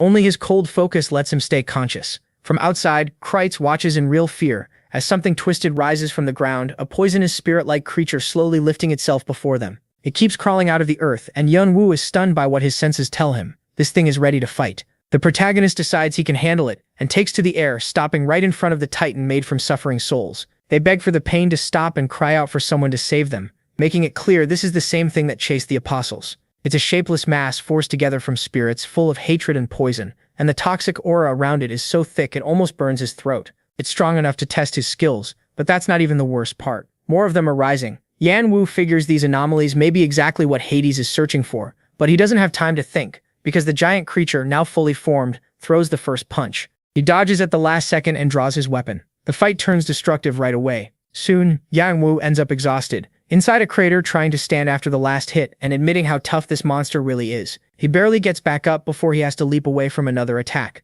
Then he activates Declaration of Domain, along with everything else he can use before another massive punch shakes the whole area. He blocks it as best he can, but the shockwave tears up the ground around them. Then he calls out his spirits, and one of them, furious to see its great master pushed this far, opens a portal. From it comes a skeletal hand that crushes the titan's face, sending it down into a ravine. But the relief doesn't last, because more start climbing up from underground. So Yeon-woo releases Henryong, Shannon, Nemesis, and Chirpy, all of them ready for an all-out war. He admits they weren't this strong before, but now his allies are powerful enough to face titans. Right then, a memory from the old Cyclops apostle slips in. The old man is lying on the ground, badly wounded, stripped of divine power, facing that titan of grieving souls. This is the final memory of that spirit. Yeon-woo realizes this must also be the moment the apostle dies, so he pulls him straight from the underworld, and the apostle appears as a soul bound to that land. He's completely confused about how he's here after clearly dying. Yeon-woo is surprised that after all this time, the apostle's memory is still intact. Sadly, he has to deal with something else first, so he turns back to the battle with the titan.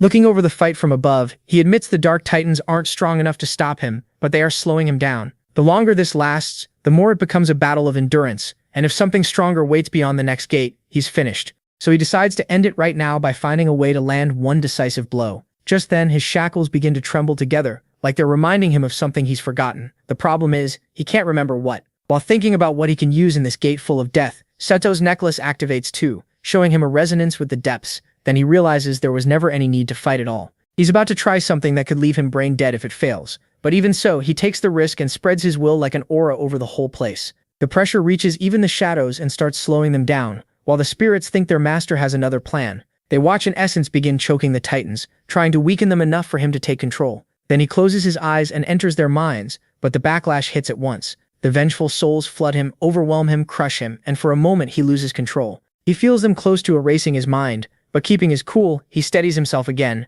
and decides to treat them like any other soul, break them by forcing down even more pressure. His power collides with that endless sea of suffering souls, and the clash turns into a huge spectacle that Kreitz watches from afar, unable to believe anyone can hold that much power without breaking. Then Yeon-woo activates Soul Collector, starting to absorb a massive number of souls straight into his collection, gaining more energy to keep the rest contained. But the ghost level is too high, and things start slipping away from him, so he has no choice but to release Nemesis. Nemesis appears, imposing but clearly confused that his master wants to rule something he hasn't even killed. Still, he helps by forcing the creature into sleep. Using that chance, Yeon-woo raises all his power and unleashes it, driving the thing into the abyss. Little by little, the souls give in, and at last the suppression is complete. Kreitz sees the whole thing clearly, and he simply can't believe what he just watched. Later, Yeon-woo checks his collection and sees it now holds more than 100 souls. He's shocked, since he shouldn't even have room for that many. He figures he's using the void's extra space, and he's honestly thrilled to have gained such high-quality spirits. Then Nemesis cuts him off, telling him to stop messing around, because he's the one stuck carrying all those ghosts inside his void. MC tells him that's how he charges rent for the Philosopher's Stone.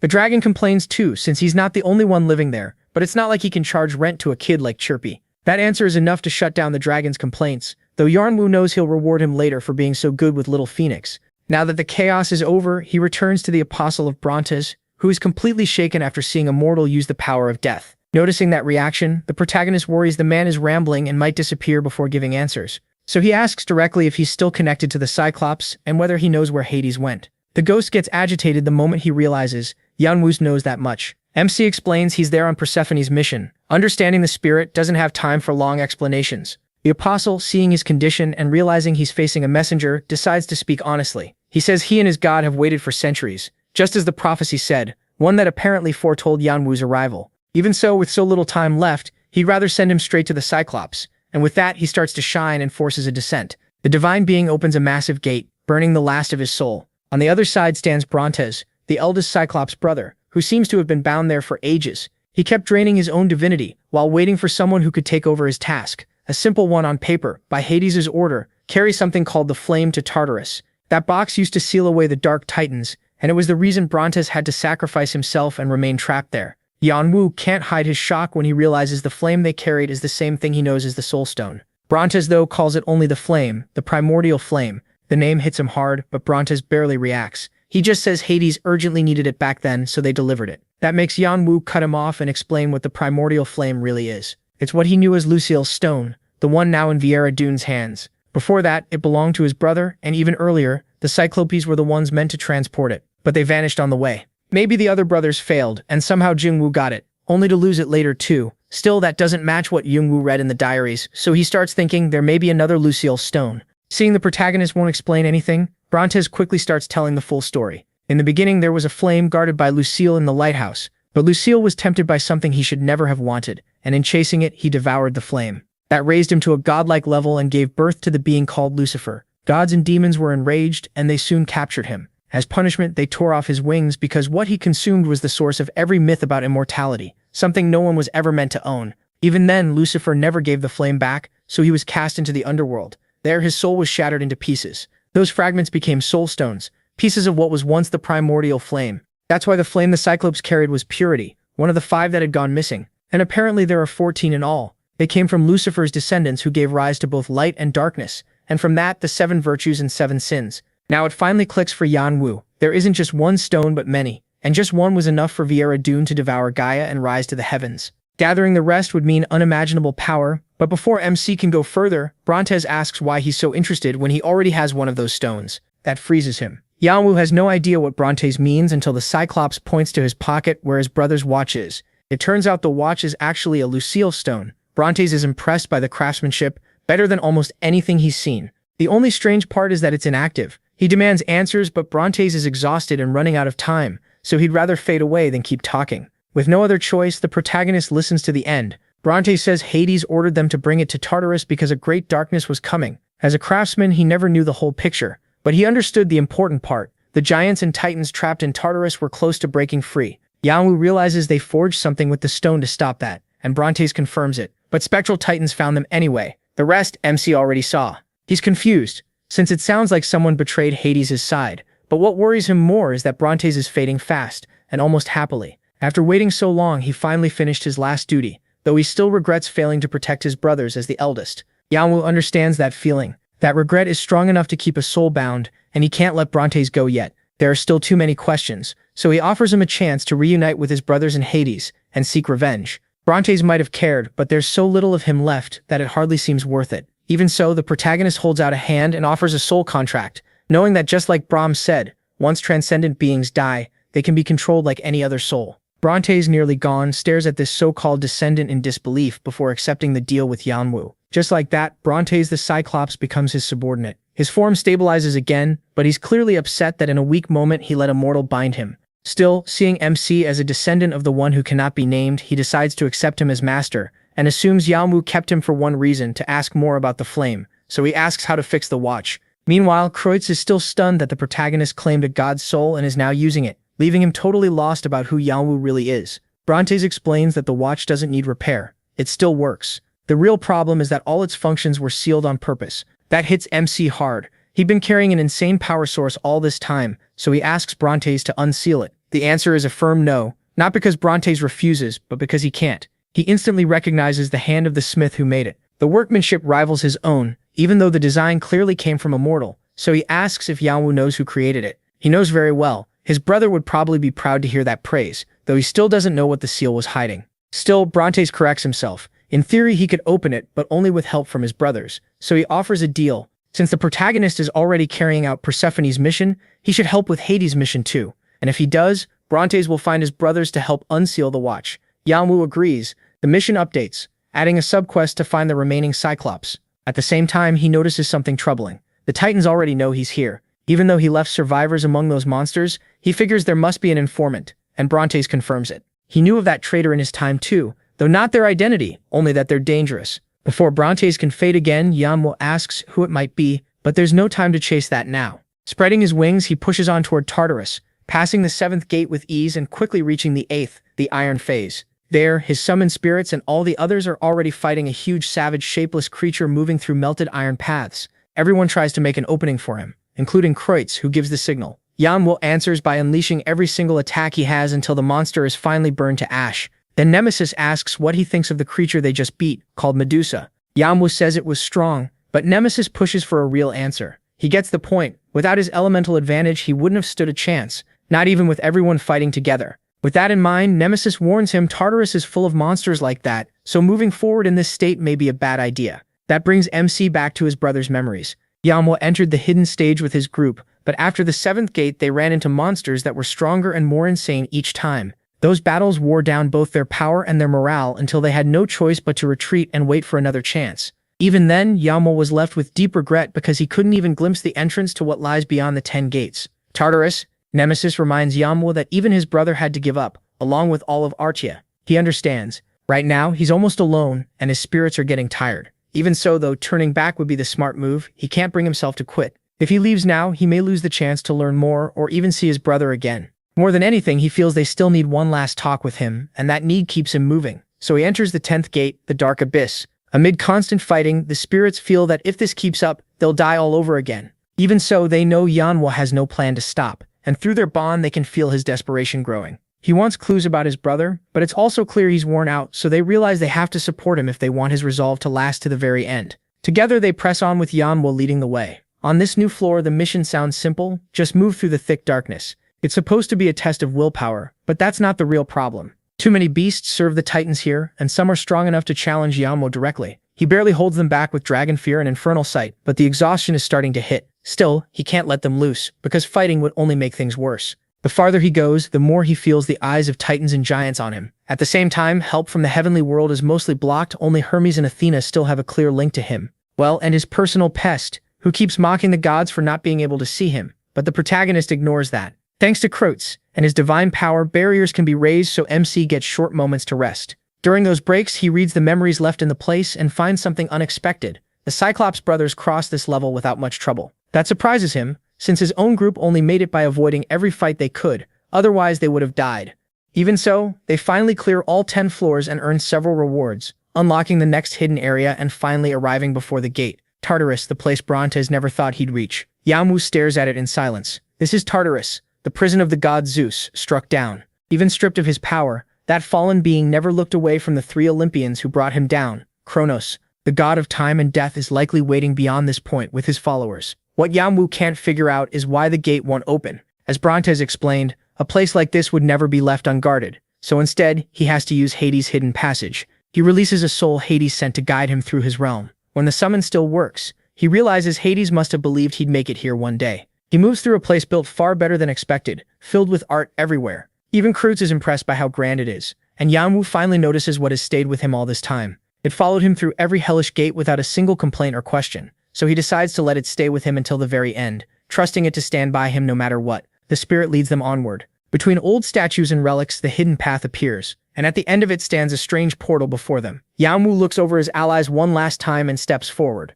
Inside, there's nothing but total darkness. The system warns that the area is too dangerous for players and urges immediate evacuation. At the same time, hostile gazes and evil energies start closing in from every direction. Then the mission suddenly changes. Before moving on, though, he feels something else. A heavy stare fixed on the back of his neck, full of distrust. At first it makes no sense, until he realizes those eyes aren't on him. They're on the Black King's shackles. Whatever is watching them feels deep disgust, almost by instinct. That throws him off, but he doesn't get time to think. The ground suddenly gives way under him, and he realizes he isn't standing on stone at all, but on something soft, sticky, and horribly familiar. Then it hits him. He's standing on a Titan's eye. He jumps back at once, sure he's made a huge mistake. But when he looks down from above, the Titan's eye doesn't move at all. There's no life in it, making him think it's dead. He rises higher to get a better look, and finds that no matter how far he goes up, the body seems endless. Just as he's about to use his perception, another presence draws near. He knows moving now would give him away, and the massive being coming closer releases such crushing pressure that even the gods and demons backing him react.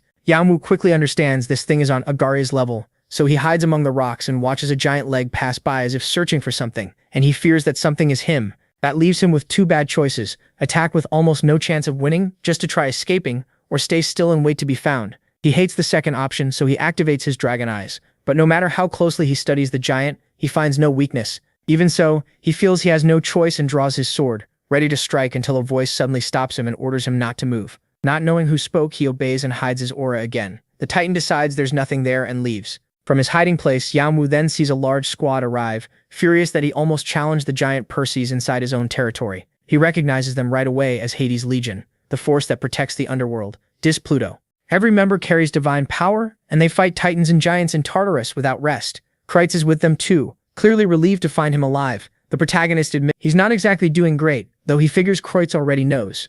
He's right. The Legion saved Kreitz the same way. That makes one thing clear to Yeon-woo.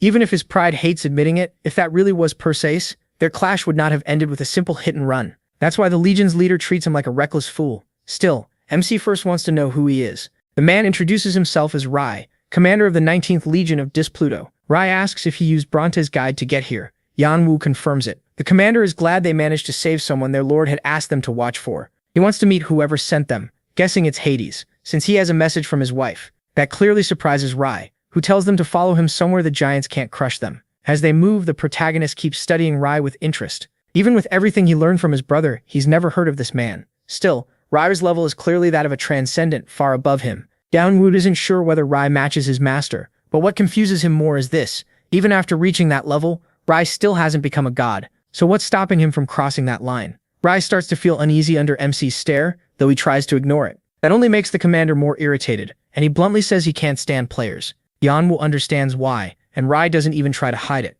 To him, players barge into a holy war zone like it's some perfect farming spot, then leave after clearing one hidden stage. Rai sees this battlefield, one even the gods must respect, as far more than a place to grab a skill and run. So he assumes him will be just another one, making the 10 men sent to find him a waste of time and manpower. At least Rai says. The protagonist does have useful information about the Cyclops and Persephone. The protagonist takes that as a very clear warning, and from Rai's short temper, he figures the war is going badly. Even so, they keep moving, until Rai suddenly stops everyone when Persephone himself appears, almost excited to find them. Rai tells the others to run while he holds the giant back and buys time. The clash is about to begin, and Yeon-woo does more than just watch. With every authority from the gods and demons blocked, all he has left is Dragon Awakening. He hopes that with Ignis Wave and his spirits he might be able to endure. But before the battle starts, huge bolts of lightning crash from above and strike the giant in the face, blinding him for a moment. Yeon-woo watches in confusion, guessing it has to be a god, and with lightning, Zeus would be the obvious answer. But the one who appears is Hades himself. The eldest of Zeus' brothers came down into these depths because of this war. The king of the underworld can unleash with one swing of his sword a massive power that tears through the giant's arm and leaves him crying out in pain. Yeon-woo freezes under the pressure of Hades' presence. Still, his cool head holds long enough for him to realize that even against the giant, he'd only need to push his dragon eyes to the limit for a chance to find a weak point, but Hades has no such opening at all. Right then, Hermes sends him a message, saying he's a huge fan of his uncle's warrior side just like Ares and Hercules. Athena also sends one, telling Yeon-woo to ignore Hermes. Still, seeing Hades rule the sky with that overwhelming presence makes it obvious why he holds such respect in this world. Even so, Perseus still dares to challenge him. To Hades, that's an insult coming from a pathetic giant who only got bigger by feeding on Kronos' corpse. So he decides to crush that pride in the most direct way possible. In a movement so fast it's hard to follow, he slices a huge wound along the giant's side. From that cut, the strength Perseus stole from the Titan starts draining away. Then a dark energy appears that Yeon-woo can't understand. He suspects it's the same force that let Kronos tear through Tartarus. Even so, it feels strangely familiar, just like the cries twisted by the Black King's pain. Confused, Yeon-woo watches as Hades finishes the giant off with a single slash. But that dark essence rots away and escapes, drawing Hades' annoyance. He instantly turns his eyes to MC and in less than a second appears right in front of him. The pressure alone leaves him completely frozen, as if his soul were bound in place by Hades' presence, so intense that even his calm starts to melt before that god, and that only makes him angry. Furious that he's being overwhelmed without being able to answer back, he pushes time difference to its limit, driving it through his whole body and forcing every cell to its edge. At last, he manages to stand firm before Hades. That earns the approval of every divine being supporting him. Hades is surprised to see his nephews there and even the oddball Agares, but what really catches his eye is that Yeon-woo carries the legacy of the one who must not be named, and as he draws closer, the shackles ring out with endless rage and burning pain. Hades watches with clear interest, finding Persephone's messenger far more entertaining than expected, along with his unusual group. He even glances at Kreutz, who can't lift his head in front of him either.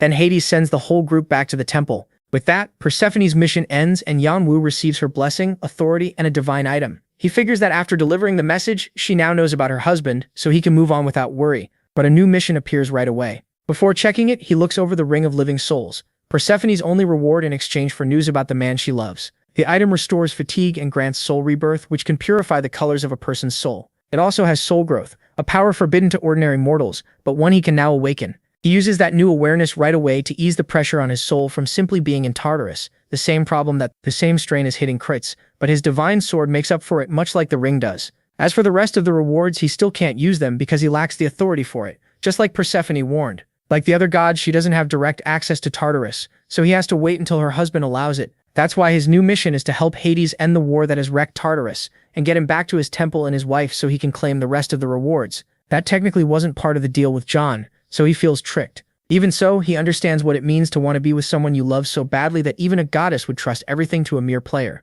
So he doesn't plan to complain. Besides, he already had another reason to help Hades. He needs the Cyclopes to fix his pocket watch. That brings him to the lower edge of the underworld temple, which is completely ruined, not what anyone would expect from one of the three great temples. Hades notices where he's looking and seems surprised that he hasn't asked anything, despite being clearly curious. Yeon-woo studies him, trying to read what he wants, but Hades is hard to grasp. Other gods were blunt, or at least acted in ways that match their nature. The being before him isn't just cold or mocking, he's far deeper than that. Hades cuts in and tells him to ask if he wants, but carefully his main driving force is trade, not compassion or trust. He only cares about fair exchange, so every answer will cost information in return. Yeon-woo agrees and thinks carefully about what to ask. He sets aside the question of why his powers won't activate, since he already knows this place has no link to gods or demons, so his first question is simple. What was that first being he saw when he entered this place? Hades sighs at the question, saying he should have paid better attention, but confirms it was Kronos. The answer stuns Yeon-woo. He now understands what became of the primal god of Olympus, the one who heard a prophecy that one of his children would overthrow him, and found no better answer than devouring them, until his wife rebelled, raised Zeus in secret, and Zeus finally defeated him. Kronos isn't just the source of Olympus's myths, he's also its greatest monster. Hearing Hades speak of him so casually, Yeon-woo drops his main theory that this was the Black King. He's left shocked that a being that huge died here, and Hades instantly reads that thought. He explains what happens to the god of time and death when time itself is taken from him, leaving him exposed to his question in return, wondering whether Persephone told him anything else. Confused, the protagonist says she only asked him to find Hades. That visibly relieves Hades, surprising Yeon-woo to see such an emotional reaction from a god who seemed so cold, especially when his only real concern appears to be his wife. After that brief exchange, Hades gives Yeon-woo the floor again. This time he asks how the war is going down here. Hades says it's not really a war anymore, just a small resistance inside a ruined Tartarus. In fact, things have stayed like this ever since Hades arrived centuries ago. The reason is simple. Giants and titans, once far weaker, started feeding on the fallen power of Kronos. Little by little that let them push back Hades' army. Until now, this temple is all that remains of the old order of Tartarus, which is now ruled by the very prisoners it once held. Yeon-woo finally gets why Pluto is in such a bad mood. They've basically lost. Even so, he worries about what happens if that ends, and what it will mean for the surface. But now Hades has a question of his own. Seeing MC still here, he realizes he didn't come only as a messenger, and wants to know why he's staying. Pluto answers honestly. He came for Kinna, his divine relic. As they keep moving toward Hades' throne, Hades tries to figure out what he wants with Kinna, then smiles when he realizes Yeon-woo doesn't even know what it really means. If he truly wanted it, he'd have to inherit everything Hades has, becoming his avatar and the leader of all his followers. With that in mind, Hades warns that he's only just met him, has no idea if he's worthy, and even if he were, their short time together already proves he would never serve anyone. He understands the refusal, but he can tell Hades isn't angry, he's amused, testing him. That's exactly what he's doing, and when he gives him nothing to work with, Hades gets bored and drops the game. Then he says the real problem. He can't hand over Cain for one very simple reason. He doesn't even have it, leaving the protagonist stunned. Then he remembers how, long ago, the Titans and Giants mocked the Cyclops brothers for how they looked, forcing them to seek shelter with the Olympians, whom they helped to settle old grudges. Back then, they brought 3 divine relics, each meant to raise its owner to the throne. Astrape, which called down lightning, came to represent Zeus, while Triana raised the tides and stood for Poseidon. Cain unleashed darkness and symbolized Hades. It was the very weapon he used in that ancient war. But during his battle with Typhon, the king of the giants shattered it. Since then, Hades has used a sword that can barely handle his divine power. He admits he misses his old weapon, especially in this war, and not just because it's gone. He also lost the 3 Cyclopes who could have repaired it. Yeon-woo listens closely and asks what exactly Hades means. Calmly, Hades says that if all 3 Cyclopes were still alive, they could reforge Cain, but now only 1 remains. MC reacts at once when he hears that Steropes and Arges never made it. Hades is surprised he knows their names, but confirms it. As Bronte said, they died on the way. Steropes fell in a Titan ambush and only the youngest Arges survived. No matter how skilled he is, he can't finish something that was made by all 3. That makes Yeon-woo's chains tremble with Bronte's bitter grief for his dead brother. But he sees an opening in all this and asks for confirmation.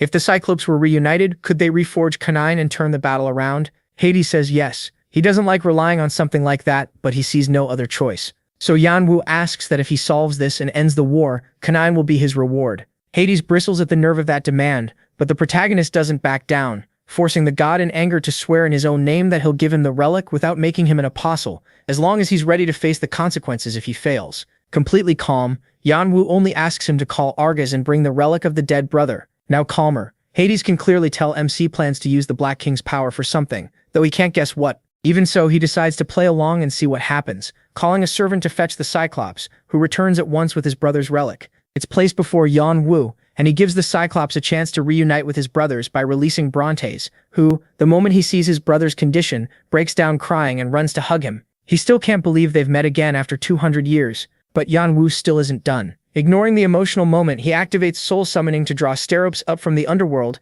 and the second Cyclops appears before them. Completely confused, he is embraced by both brothers, finally reunited in a scene full of longing and pain. Meanwhile, Hades is nearly beside himself, seeing a mortal with enough authority to control souls at will, flat out ignoring the laws of nature, something even he can't do. That huge reaction draws the attention of the gods who support Yeon-woo, though their uncle tells them to stay calm. He makes it clear he doesn't plan to hurt him, though he admits he's not sure whether what he did to the one who must not be named was right or wrong. His issues were always with that being, not with the one who inherited his power, so he hopes they won't lump him in with Poseidon's traumatized mess. That settles things down. Even so, Hades keeps staring at someone who can handle a primordial god's power so smoothly, surpassing other deities with what looks like ease.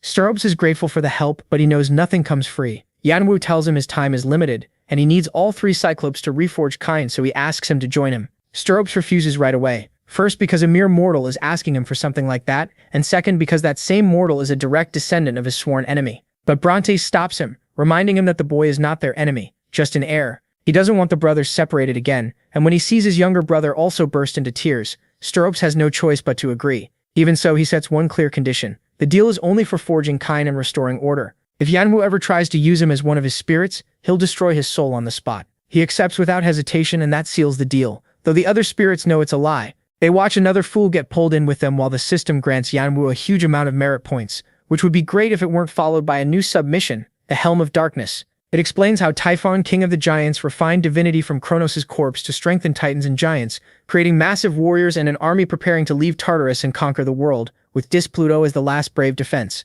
Now that he's surrounded, it's only a matter of time before he falls, so the protagonist's task with the Cyclopes is to forge the Helm of Darkness. In return, he'll earn Hades' respect, the title of Master Craftsman, and the relic. That shocks Yeon-woo, not just because of how huge the rewards are. What shocks him even more is the Master Craftsman title, one of the rarest in the tower, given to only a handful. With that, he figures he won't need help solving the clock, but there's a new problem now, getting the materials. Hades' mocking laugh makes it clear he already knows that. After such a long war, there's no stockpile left, and even if there were, he couldn't hand it over. Yeon-woo gets it right away. He'll have to gather everything himself. Hades confirms it, then warns him the final battle could start at any moment, so if he wants to run, now's the time. But there's no hatred in his voice. What MC hears is someone who's lost hope, the same kind of desperate resignation he saw in so many people during the war. Hades expects him to give up. Instead, he accepts the challenge, leaving him stunned. Even so, Hades smiles at that courage and wishes him luck, lifting the restrictions and giving him his blessing, hoping he keeps his promise. Meanwhile, back in the village, Brahm talks to his daughter, saying they've already spent a year there, and when Chaxi appeared, she quickly became popular with the boys, so much that some of them even fought over her. In the end, she turned into a real heartbreaker, though the only truly broken heart is his, and Antak can't even hold a fork, and Brahm swallows his pain, forcing a smile as he keeps talking to her. Noticing how much she looks like Cha. Holding her hand, he admits he may have been a god, but he was a terrible father, wishing he could see those teenage tantrums again. There's not much else he can do, so he goes to get the sweets Yeon-woo sent, planning to eat them with coffee. But outside, he runs into Cha, who's sad because her mother still acts cold toward her. Brahm gently explains it isn't coldness after such a long sleep, she still can't recognize her. But once she wakes, he's sure she'll love her more and more. Even so, while playing with her ball, the little girl gets annoyed at being treated like a child. She understands her mother is sick, so she wants to make lots of friends, sure they'll help her find a cure. Then the thing she's playing with flies straight into Brahm's garden. She knows she'll get scolded if she goes in there, but she has no choice. She carefully moves through the plants until she reaches her mother's room, confused to find herself there. Before she can step inside, her grandfather spots her, making her fall, but she jumps back up fast to avoid getting yelled at. As the day goes on, Ananta stays trapped in that hazy world, though something inside her seems to be waking up. Back with Yeon-woo, he reaches floor 34 and is just taking on the mirror test. Mirrors have long been used to dress up appearances, but many see them as a twisted, reflected world, maybe even another reality. This floor is packed with thousands of them, making him question what in those images is real. It's almost a poetic trial. Find his true self among all the fakes. Realizing brute force alone won't solve it, he stops to think and calls Tron, who seems pretty happy to hear from his best customer again. Yeon-woo asks how the search for the materials is going, and the update shocks the Cyclopes. They found almost everything in barely any time. The protagonist isn't surprised though, he knows how effective the table gets when the payment is good. Still, he notices a few things are missing, especially some tricky materials. Tron explains those aren't easy to find in the underworld, so Yeon-woo realizes he'll have to do part of the work himself. Even so, Tron says he's already tracked down some owners and is negotiating, especially for the Nova Adamantite. MC and the Cyclopes can't believe someone in the underworld has something that rare, a material that shines like a star crushed into solid form, used only in the strongest divine artifacts. That's why its owner is such a mystery, a reclusive, difficult hermit. Still, the table will handle it. Yeon-woo is fine with that. What bothers him more is the missing magic conversion core, the most important part of the whole process. It shouldn't be hard to get unless someone's testing him. Tron, sounding nervous, insists they can get it and would never refuse on purpose. He knows full well that's exactly the kind of thing the table would do without guilt. Still, the merchant changes the subject and says a letter arrived while Yeon-woo was away. That throws him off, since nothing should be able to pass through them like that. Tron is confused too, but the sender is the son of a major business partner, apparently the famous, half-forgotten Bloody Sword. The protagonist quickly realizes that basically means Khan, but Tron can't deliver the letter until the test is over, mostly because he has no clue which reflection to hand it to. That's when Yeon-woo starts to grasp the real problem of this floor. Every reflection seems to be showing a different part of his thoughts, and it starts messing with his head. He remembers his brother warning him that this floor is deeply reflective, a literal search for the real self among many identical selves, each convinced it's the original. Still, he knows the tricks for clearing it. One way is for every copy to fight until only one remains. Simple, except if the real him dies, he's dead. The second is the method his brother used. Talk naturally and carefully with each double. It works, but it takes forever. Those are the usual methods, but Yeon-woo makes his own. He activates tempered discrepancy again and again under the watch of those supporting him. He asks himself just one thing: if he's the real one, then he should still have his connection to the transcendent beings. With that in mind, he activates his blessings and starts killing himself over and over, cutting down every version that lacks divine power. His spirits watch in confusion, unable to understand how he can destroy his own copies so calmly. Then he activates his other abilities to see whether any of them can copy those too, ruling out several more. When their bodies can't handle that power, he moves to the next filter. Who has the anti-poison trait? One by one, he keeps eliminating them until the next round begins, and he's left facing only physically identical forms. At that point, he stops focusing on the body and turns to the mind instead, something most people would never do. He wonders whether cognition works, and with that, he removes mask. Then he starts asking questions where any sign of emotion becomes the signal to stab them, basically carving away his own humanity. Nemesis hates that cruel method so much that Chepri can't even watch, and his dragon mourns that the small bit of humanity it thought he still had keeps fading. But Yeon-woo puts the goal first. Eventually, only two remain. Standing face to face with his last identical self, he remembers floor 21 and knows questions won't help. Both of them share the exact same memory and feelings about reuniting with his beloved brother. But what they feel now is completely different, pure irritation. Both rush in, each claiming to be the one true hoarder. After a blood-soaked clash, the winner is Yeon-woo, setting a new record. But what matters to him are the shattered remains of his copies scattered around. The system says they're just mana residue, but MC knows they're packed with information about him, the same data the imitators use to make perfect copies. If he gathers all of it, it will form the magic conversion core, which gains stronger resonance when collected by the copied player himself. He knows that's why it's easy to obtain but hard to buy. Selling it would mean handing over part of yourself, including your weaknesses. Still, now he finally has it, and he gives it to Atron, who arrives just in time to see the wreckage physically and mentally. Atron starts thinking Yeon-woo may be nothing but a monster that believes it's human. In the end, they get every material except the Nova Adamantite, and he waits in a town for the table to secure that last piece. Meanwhile, he goes after Hamashade's liquor. The legendary Emperor Hoarder aged it for over 1,000 years and sells it for absurd prices. The first problem is that the Emperor is on floor 70, which Yeon-woo could reach if he rushed, but that would mean giving up the hidden pieces. He refuses, looking for another way when Atron finally arrives with the letter that should have been delivered already. That delay gives the protagonist an idea, and he decides to visit the only one greedy enough to keep Hamashade's liquor, the gluttonous Emperor. So he decides to send a message to the Bloodland, finally accepting that invitation. Later, Kreitz watches him from above. While following him, he saw nothing special on floor 33, but floor 34 was another story. What he saw there was horrifying, and now he's starting to fear Yeon-woo and doubt whether he can really carry out his commander's mission. As MC reads Khan's letter, it starts with a very casual greeting, like he hadn't vanished at all. At least Khan apologizes for leaving without warning. He explains that after they split up, he got mixed up with the demon army. That confuses him because the last thing he knew was that while Khan and Victoria were escaping the castle, they were intercepted, and Khan stayed behind so she could get away. Apparently, he managed to reach some kind of deal with the army. Yeon-woo hopes the letter will explain more, but Khan only says that after settling that mess, he went to see his damned father. There he learned his father had been searching for him for a very long time, and once he found out the protagonist had a connection with the table, he decided to send a message to say he was fine and hoped Victoria wouldn't worry. That frustrates MC because he still learns nothing else. No location, no details, and nothing about what happened to Doyle. For now, the only clear thing is that Khan is the son of the Iron Lion, leader of the huge mercenary group with the same name. That surprises Yeon-woo, but he figures he can reach Khan through them if he ever needs to. For now, bigger matters come first. In another place, a savage flood of blood and desperate cries of pain becomes the perfect meal for the gluttonous Emperor, who enjoys a feast made from his white dragon enemies, prepared by the monster dupe Tuan Tien.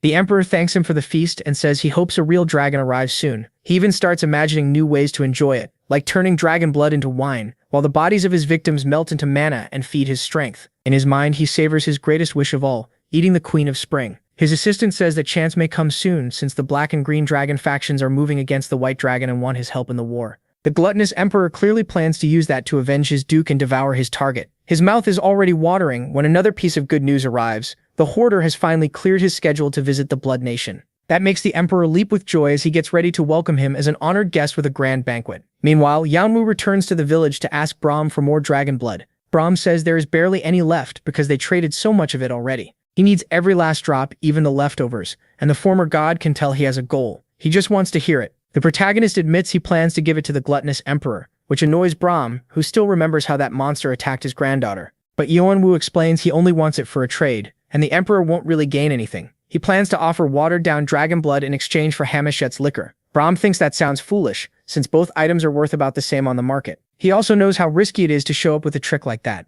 Even so, MC says he has it all planned out, and Brahm thinks it over. He decides that if he cooks the meat well with the blood, the taste might be close enough to fool someone obsessed with dragons. Yeon-woo thanks him, but before leaving he asks if Ananta is still the same. Brahm doesn't have good news and assumes he wants to see her, so he goes to her and removes his mask, hoping she will recognize his face.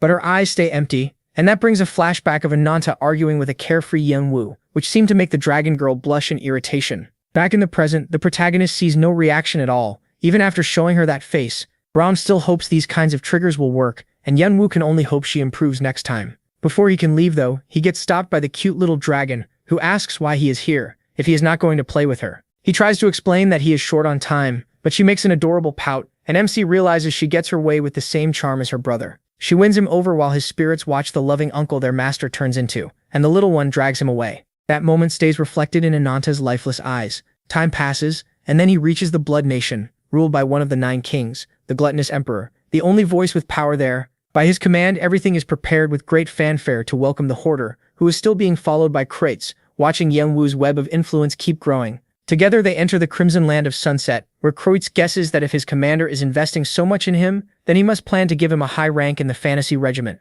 Seeing all the connections Yeon-woo could gain, Kreitz thinks he should be pleased, if not for how moody the Emperor is. Even the protagonist did not expect to be welcomed by the Crimson Guard, the escort used for clan leaders and marked by the red banner of highest status. It amuses him, because the more trust they show, the more it will hurt when he stabs them in the back. Still, the only thing he feels then is intense hunger in front of what the gluttonous Emperor calls a light meal. Yeon-woo can't tell if the man is really that greedy or just pretending to be humble, but since he is invited, he digs in. The first bite shocks him. The taste in his mouth is soul shark. It was prepared by Duke Tuan, the emperor's trusted chef, and MC knows it is one of the hardest species to harvest. Yet it is served here as a simple soup appetizer. It is also packed with an absurd amount of elixirs, so many that Yeon-woo feels that one bowl cost a whole year's budget for a mid-sized clan. He starts wondering if every dish on the table is like this, so he activates his dragon eyes to inspect all the luxuries being passed off as food. Meanwhile, Kreitz enjoys the incredible feast too, grateful just to be there with him. He is stunned by how well the protagonist gets treated everywhere, and starts wondering what to even call someone like him, deciding he must be some kind of infiltrator. After the food gives them huge buffs, and before they even finish, the emperor keeps offering more. This time, he brings out the finest liquor Yeon-woo has ever seen. The golden color catches his eye at once, and the emperor immediately notices because that bottle is exactly what MC came for. It is Hamashed's wine, made by the great tyrant of the upper floors, a figure who rivals even the vampire lords. He can hardly believe he found it so easily, and even thinks how easy it would be to kill the emperor before he finishes digesting. But even though his blood boils when he remembers what happened to Henova and the danger around him, he knows there are too many dukes here to make a move and get out alive.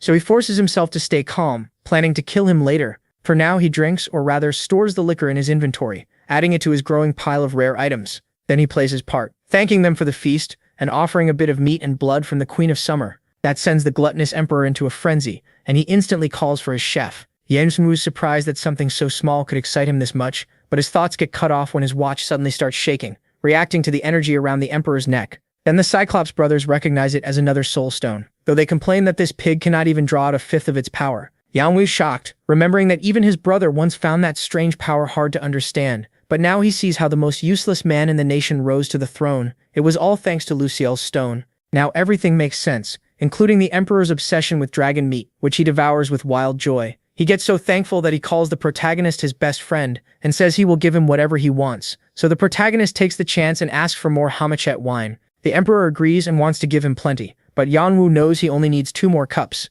Even so, he nervously asks for 2 full jars. Apparently it works, because the next thing we see is the gluttonous emperor trying to make MC stay a little longer. MC says he does not have that much free time, and the emperor understands, knowing the great deeds of the hoarder he admires. He says he will keep supporting him, and sends him off warmly. Before he leaves, Tuan gives him one last gift, the Moon Reveler dagger, which raises his luck, something that could help in his search. Yeon-woo thanks him, then departs, while the emperor asks him to send his regards to his other friend, the Martial King. As they leave, his spirit tells him to explain his plan to his companion, but he stays quiet. Then, out in the forest, Kreutz waits for an explanation about what just happened there. Going back a bit, when Yeon-woo asked for 2 jars of Hamachet, it was basically the same as asking for the whole stock, which left the emperor shaken. But after giving his word, he had no clean way to refuse. Luckily, Tuan leaned in and whispered something in his ear, and that completely changed his attitude. He became much more confident and told Yeon-woo that the liquor was too valuable to hand over without the council's approval. The protagonist thought the deal had failed, but the emperor made it clear that there was still one way,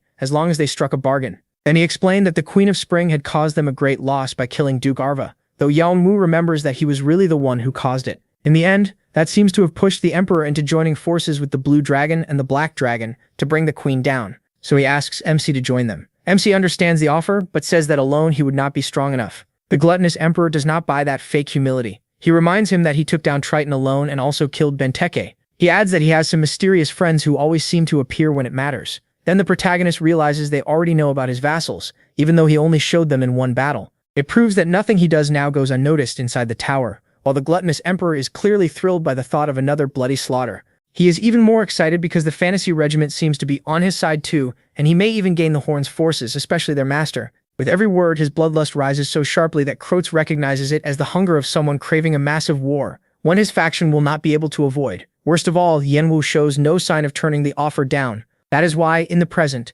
Kreutz begs him to think carefully about what he is about to do, because it could change everything. But MC's silence leaves him completely shaken. He feels like he said something he should not have, so he decides to step away for the moment, leaving Yeon-woo alone. He takes off his mask and sees that he now has almost everything he needs for Kennick, while also enjoying how the world seems to be falling right into his hands. He knows his master will do as he pleases while sworn enemies are about to fight to the death, and now that one whole faction trusts him, he lets himself enjoy it because by then he will have Kennick in control of the Soul Stones. He plans to use the war to seize the Soul Stones, and then go after Gluttonous's head. Still, he doesn't want to rush. His focus stays on Cain, especially after what Brahm told him in the village left him shaken. When Brahm brought up Hades, he couldn't understand why, after such a long war, he never asked the Olympians for help. That is why Yeon-woo gets it now. Something bigger is hiding behind all this. Something huge, and clearly the true core of the underworld war. Even so, none of that really matters to him. His goal is simple: win the war, claim Cain, and complete the Black King set. Then finally bring his brother back. Season finale: bring his brother back.